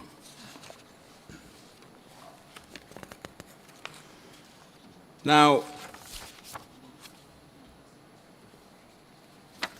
there's, you call him Mary, if I remember, Professor Mary. Dihas. He says that... She says that you are a disgraced minister. Do you agree with that? I don't agree with that. Yeah, I'm just saying, I'm just reading what he wrote here. I don't agree with it. You don't agree with that? And you said you don't recognize Machale, if I remember well. I don't recognize or remember her. No, you remember her. What I'm saying that whatever Patricia is saying, it doesn't hold water according to you. Am I right? Correct. There's another gentleman who said he wrote you many letters. He calls Fikile Mbambi. Have you ever received any letter from him? Who is that gentleman? Fikile Mbambi from Cape Town, from Kayelisha. Fikile Mbambi. Yes. I don't remember the name. You don't remember the name. Now, when you were talking to my colleague here, you said that there's around almost 200 members who are deployed here in Cape Town. Am I right? At the cost of 800 rand, I think for accommodation, there's food, there's cars, you know, you've mentioned all those things combined to say that, you know, they are trying to help the people of Cape Town. You mentioned Delphi, you mentioned Philippi and other areas. Because in this country, Minister, you know, the issue of drugs is a problem. Issue of drugs. Yes, yes. And in particular, in the Western Cape. Am I right? I'm not saying in other provinces there's no drugs. But in particular, in the Western Cape, we have serious problem of drugs. And Gauteng, we have a similar problem. Yes. We have a similar problem in the Eastern Cape, in almost all the provinces. Now I agree. Thank you. Ngiye ngathi ngizotshintsha ngibuyele ngapha. Abantwana bethu sebangathi amazumbi ngendaba yama drugs. Ngathi amazulu. Ngathi amazumbi. Oh. Umuntu uthi ahamba alele. Uthi umuntu ahleli amile. Sinenkinga enkulu engicabanga ukuthi nawe usese khona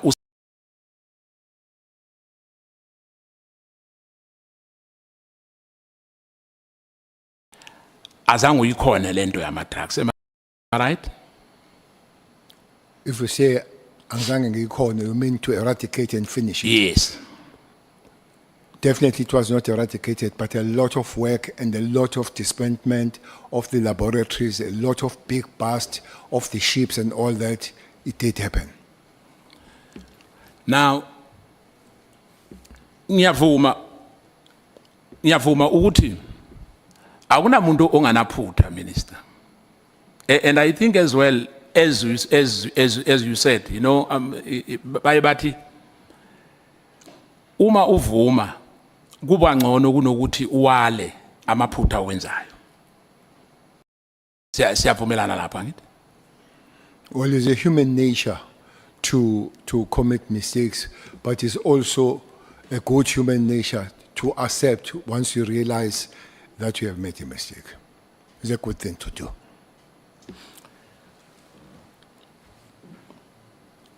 Ngiyacabanga ukuthi njengoba ushilo nawe uma usithumela le submission statement sakho esila ezinjoba ngeke ngasho ekuqaleni ukuthi mangikulalele kahle ubugceka kakhulu abantu abavele abasebenze after you or abasebenze before you njengoba ngeke ngababala iphutha lakho ke endosi engilibonileyo mina mangiloku ngikulalele ukuthi akekho umuntu owenze ngcono ukudlula wena ngabe mhlambe ngibambe kahle Ngikushongo lokho. Uthi kushiwo yimina ukuthi ngenze ngcono ukudlula.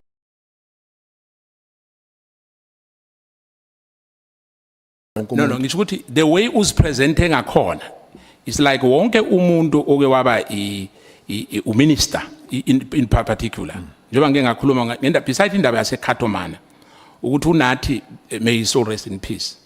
No senzo mchunu kunamaphutha amaningi abawenzile.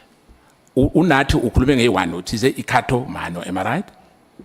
Can I remind you how many ministers I have counted? Yes, 7. So I've presented myself. I did not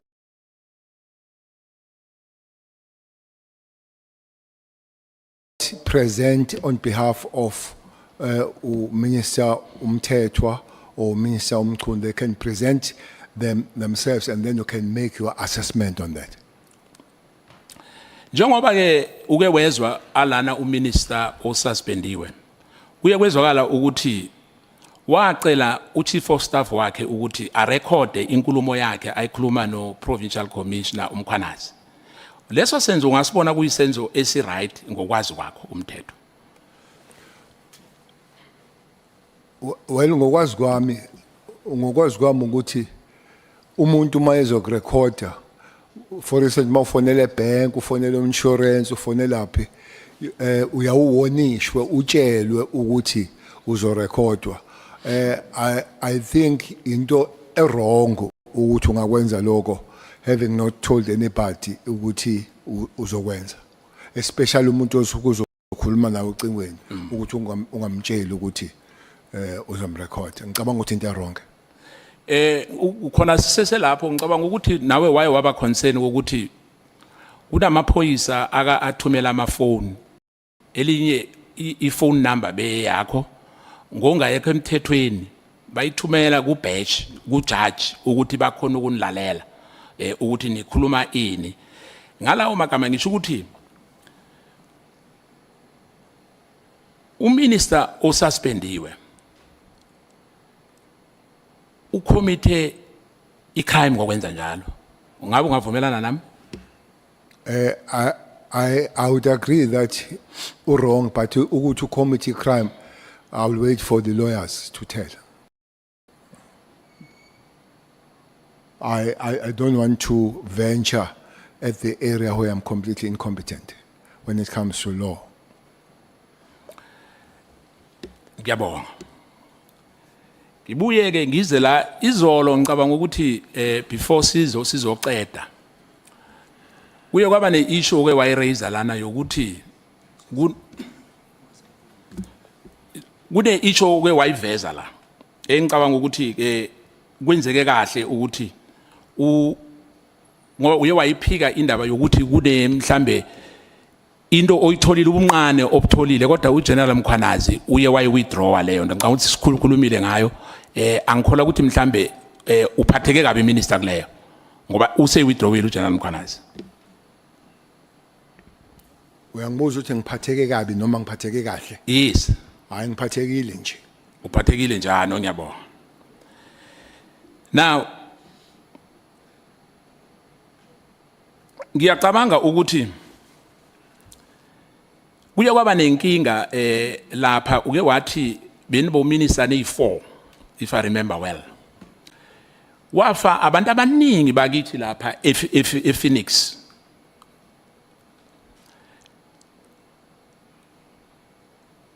Ngabe kukhona ongasitshela kona ukuthi kuyakwanelisa imphumela omhlambe ama arrest enzekile after what happened lapha ePhoenix? Noma ngazi manje honorable member ukuthi ehamba kanjani amacala kodwa baningi abantu ababoshwa. There was a special team under Brigadier Cele that was working there, and the last time I checked there were about 12 people that were arrested there, but I don't know the status of the cases at the present moment. Bayahlupha. Bangihluphi.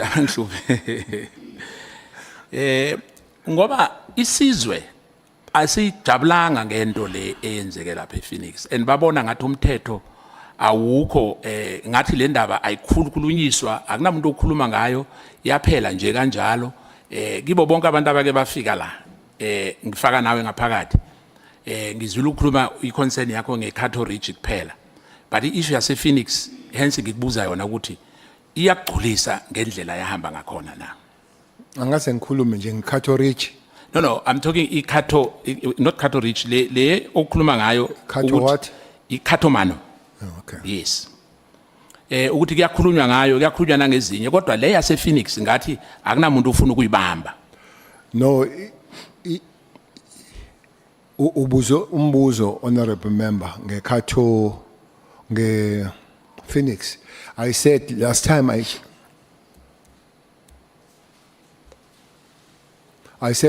I checked, there were quite a number of people ababeboshiwe. So I don't know what is the status now, but there were people, some by then have been found guilty and doing some years. So it might not have been adequate, but there was a response in terms of the law dealing with the matters of Phoenix. Honorable Nomvalo. Yeah, thank you, Chair. Apologies, Honorable Skosana, for interrupting you. It's a follow-up question, Chair, arising from a question which was asked by Honorable Skosana in relation to political matters which took place in Mpumalanga, which was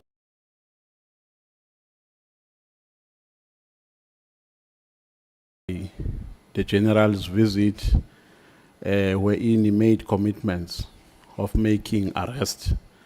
Now the question, General, is, after visiting Mpumalanga and making commitments therein, were there any systems that you put in place thereafter to ensure that you meet the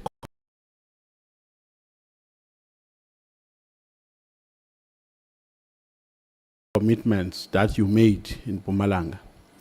And if there are any, what progress was there while you were still the minister? Because we can't expect you to know now, because we are not a minister, so we are no longer in charge of the organization. But at the time when we were there as a minister, what progress did you leave in relation to that issue? And did you ever go back to the people of Mpumalanga and say, these are the systems that I've put in place, and this is progress that we have made so far? Because the issue of political killings is a very serious issue. So I was really not satisfied, Chair, with a response that he gave that he doesn't know. And that I think it arose maybe from an impression that we are asking about his knowledge at this point. And the question was asking about his knowledge while he was still the Minister of Police. Thank you.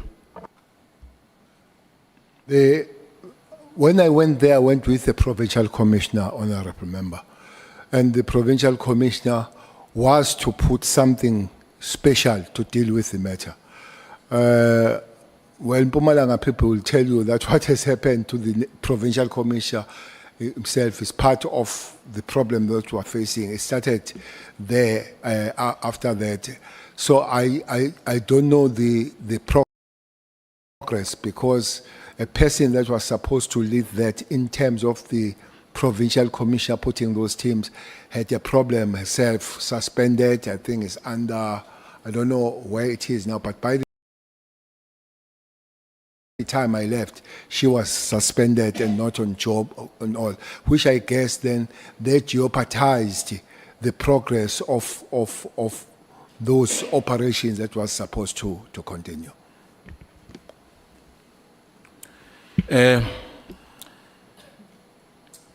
Ngiyacabanga ukuthi angigculisekanga ke ngendlela ophendule ngayo, kodwa ke ngizochubeka ngoba lesithembiso wazenza njengesithembiso owasenza masikhuluma ngeissue yakaSenzo Meyiwa killing. Wathembisa ukuthi umuntu ozoboshwa kufefemeli yakhe, umuntu ozoboshwa oyedwa ubekhona ngaphakathi endlini la kwabulawela khona uSenzo.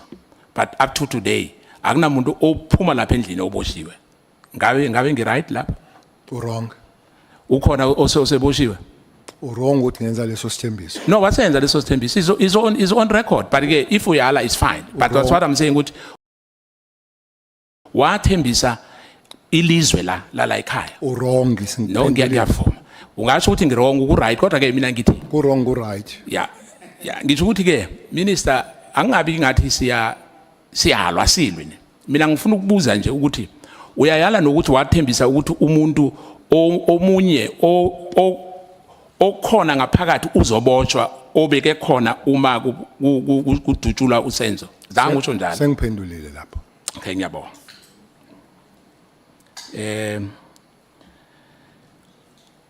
Uma ubheka njengoba kukhulunywe ngeissue yokuthi uMatlala might have been the one uMinister uMchunu obefuna afande i-presidential ambition yakhe or u-deputy or president in the next coming ANC conference, ungabe wena leyo nto uyayikholwa noma uyikholwa? Ukuthi Ukuthi lempi ekhona engaka esiphoyiseni, abanye bazokhuluma ngokuthi hence kwakhanselwa necontract yakaMatlala is because something went very wrong kule meeting efanele ibe khona phakathi kwakhe eyenzeka phakathi kwakhe nomhoshi otawumazi uBrown Mkhotsi. Ngoba after that kwakhanselwa icontract yakaMatlala. Mhlambe ungabe ngokunye ngokucabanga kwakho ukuthi this functional battle noma nje into eyenzeka ngoba fanele yenzeka? I think Lama battle started before the cancellation. Yeah. Njoba sengizovala nginikeze umlingani wami. Ngizovala ngale yokuthi uma fika lana umkhwanazi ku statement sakhe asinikeze sona. Uthi ispolisa samoshakala ngo-2007. Ngo-2007 kwenzeka ukuthi kuqala kubizwana amaphoyisa abizana comrade. Kwaba namabhrayi enziwayo ePulukwane. Azange kuphinde amaphoyisa ahlonipheke or ahloniphane. Kwaqala ama-faction ngaleso sikhathi. Ngabe uyavuma kuloko? Angivumi. Uthi akucala ngaleso sikhathi. Ngabe kuqale nini ukuliwa esiphoyiseni i-top management ngokwakho ukwazi? Solo abakhona amaphoyisa. Loko abakhona amaphoyisa. Nawe uma ukhona leyo impi yaqhubeka injalo. Yebo. So uthi iqale ngo-1994. Not ngikhuluma nge-new dispensation, ngikhuluma ngalawa kudala abangasimelanga. Lento 1994 ukulwa. Ngiyavumelana nawe.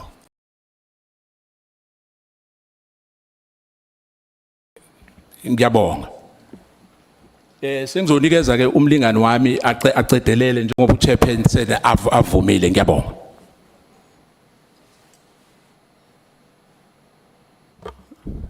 Can we speak, Chair? You can pass to another person, Chair. As the MK party, we have exhausted all our questions. We don't want to speak for the sake of speaking. I'm giving you a standing ovation today. Chief Whip. Chief Whip.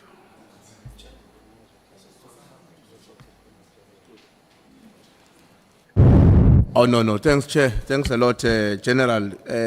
Good afternoon. I know that many questions have been asked and answered, so I shouldn't be that long. And I'm going to try and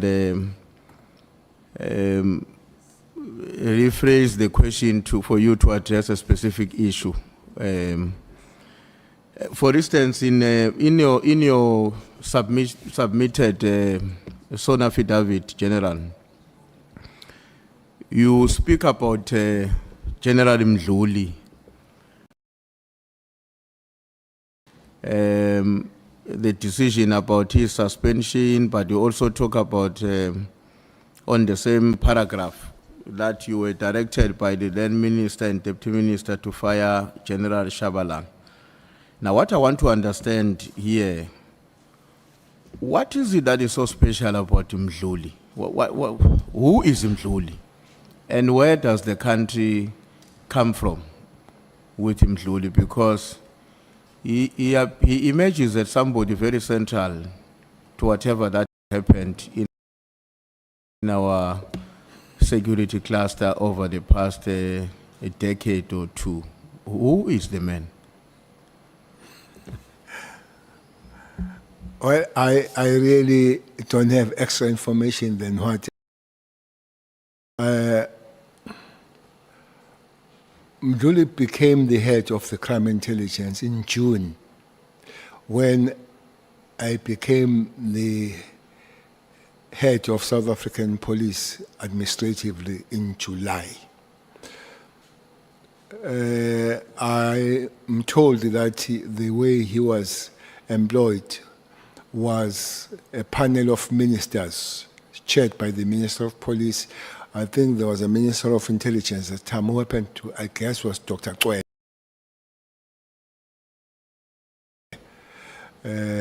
I think there were other ministers. There were about 4, I can't remember who they are. That makes him a little bit special, Mdluli, from the very word go, because I've never seen a TTG having such a panel of the ministers. But one thing that was quite significant, there was an acting police commissioner then, General Williams, or Commissioner Williams, and I'm told was not part of that panel. This is a DDG, but the DG of that department is not part of that panel. That's quite interesting. Mdluli, his background, this is under correction, so that I don't lie under oath. I fight with Mr. Skosana. So his history looks like it comes from the police anyway, but was belonging to this branch, that infamous branch called Special Branch. Looks like that's where it comes from. And those that they know him, they said he would be a not a very kind guy. Those that have been in the hands of Special Branch, they would understand how they would treat you, those guys. They were not nice at all. So it looks like he was part of those guys. But also looks like he was person that people were scared of him. Because the arrest looks like was suspected, because I don't think was ever found guilty, was suspected of murder, which had nothing to do with the work, which was a kind of a social matter, because it looks like a person that was murdered because he interfered with his girlfriend. So sounds like that. So it's a person that would, you know him to be brutal, both work and socially, but it's a person that I wouldn't know him too much because he spent his time reporting to the minister and the president rather than reporting to the national commissioner. No, General, I'm asking this question because in your submission, you made an important observation that essentially the time at which the country started to regress in terms of its capability to defeat crime in our country was more or less around the same time, around that time, when such characters were being appointed, and let alone the way in which that character was appointed. But you also made references to the fact that as a consequence of your refusal to act or the way in which you acted towards him, you acquired some enemies. And I think the enemies that you acquired also included, if I read your statement very well, the head of state of that time. Now, you know, there is a theory that may not enjoy popularity in our country, but it's there. And because it exists, it's supposed to be dissected. That there's always been people either who were infiltrated in the movement that led us into liberation, or who were inherited by the democratic state after 1994, remain in the system, but always working hard day and night to bring the very system down. Do you think these are coincidences? That here pops up Mdluli, gets appointed in a very funny way, and the situation changes right from that period of course, with the then National Commissioner Pierre assuming the reins, and the destruction of the security cluster happens unabated. Would you say these are just mere coincidences, or this is maybe one of the manifestations of an intervention that is done deliberately to weaken the democratic state at the security level? Honorable member, maybe one important thing to say about Tom Zulu. He was suspended for 8 years. He was under suspension for 8 years.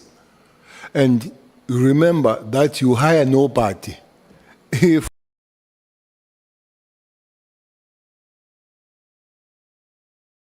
a person is suspended. So he was earning his salary without any hindrance as suspended.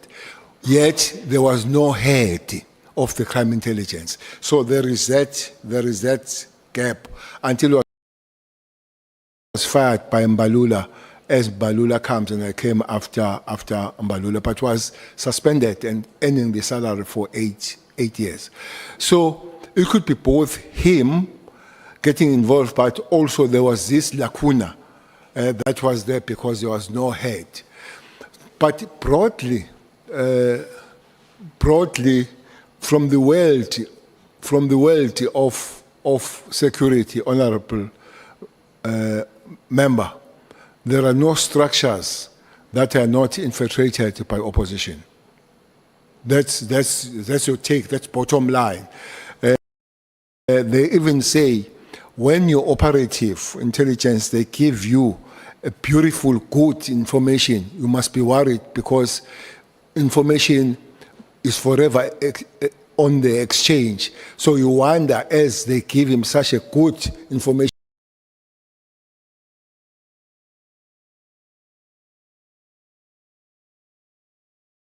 how much good information he or she gives on the other side.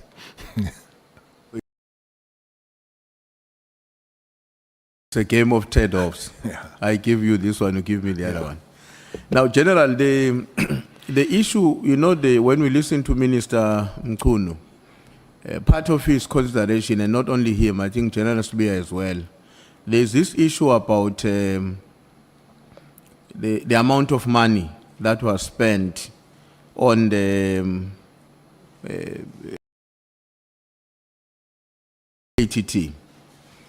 I know you said earlier on that's not the terrain that you would have been directly involved. And I remember Minister Mkunu saying that we may have to ask the AG or somebody else to conduct an audit. But where I want to get an understanding from you, was there ever any moment where a focused discussion during your tenure takes place with regard to the impact on the finances of SAPS of the work of the PKTT? Was there ever any, and if there was, including maybe possible abuse that may involve the S&T or the overtime? So was there any focused discussion on the matter? And if there was, any actions were taken maybe to mitigate the possibility of the system being exploited? I think this one of abuse, there have been some specific examples that were made, Chairperson, that the operatives and the police were sleeping on posh hotels.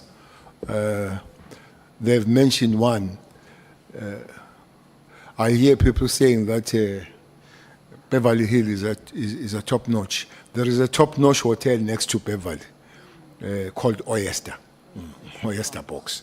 That is a really top-notch. That's a really top-notch something. So there is an accusation. There is an accusation that we're sleeping there. I don't have that information that there are police that slept there at the Oyster Box. I don't know where they were sleeping. What I know is that they would have found the accommodation from the hotels or those places that they would have slept to. But I am under correction. For me, there would be no reason for the police to be sent to sleep at the oyster box, which I think Mamu Mary speaks on it, that they were sleeping that oyster box. But if they were sleeping in the hotels, let's say minus oyster box, is not something that will be awkward and be based only in KZN, Honorable Member. There is a hotel here, as you drive, near, is it the Mountain View? Is Tape View? There's a place called Tape View here in Cape Town. There is a hotel that is on the water, there's on the sea.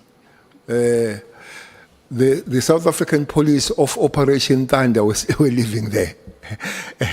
As you sleep, the waves are almost on your room in that hotel.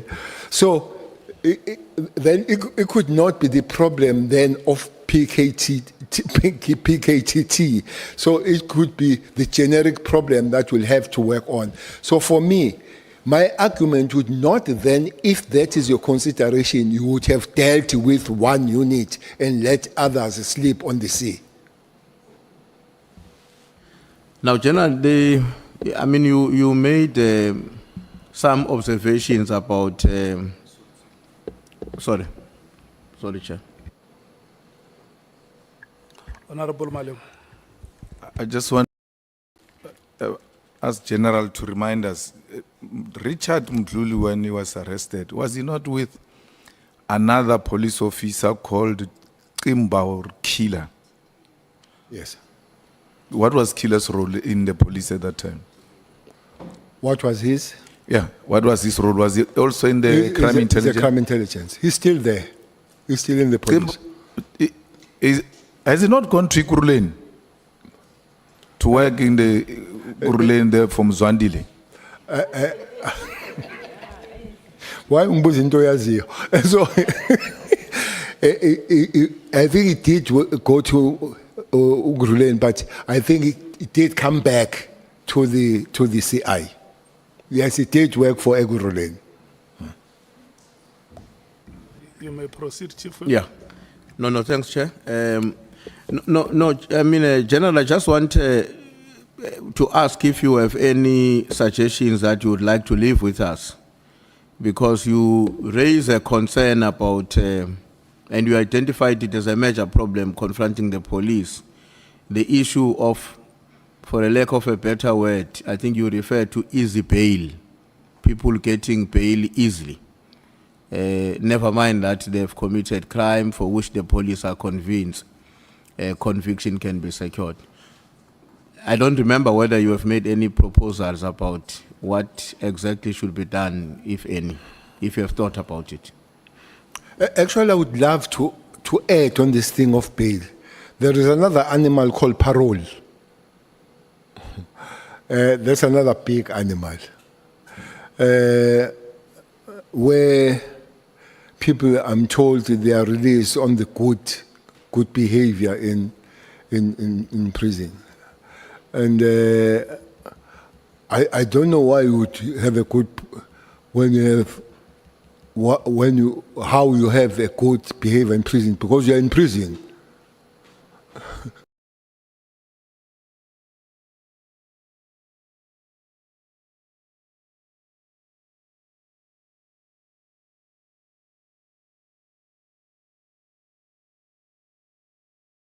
You behave so because you're in prison. So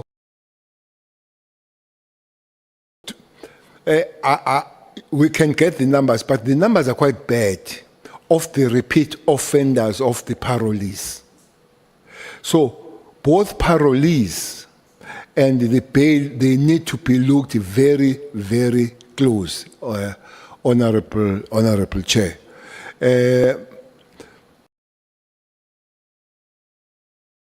There is an argument that there are not too many criminals that are running amok among South Africans. But the problem of the courts and correctional service is the resupply of the criminals, that they come back. At some times, by the way, we are victims of our success, especially the police who are victims of our success.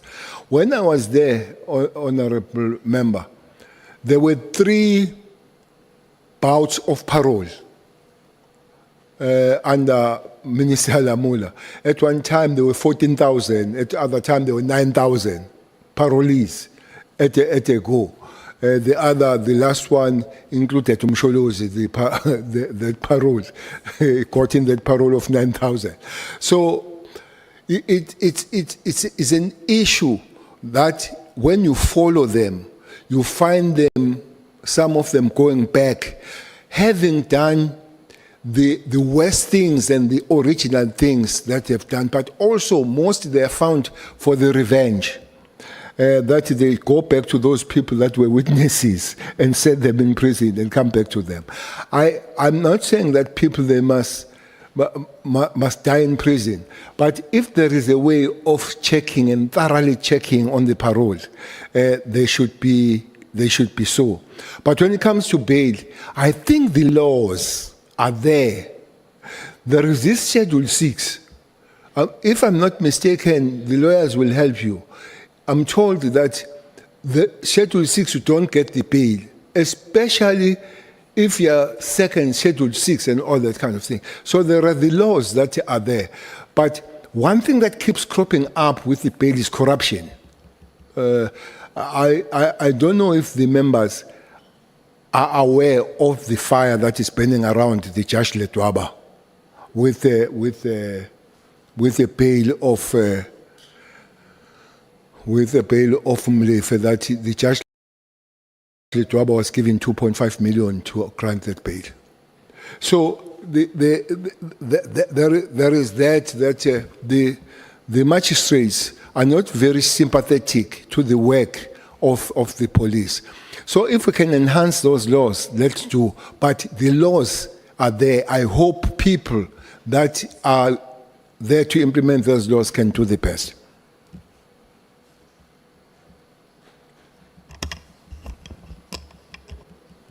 Let me check with the Chief Whip first. Did you want to make a follow-up on the question before I...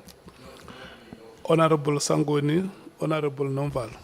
Thank you very much, Chairperson. No, I think we've heard you, General, on the bail. I suspect that the Chief Whip is also looking forward now to also our report. Beyond bail, are you seeing any legislative or institutional reforms that you think this Parliament should be considering to strengthen the police service, given your experience in there? Of the bail or police in general? Not bail, beyond the bail issue, which is one matter. All of these challenges that Honorable Ntuli was asking about, that you've spoken at length over the last 2 days, is there anything that you think from a law perspective or an institutional reform perspective we should be considering? Chairperson, I've said this time and again. Or I heard Mkwanazi talking about it here. I said this is a good learner. I've said it time and again. Sometimes I think those that I belong with them in the organization, they'll think I'm a rebel on it. We created the situation where victims are treated worse than the perpetrators. Perpetrators in South Africa are having it nice. And the victims are thrown under the bus by the system. Most of your kids here, they are at school, private school, you have houses, you have cars and all that. If one of you are shot and killed, that killer will be taken to police station.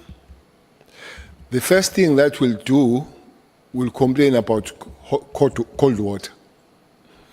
Want a hot water. That's the first thing that I can't use cold water here. I want a hot water. And indeed, you run around like a headless chicken getting hot water for him. The second one will say, I don't eat this, I eat this. When he's sick, most of them are taken to private hospitals where they have never been. Go there. When they are sentenced, they sit with TV and they watch everything and still go enjoy their medication and all that. When they stay longer, they study until we have just been given the numbers of those that will be writing matric, and others, they come out with PhDs and all that. Where are the kids of the father that was shot by that person? Nobody knows. We have the track record and the follow-up of a perpetrator until gets the parole. But we don't know about the kids that as their father dies, they are taken out of their private school because they can't pay. Their cars is repossessed, their house is repossessed, and kids, we call them paras. The system is wrong. We just need to go back. It's sympathetic and it's good to perpetrators vis-a-vis the victims. I think that should be really, well, that is not a sour grape because people that follow my statements, publicly speaking, I've said that thing time and again. The police die young, maybe that's why we have subset and all that kind of thing. Even that, by the way, Honorable Malema, it's fun that we don't have the special education trust from the government that teaches the offense of the police that die on the line of duty.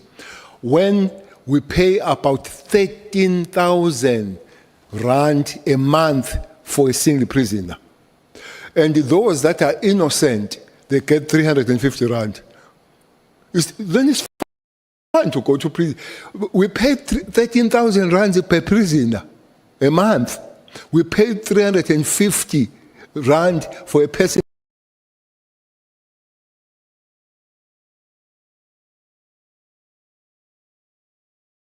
that does not work and is hungry with the family. So people, they get comfort out of crime, out of committing crime. So I think we need to go back and check the system and see what we can do with the system as a whole. Thanks. Honorable Nomvalo, Honorable Malema. Yeah, thank you once again, Chair. I just want to establish from the General. When General Nhlanhla Mkhwanazi was here, he said the reason why they formed this multidisciplinary approach or task team, it's because they were faced with an undesirable scenario where they arrest people, them out on bail on the following day. So one of the reasons why they formed it is because they wanted to circumvent that. Now, the question is, during your tenure, I know that you left it while it was doing its job. Is that kind of formation able to diffuse this thing that you call an animal, this one of a bail? And from a genuine and objective perspective point of view, I agree with you as a person who has been practicing as an attorney for 10 years. So I agree with your frustration because it is a prevalent problem that we have in our legal system. But is this an ideal formation that we can advise even to task teams which are currently in existence to say, because you are dealing with critical issues and we don't want to open gaps and loopholes, we must make sure that we have a multidisciplinary approach that will have SAPS, NPA, so that there will be no possibility for frivolous bails that are issued to criminals who will come back and be dangerous to society. Thank you very much. We would term it a prosecutorial directed kind of investigations. when they work together. Remember that in this task team initial, honorable member, there were this almost how many, 116 or 126 police with about 8 prosecutors working there. That did improve the situation. I think it's much better when the police investigators work together with the prosecutors. Mkwanazi was correct, and the situation improved when the team was formed. And the other thing you're proposing is that we need to democratize that thing of hiring of DDGs, where a national commissioner just can't appoint a person alone. Perhaps if we open it to a couple of people, depending on what could be the suggestion at a time. The same way Mdlulu was hired, where you've got a couple of ministers sitting together, inclusive national commissioner or anything to that effect, where these other people get hired, including provincial commissioners. We don't subject them to one individual.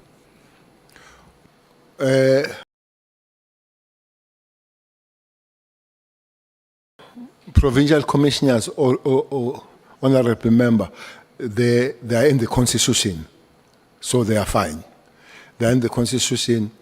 The national commissioner in concurrence with the provincial government, so they agree on that. So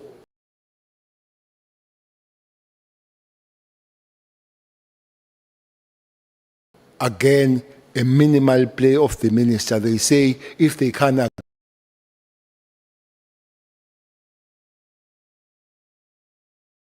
the minister comes and mediates.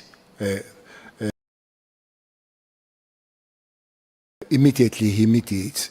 So that will be an issue. So provincial commissioners are catered for. The problem are lieutenant generals who are TTGs. Honorable member, there is a way how TTGs are employed as we speak now.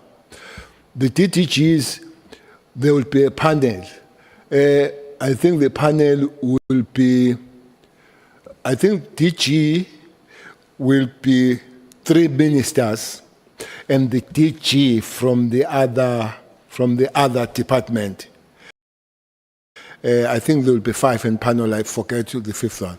But the DG, it could be a minister of that department and with the deputies of that department, and is a little bit junior. But it's happening. The call here is that even with the police, it must happen as it happened across the government. You don't need to come with the new methods. Those methods exist. How they exclude police is a problem, because it's only you that you decide that I'm the TTG today. And indeed, you will keep reminding me, but by the way, you are TTG because I like it. So it is a problem. Thank you so much, Chief Whip. No, thanks, Chair. General, there was a long discussion here with Minister Mchuna about the appointment of a chief of staff. What has been your own practice in the appointment of your own chief of staff? Maybe if you can recall in the police, because that's the recent job you have left.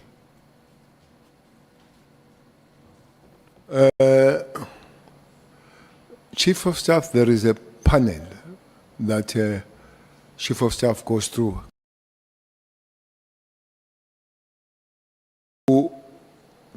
to scan a person that was going to be a national commissioner. And he told him about Masimula, and the president went on to employ a wrong person. So I heard him, Kwanazi, saying that Sullivan said so here. I spoke to somebody this morning who was asking where Mkhwanazi took the thing, and they said no, it was said by Sullivan. Sullivan, according to him, is nothing but the god of security world, the god of running the politicians, the god of knowing every and any other thing. So where and how it came about here, I don't know. Maybe for that, it's important to end there. But one that it has, because it's not very much verified, could be said at a later stage.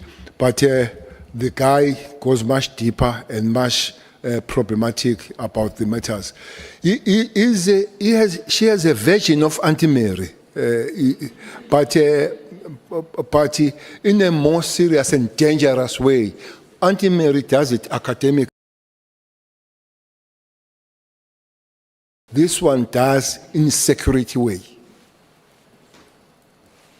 No, thank you. I'm asking because, I mean, you would have noticed I asked about Mdluli. I'm now asking about Liz O'Sullivan because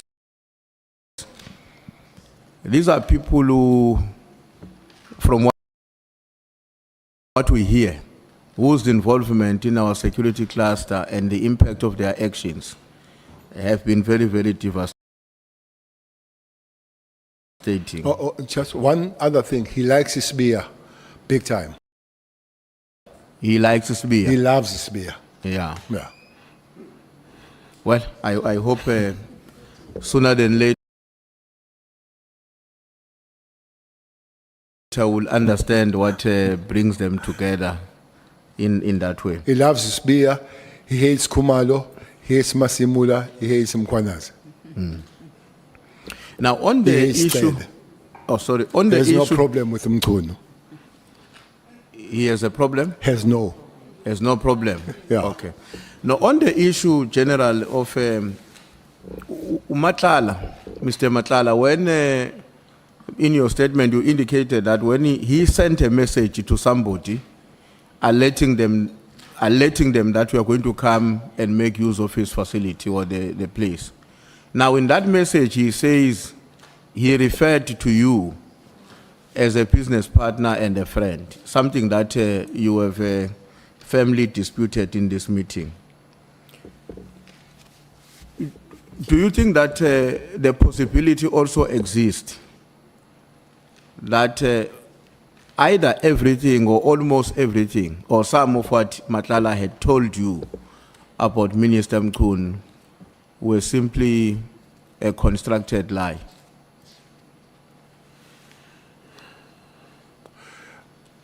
The story told will be forever 50-50 whether truth or lies until it's verified. But my problem here is Matlala says I'll be arrested because of this document. He says, here is a document sent to me by Mkhunu / Mohotsi. So that then gives me the understanding that is correspondence. You could go for the investigation and find that he got the document from somewhere. But if it's true that it was sent through Minister Mkhunu / Mohotsi, they would have to explain, to say, what was the role of that document playing in their correspondence, except saying, look at them. They are not clean as they are. I'm going to find them. No, but I'm saying, I know that Honorable Member may want to make a follow-up. I'm saying, General, in terms of, this is a man you now have presented evidence before us, that this is a man who lies without being under pressure. Because when he sends a message to the third party, that please arrange for the place because my friend and a business partner is coming, that's lying without pressure. Why is it difficult for you to concede that it may very well be that in some of his assertion to you, he was acting in a way that he subsequently acted to you when he lied about you being a friend and being a business partner. It's exactly the point I'm making, Honorable Member, to say the document that is sent to him, and on those bases, the minister argues or stroke him that the action will be taken, tells me that there is such a communication. That's why I'm saying 50-50, that there are things that could be lies. But when it comes to this one, only one thing that will make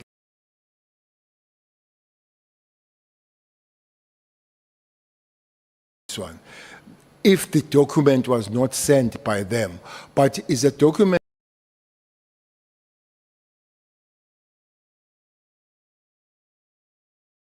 something that Matlala would have an issue of hunting and have that document. Is a document that is in the circle of security matters. Indeed, it might happen that is lying about Cele and Zuma and all that kind of stuff. That is why, when Ms. Mkhunu says, let's lie, and that's why I'm saying that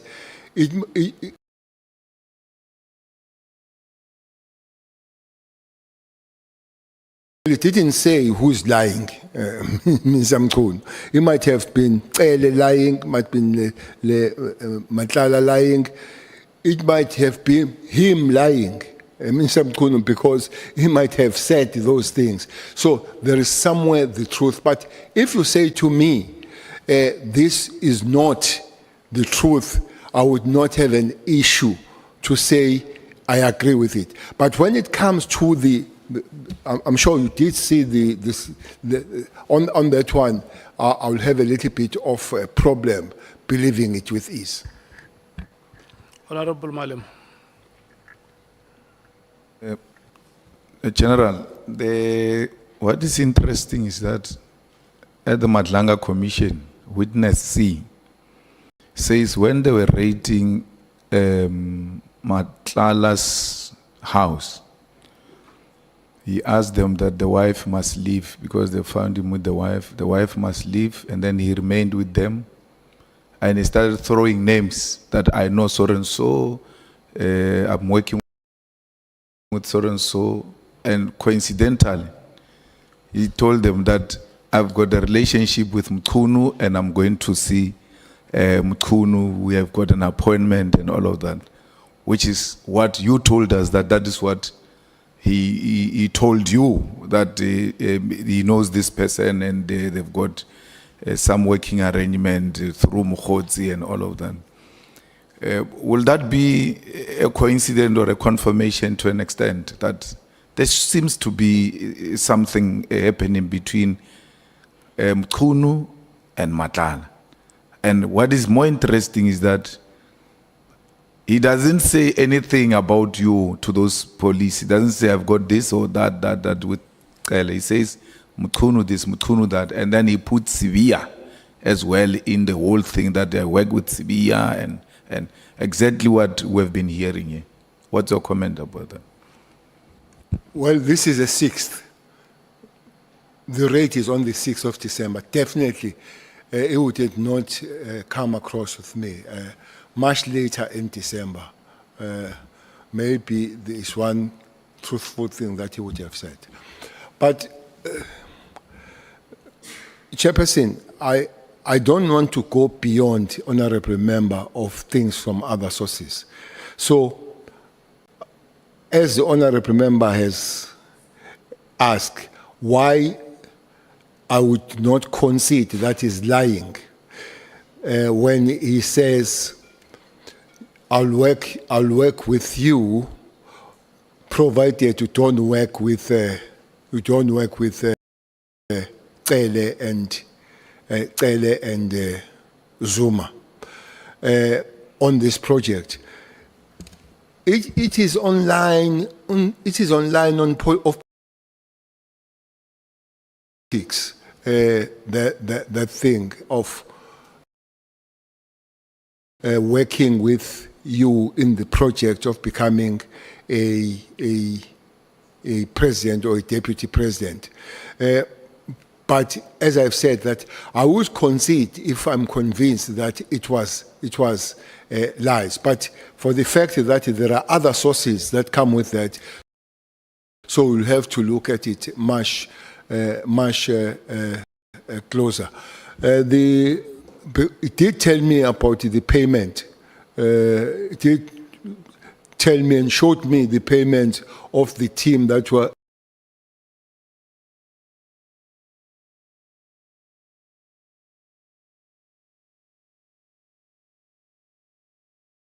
their flights, their hotels, and all that kind of thing.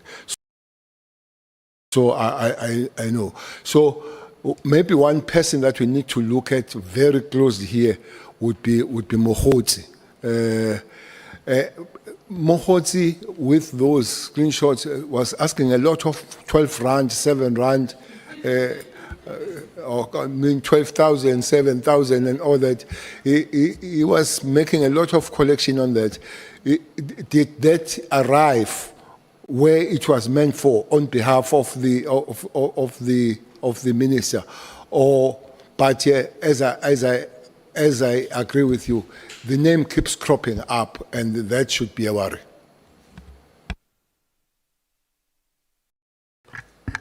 Honorable Sangun.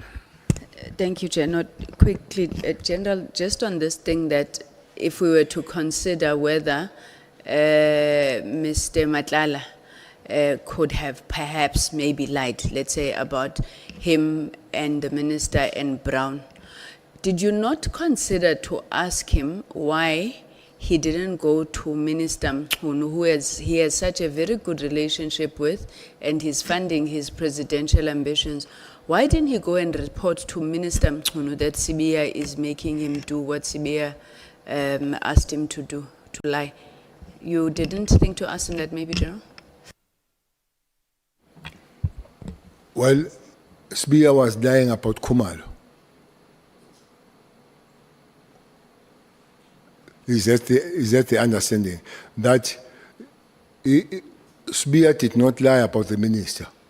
He lied. He said Matlala must write the affidavit against Khumalo. Then I don't know why the reason that he would go to minister to say that Sibiya says I must lie. I think it was more of the police issue.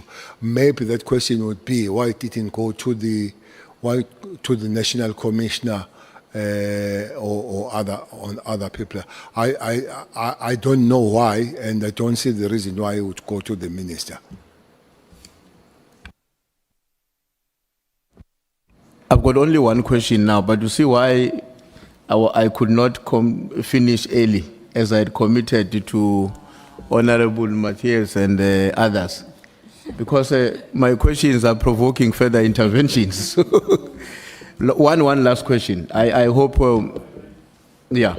General, it's my last question. You know, Matlala, this character, Matlala, you made a very good point earlier on that, and maybe you were also answering that question jokingly when one of the members was saying something about you being associated with a character like that, and you made reference to the fact that you are a retiree, you are no longer a minister. If you were a minister, you were going to have to come back and declare in an event where you had made use of the facilities of that person.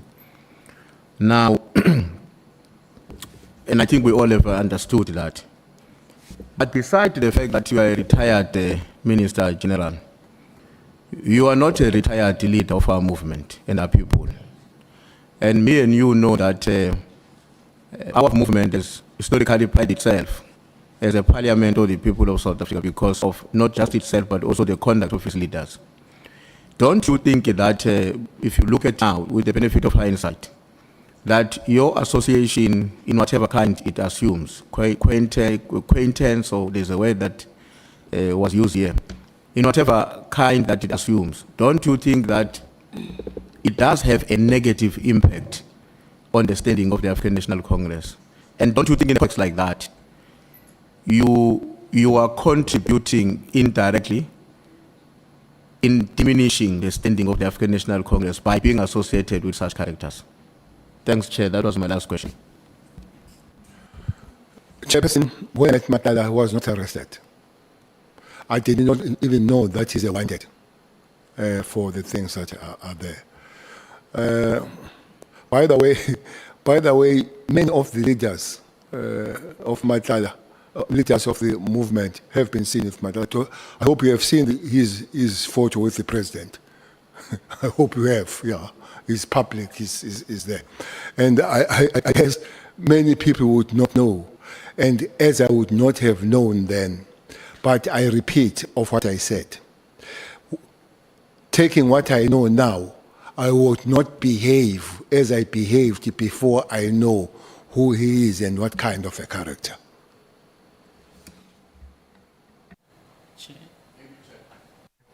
Pangazita. Thank you, Honorable Chair. I'm actually prompted by the response of the general, because, you know,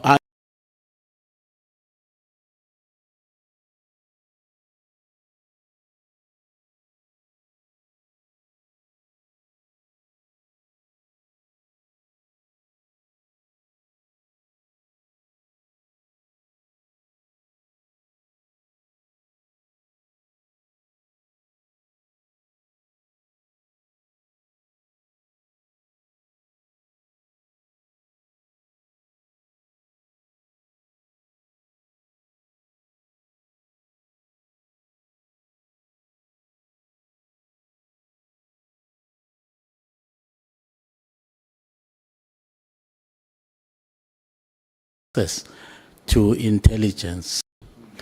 I find it very difficult to understand and accept Tuguti Umatlala could actually invade the corridors of leadership of this country without vetted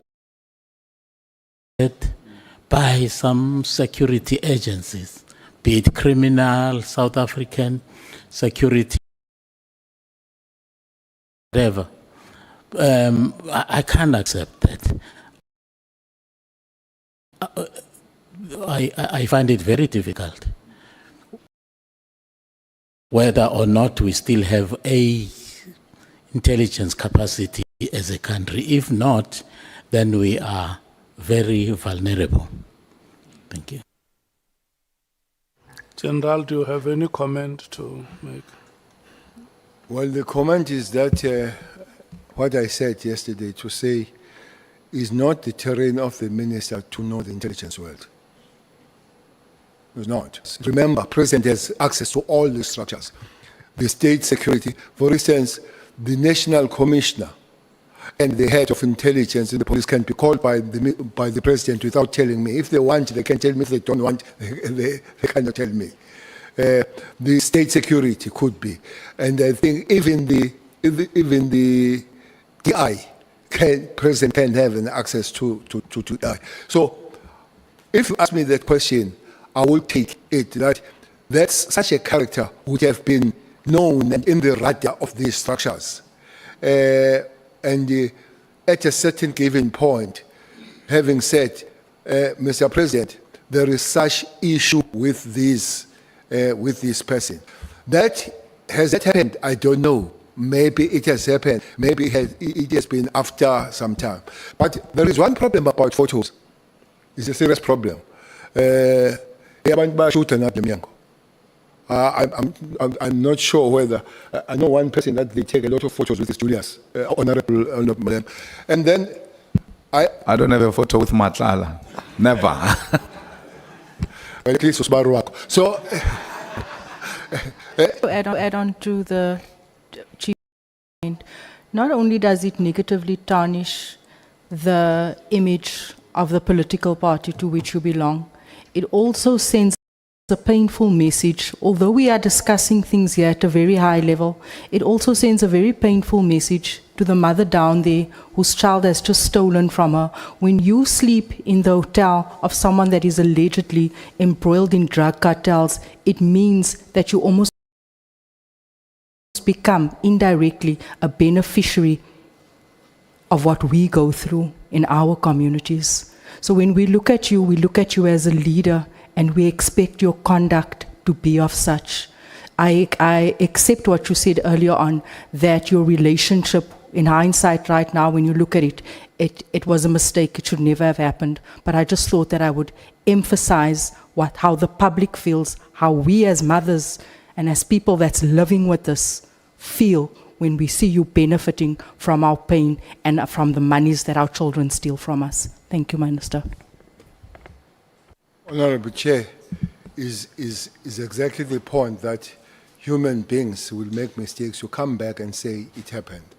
I'm sure those mothers would have that question. But when I said, I didn't know this person is, now I know and it won't happen, I believe that they would understand. Thanks. SC. Thank you, Honourable Chair, Honourable Members. Just a few questions, General. How much did you know about Kabindi working for IPID? And would it have been at the time when McBride was the head of IPID?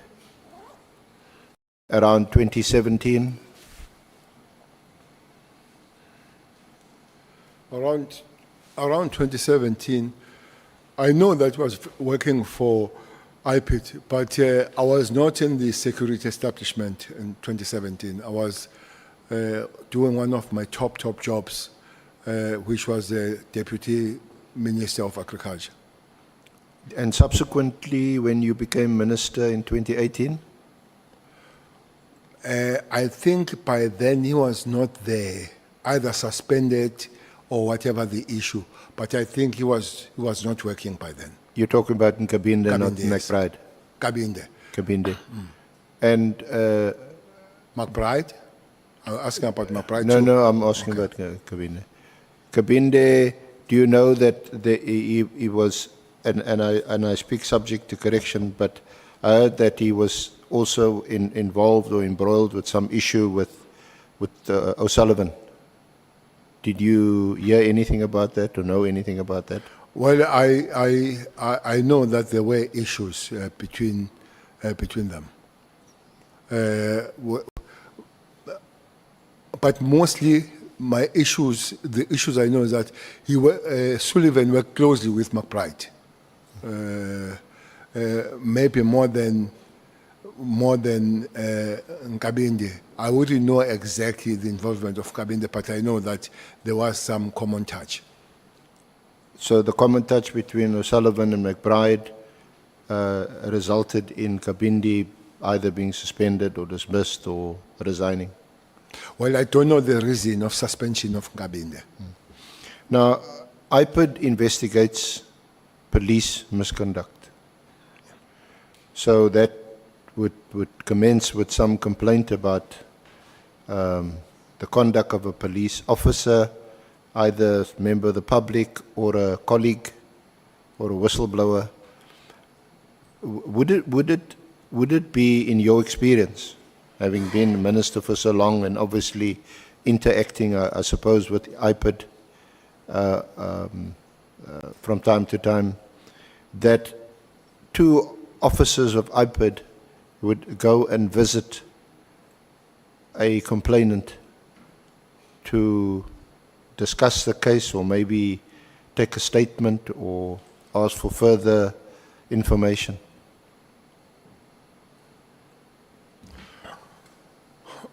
You talk of McBride and Kabinde. Well, generally visiting. I'm going to ask you something specific, but I'm just asking generally. I don't know why at that level, especially the head of the institution, will do so. Visit me at home. Yeah. I might be, if there is any form of respect, I might be visited by some officers, but it can't be the head of, it can't be Masimula coming to my place to take the statement and all that. I'm sure he might send some officers to go and do this. So to answer your question, it does sound unusual.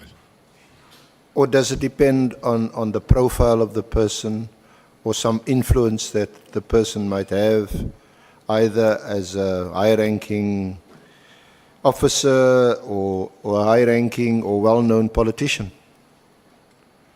Would that... Even so, I would not expect the head of the institution to come and visit at that level.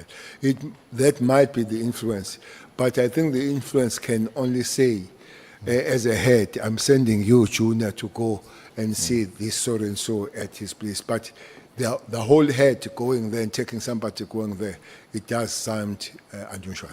So just your comment then, because the specific case is in 2017 when a chairperson can't handle this question anyway, it seems. In 2017, McBride and Kabinde visited the home of Minister Mkhulu. At the time, he was still employed, as it were. You will recall he was a premier, then he was removed, and it was in that period afterwards in 2017 when one of his bodyguards or someone close to him, a protector, was killed, and he then lodged a complaint because he was accused of being involved in it. And then McBride and Kabinde visited his home. I've heard about that visit, but I would just wonder why it would have been the head of the institution.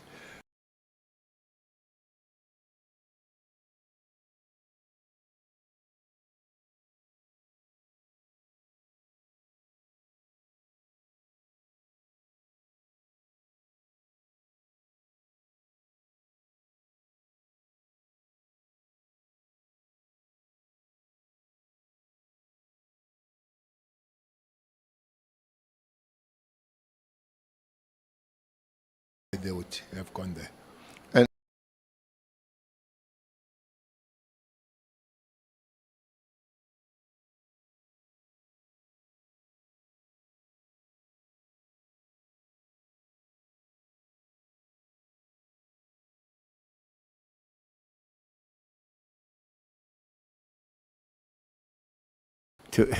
To almost play an oversight role and ensure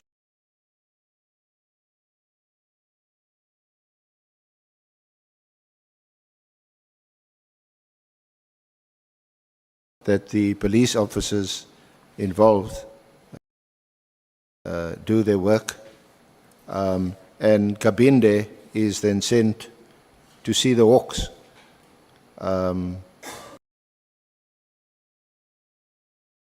Because Senzo Mkhulu alleged that the Hawks were harassing him. What do you make of all that? Harassing who?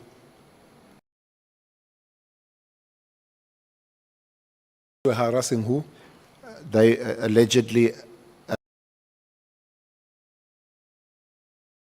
harassing Minister Mkhulu.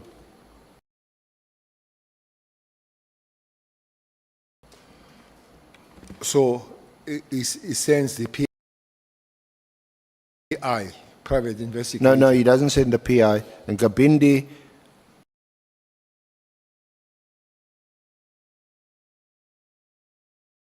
after the visit by him and McBride to him. Kabinde goes to the Hawks to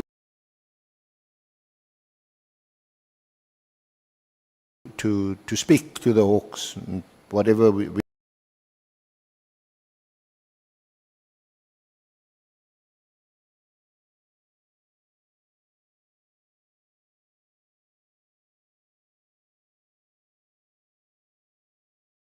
but it is because Minister Mkhunu is now complaining that they are harassing him.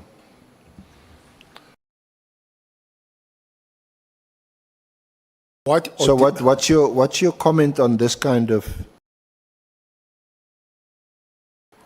conduct or this kind of... What audacity Kabinde had to go to the Hawks and tell them who to work with or not?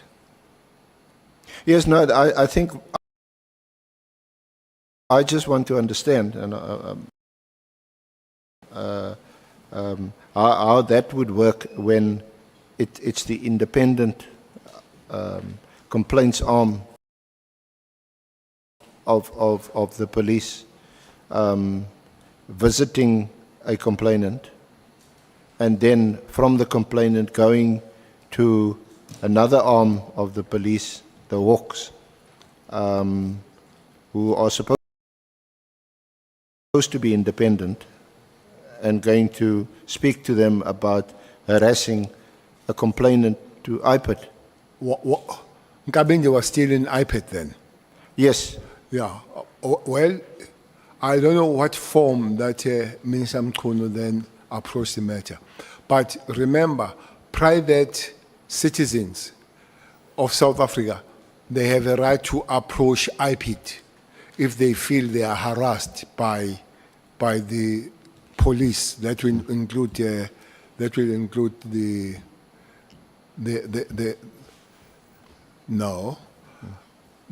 complaint about Hawks does not go to IPID. It goes to the Hawks judge. It doesn't go to IPID. But I think at that time there wouldn't have been a judge. I think that was fairly recent. So then, if the private citizen is harassed by the police or Hawks, then if there were no judges, they had a right to go and investigate the allegation, not to tell the Hawks to stop or not, because to investigate, and the police or the Hawks would say, we had a case to pursue, and then it ends there with the IPID must allow the police to continue to do their work. So I don't understand the modus here, why it would happen that way. Was it a courtesy visit to say stop it, or was it investigation? I wouldn't know. Thank you, General. In your capacity as Minister of Police during your time from 2018 through to June 2024, did you at any stage interfere with any police investigations, live dockets, or interact with the National Public Prosecution Service at all in relation to any case? No, I've never been part of dockets of the investigators. Under my job as a National Commissioner and the Minister of Police, dockets don't come close to me. So you don't at all, when you interact with the police, for example, we know that when you were minister, you appear on television regularly at the scene of a crime because of your concern as the Minister of Police, and as you told us in your consultation, you're an elected office bearer, official, and the people, when something happens like the tavern killings, when those youngsters died in the tavern, you go to the scene of the crime because the community are not asking, where's the National Commissioner, where's the Provincial Commissioner? They want to know, where's the Minister? In many times, you will go there because the communities are making that call to say, where is the minister? and the member sitting behind you, Honorable James, will also remember that there were many calls, especially at Westbury, where we'll go and explain. Places like Enyobeni, people will send, will listen to them in the morning as kids have died the last night, where is the minister and all that. I've found out with my work that people don't expect National Commissioner to come and explain as communists. They expect politicians, the minister, to come and explain what has happened. And they'll even further argue to say, you are a public representative. We elected you. We did not elect the commissioner. Their job, commissioners, is to work on the crime scene, arrest and investigate. The job of the politicians is to link up and talk with the people there. Now, the reason why I asked you that is that in many of these scenes, crime scenes that you have visited, surely you would maintain an interest in those cases, like the Saldanha case, the tavern case in East London. Those cases you would maintain an interest. But would that interest, yeah, you'd maintain an interest. But Yes. isn't it so also that from time to time you would have more than an interest in the case? That you would either somehow become involved in the continued further investigation of the case or the prosecution of the case, or whether or not the case should be prosecuted?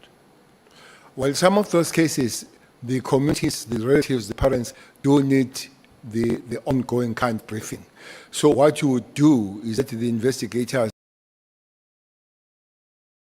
they take you through how far have they gone. Not about the investigation, but about the level that they've covered to try to resolve the case, and then you report back. But at no stage as a minister, maybe as a national commissioner you might, but no stage as a minister where you say, can you show me the docket? Let me see this docket. How far have you gone? What are you written in the docket? That is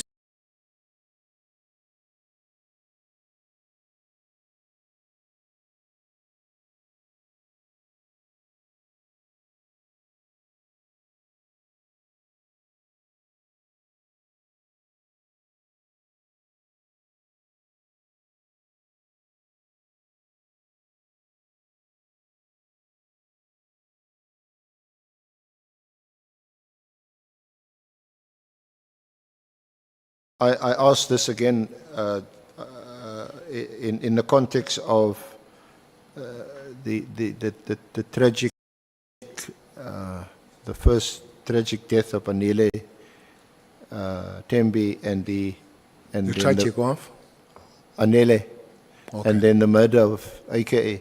Okay. No, I was no, not no, involved in murdering. not perpetrating the crime. I'm saying in your interest, they were both very high-profile cases. For information, SC, I was bombarded heavily of not attending the crime scene of AKA. Everybody was asking, where is he? We didn't see. He knows what happened and all that. Instead, I went to see the parents here in Johannesburg. I visited the parents and I spoke with the parents and all that. Maybe today I can take also the opportunity, because in the social medias and everybody said, AKA father snapped me, and they shook hands from Kwanazi in court.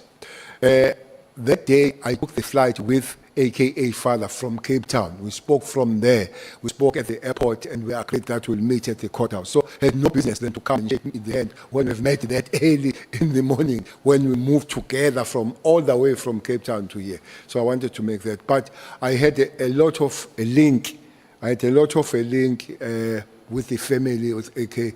But for that fact that the father would phone and ask, have we found anything? So now and again, I would ask from the provincial corner to find out, is there any positive story that we can tell the family? One thing about that case, it was quite a case to investigate. They would tell you things that they are close, but never reach where they were supposed.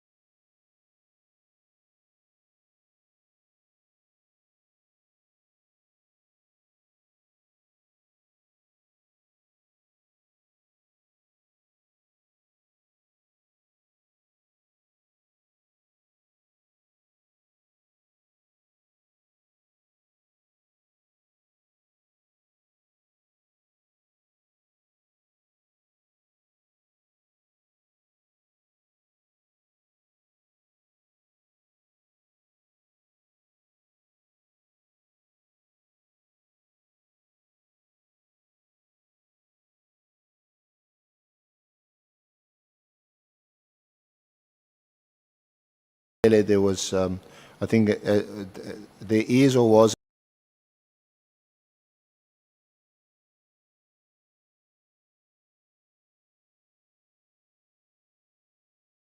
inquest. Nene. Which other case? Anele. Anele. Yes. Or the daughter? Yeah, I think the daughter of Tembe? Yeah. No. I was never involved in a prosecution, in investigation, and with the prosecutor, no. I would have been briefed. No, I just thought that by those that were involved. Yeah, that while we have the opportunity of having you here to ask, is that I'd been requested to ask about it. As a minister, would you be privy to a work plan that is being, an organizational work plan that's being designed in the South African Police Service? You know that there's an organizational plan that is, I think, every 3 or 4 years, it's revised and so on. And I'm asking that in the context of a work study of 2019, which I actually want to ask you whether you knew about it. It was attached to Sabia's affidavit. And then more recently in Minister Mkunu's affidavit, he attached a 2024 work study, which one can see from the various signatures of some senior officials. You know that sequence until at the end the National Commissioner signs off on it. Whether you were aware of that work study, because he relies on the 2024 work study to demonstrate that the PKTT was going to be disestablished or dismantled. Well, you could be privy, but it depends on the National Commissioner. There is no obligation that at a certain given point when it passes, he or she can pass it without your concurrence or disagreement. So it's a purely operational matter. Exactly. And when it is shared with you, they would come and say, Minister, this has now been reorganized and this is now what the structure looks like. But it's not to consult, to ask you for your input. It's not for consultation, it's just showing you, it's prerogative of the Now, I just want officer. to ask you, there's, because in this work study, there's an, which Minister Mkunu relies on to justify this directive of 31 December, amongst others. We see that there's a number of, by introduction, by way of introduction, that these task teams that I'm going to mention, some of them, are criticized because they're out of control, they're their members spend a lot of money, and they're not operating within the confines of the budget and so on.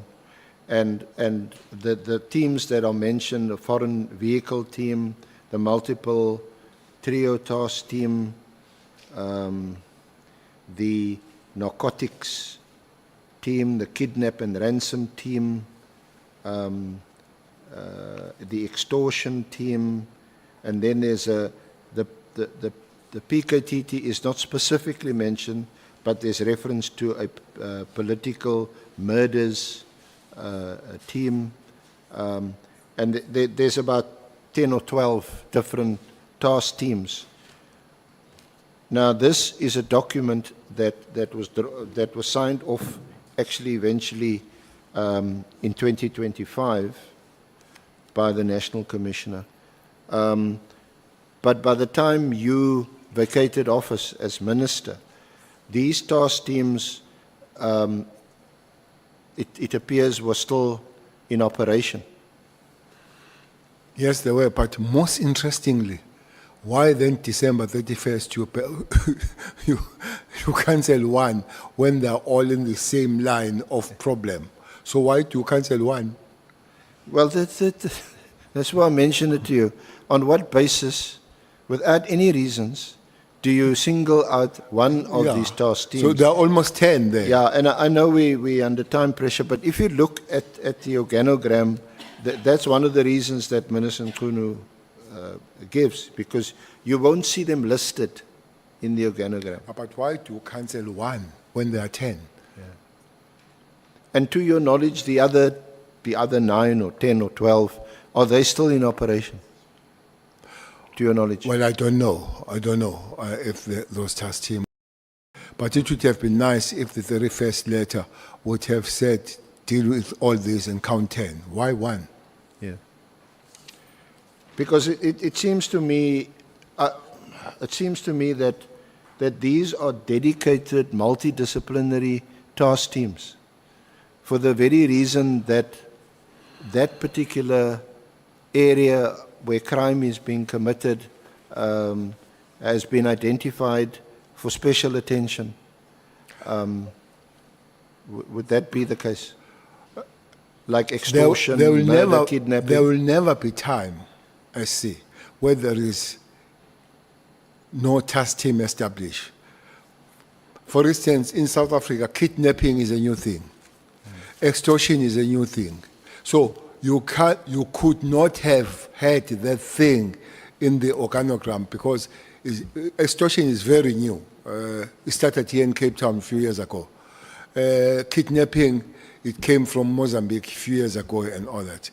And unfortunately, both of them, they need a lot of skill and dedicated people and machinery. For instance, kidnapping needs a lot of equipment of doing different things on it. And those equipment will take money to be there and all that.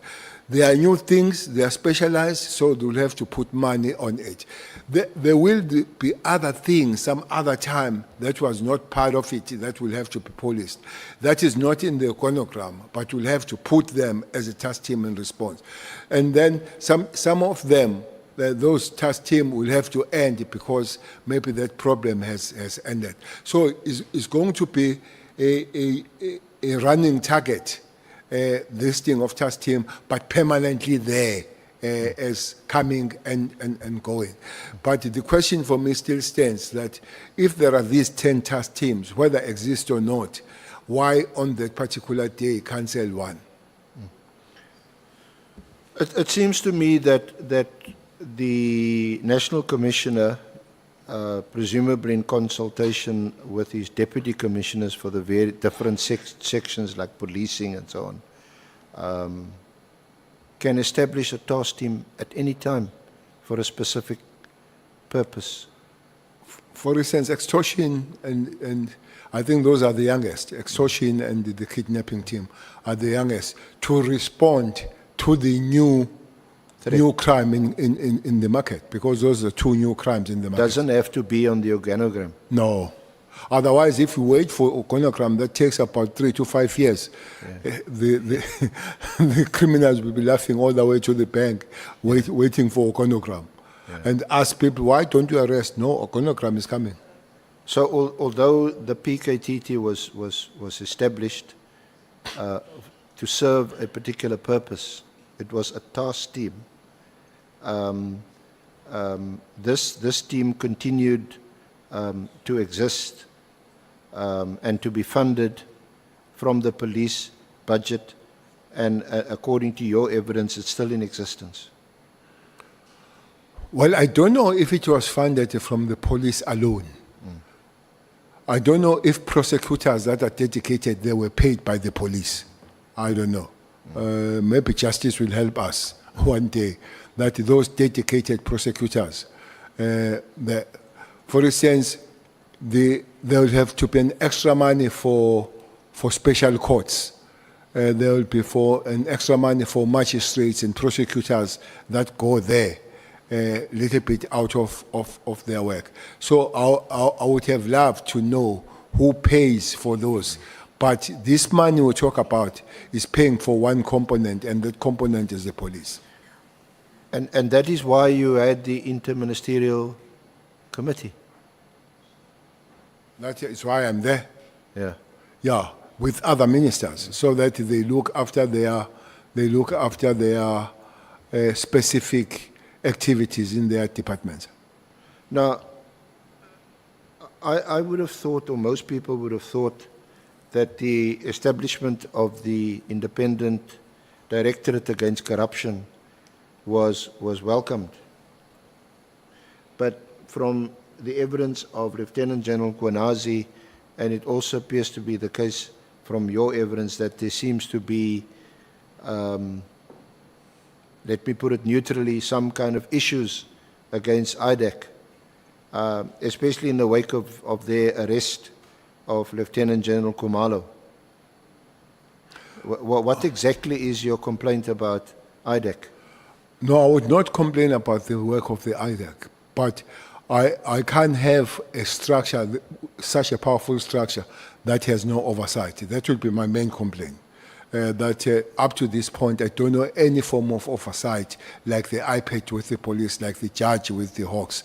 So otherwise, you'll find the people running amok without anybody checking them and telling them to fall in line. But you're not able to comment on the allegation that for some reason or other, Lieutenant General Khumalo was, of course, he was arrested and he appeared in court. Well, that's a story that is on the air. The Honorable Member Ngola yesterday said we'll have to find the letter. But that's a story I know, that the letter was written from the office of the minister to deal with this matter. If that is the case, it's absolutely out of order. If it could be established, I think is a matter that will have to be corrected and take a very serious corrective measures on it. That the office of the minister cannot write the law enforcement and enforcing agency to say do it. It can't be. Then just a last aspect relating to the terms of reference of this honourable committee to make recommendations to Parliament on possible reforms and remedial measures, because it's quite clear that there are a number of problems, and I think you've addressed them very well. But some people may be concerned because the Parliament will also have to adopt an approach, and we've got a constitution. It must be done in accordance with the constitution, must be constitutionally compliant. But a number of people would be concerned about your approach to policing. We've heard you, I don't want to repeat the words here in this august chamber, but it appears to be an approach where, you've just got to attack the criminals and shoot them and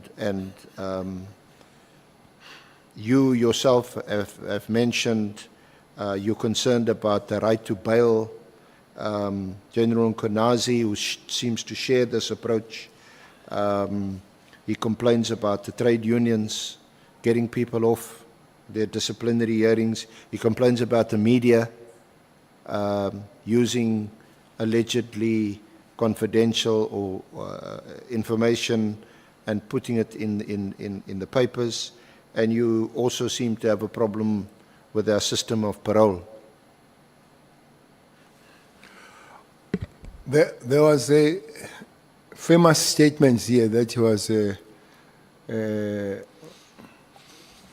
was associated with me, shoot to kill.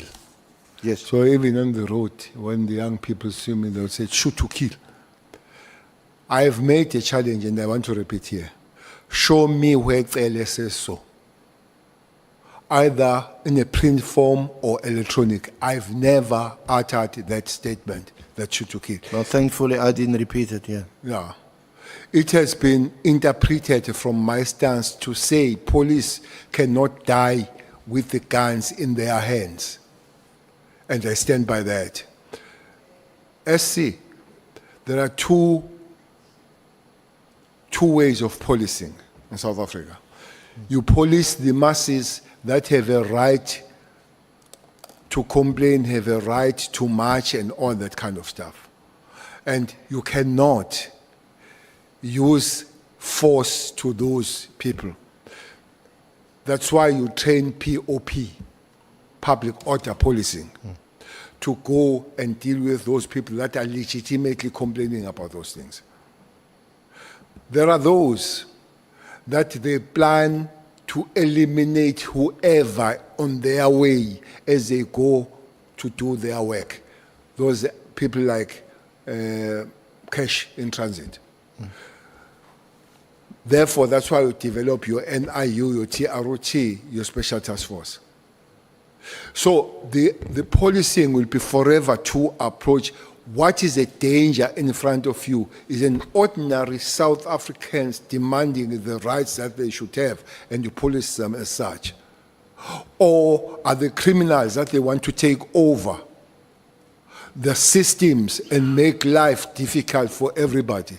So I always look at the tennis players. The harder you hit, the harder you return. That's how you play the tennis. No, sometimes you play drop shot. That's how you play And the you tennis. just play it over So the net. we are not going to take the POP and give them rubber bullets and give them water tanks and say there is cash ice there. Rush, here are the rubber bullets. We're not going to do that. Again, we're not going to take a special task force and say, look, there are people complaining about electricity and water there. Take your life ammunition. So there'll be always these categories, and police must be enabled to respond accordingly. So a flexible approach depending on the nature of the threat or the crime being committed. If you're dealing with armed robbers intent on committing a heist, then you deal with them accordingly. I love my You term. you don't send in public order police. I love my term accordingly. Yeah. Okay. Thank you very much, General. And again, thank you for your cooperation. And you're the one witness that we interviewed. We didn't see any lawyers in the room. And so thank you very much. And your evidence has been extremely helpful to inform our terms of reference. Thank you. Thank you, Honorable Chair, from my team members. Okay. Thank you so much, SC and your team. Thank you so much, General, for the time that you have created to be with us here.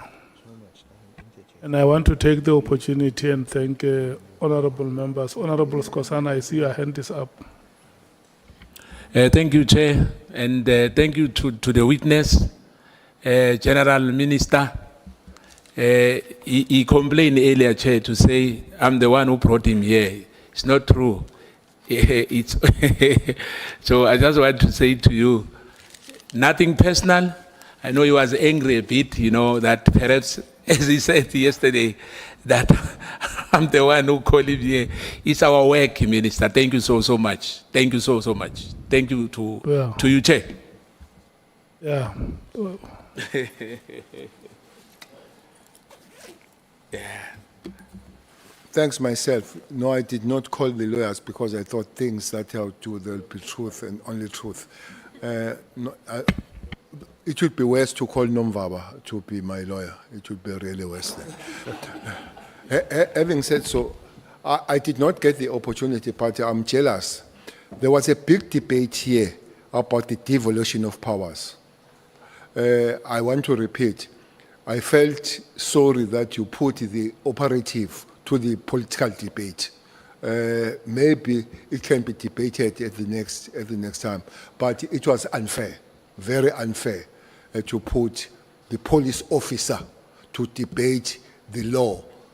Police officers don't debate the law, they enforce the law. They don't debate it, they don't develop it, they enforce it. So I would say so. Thank you. Look, honorable members, we were at a point where we were thanking all of you for your participation in this week's proceedings. To our staff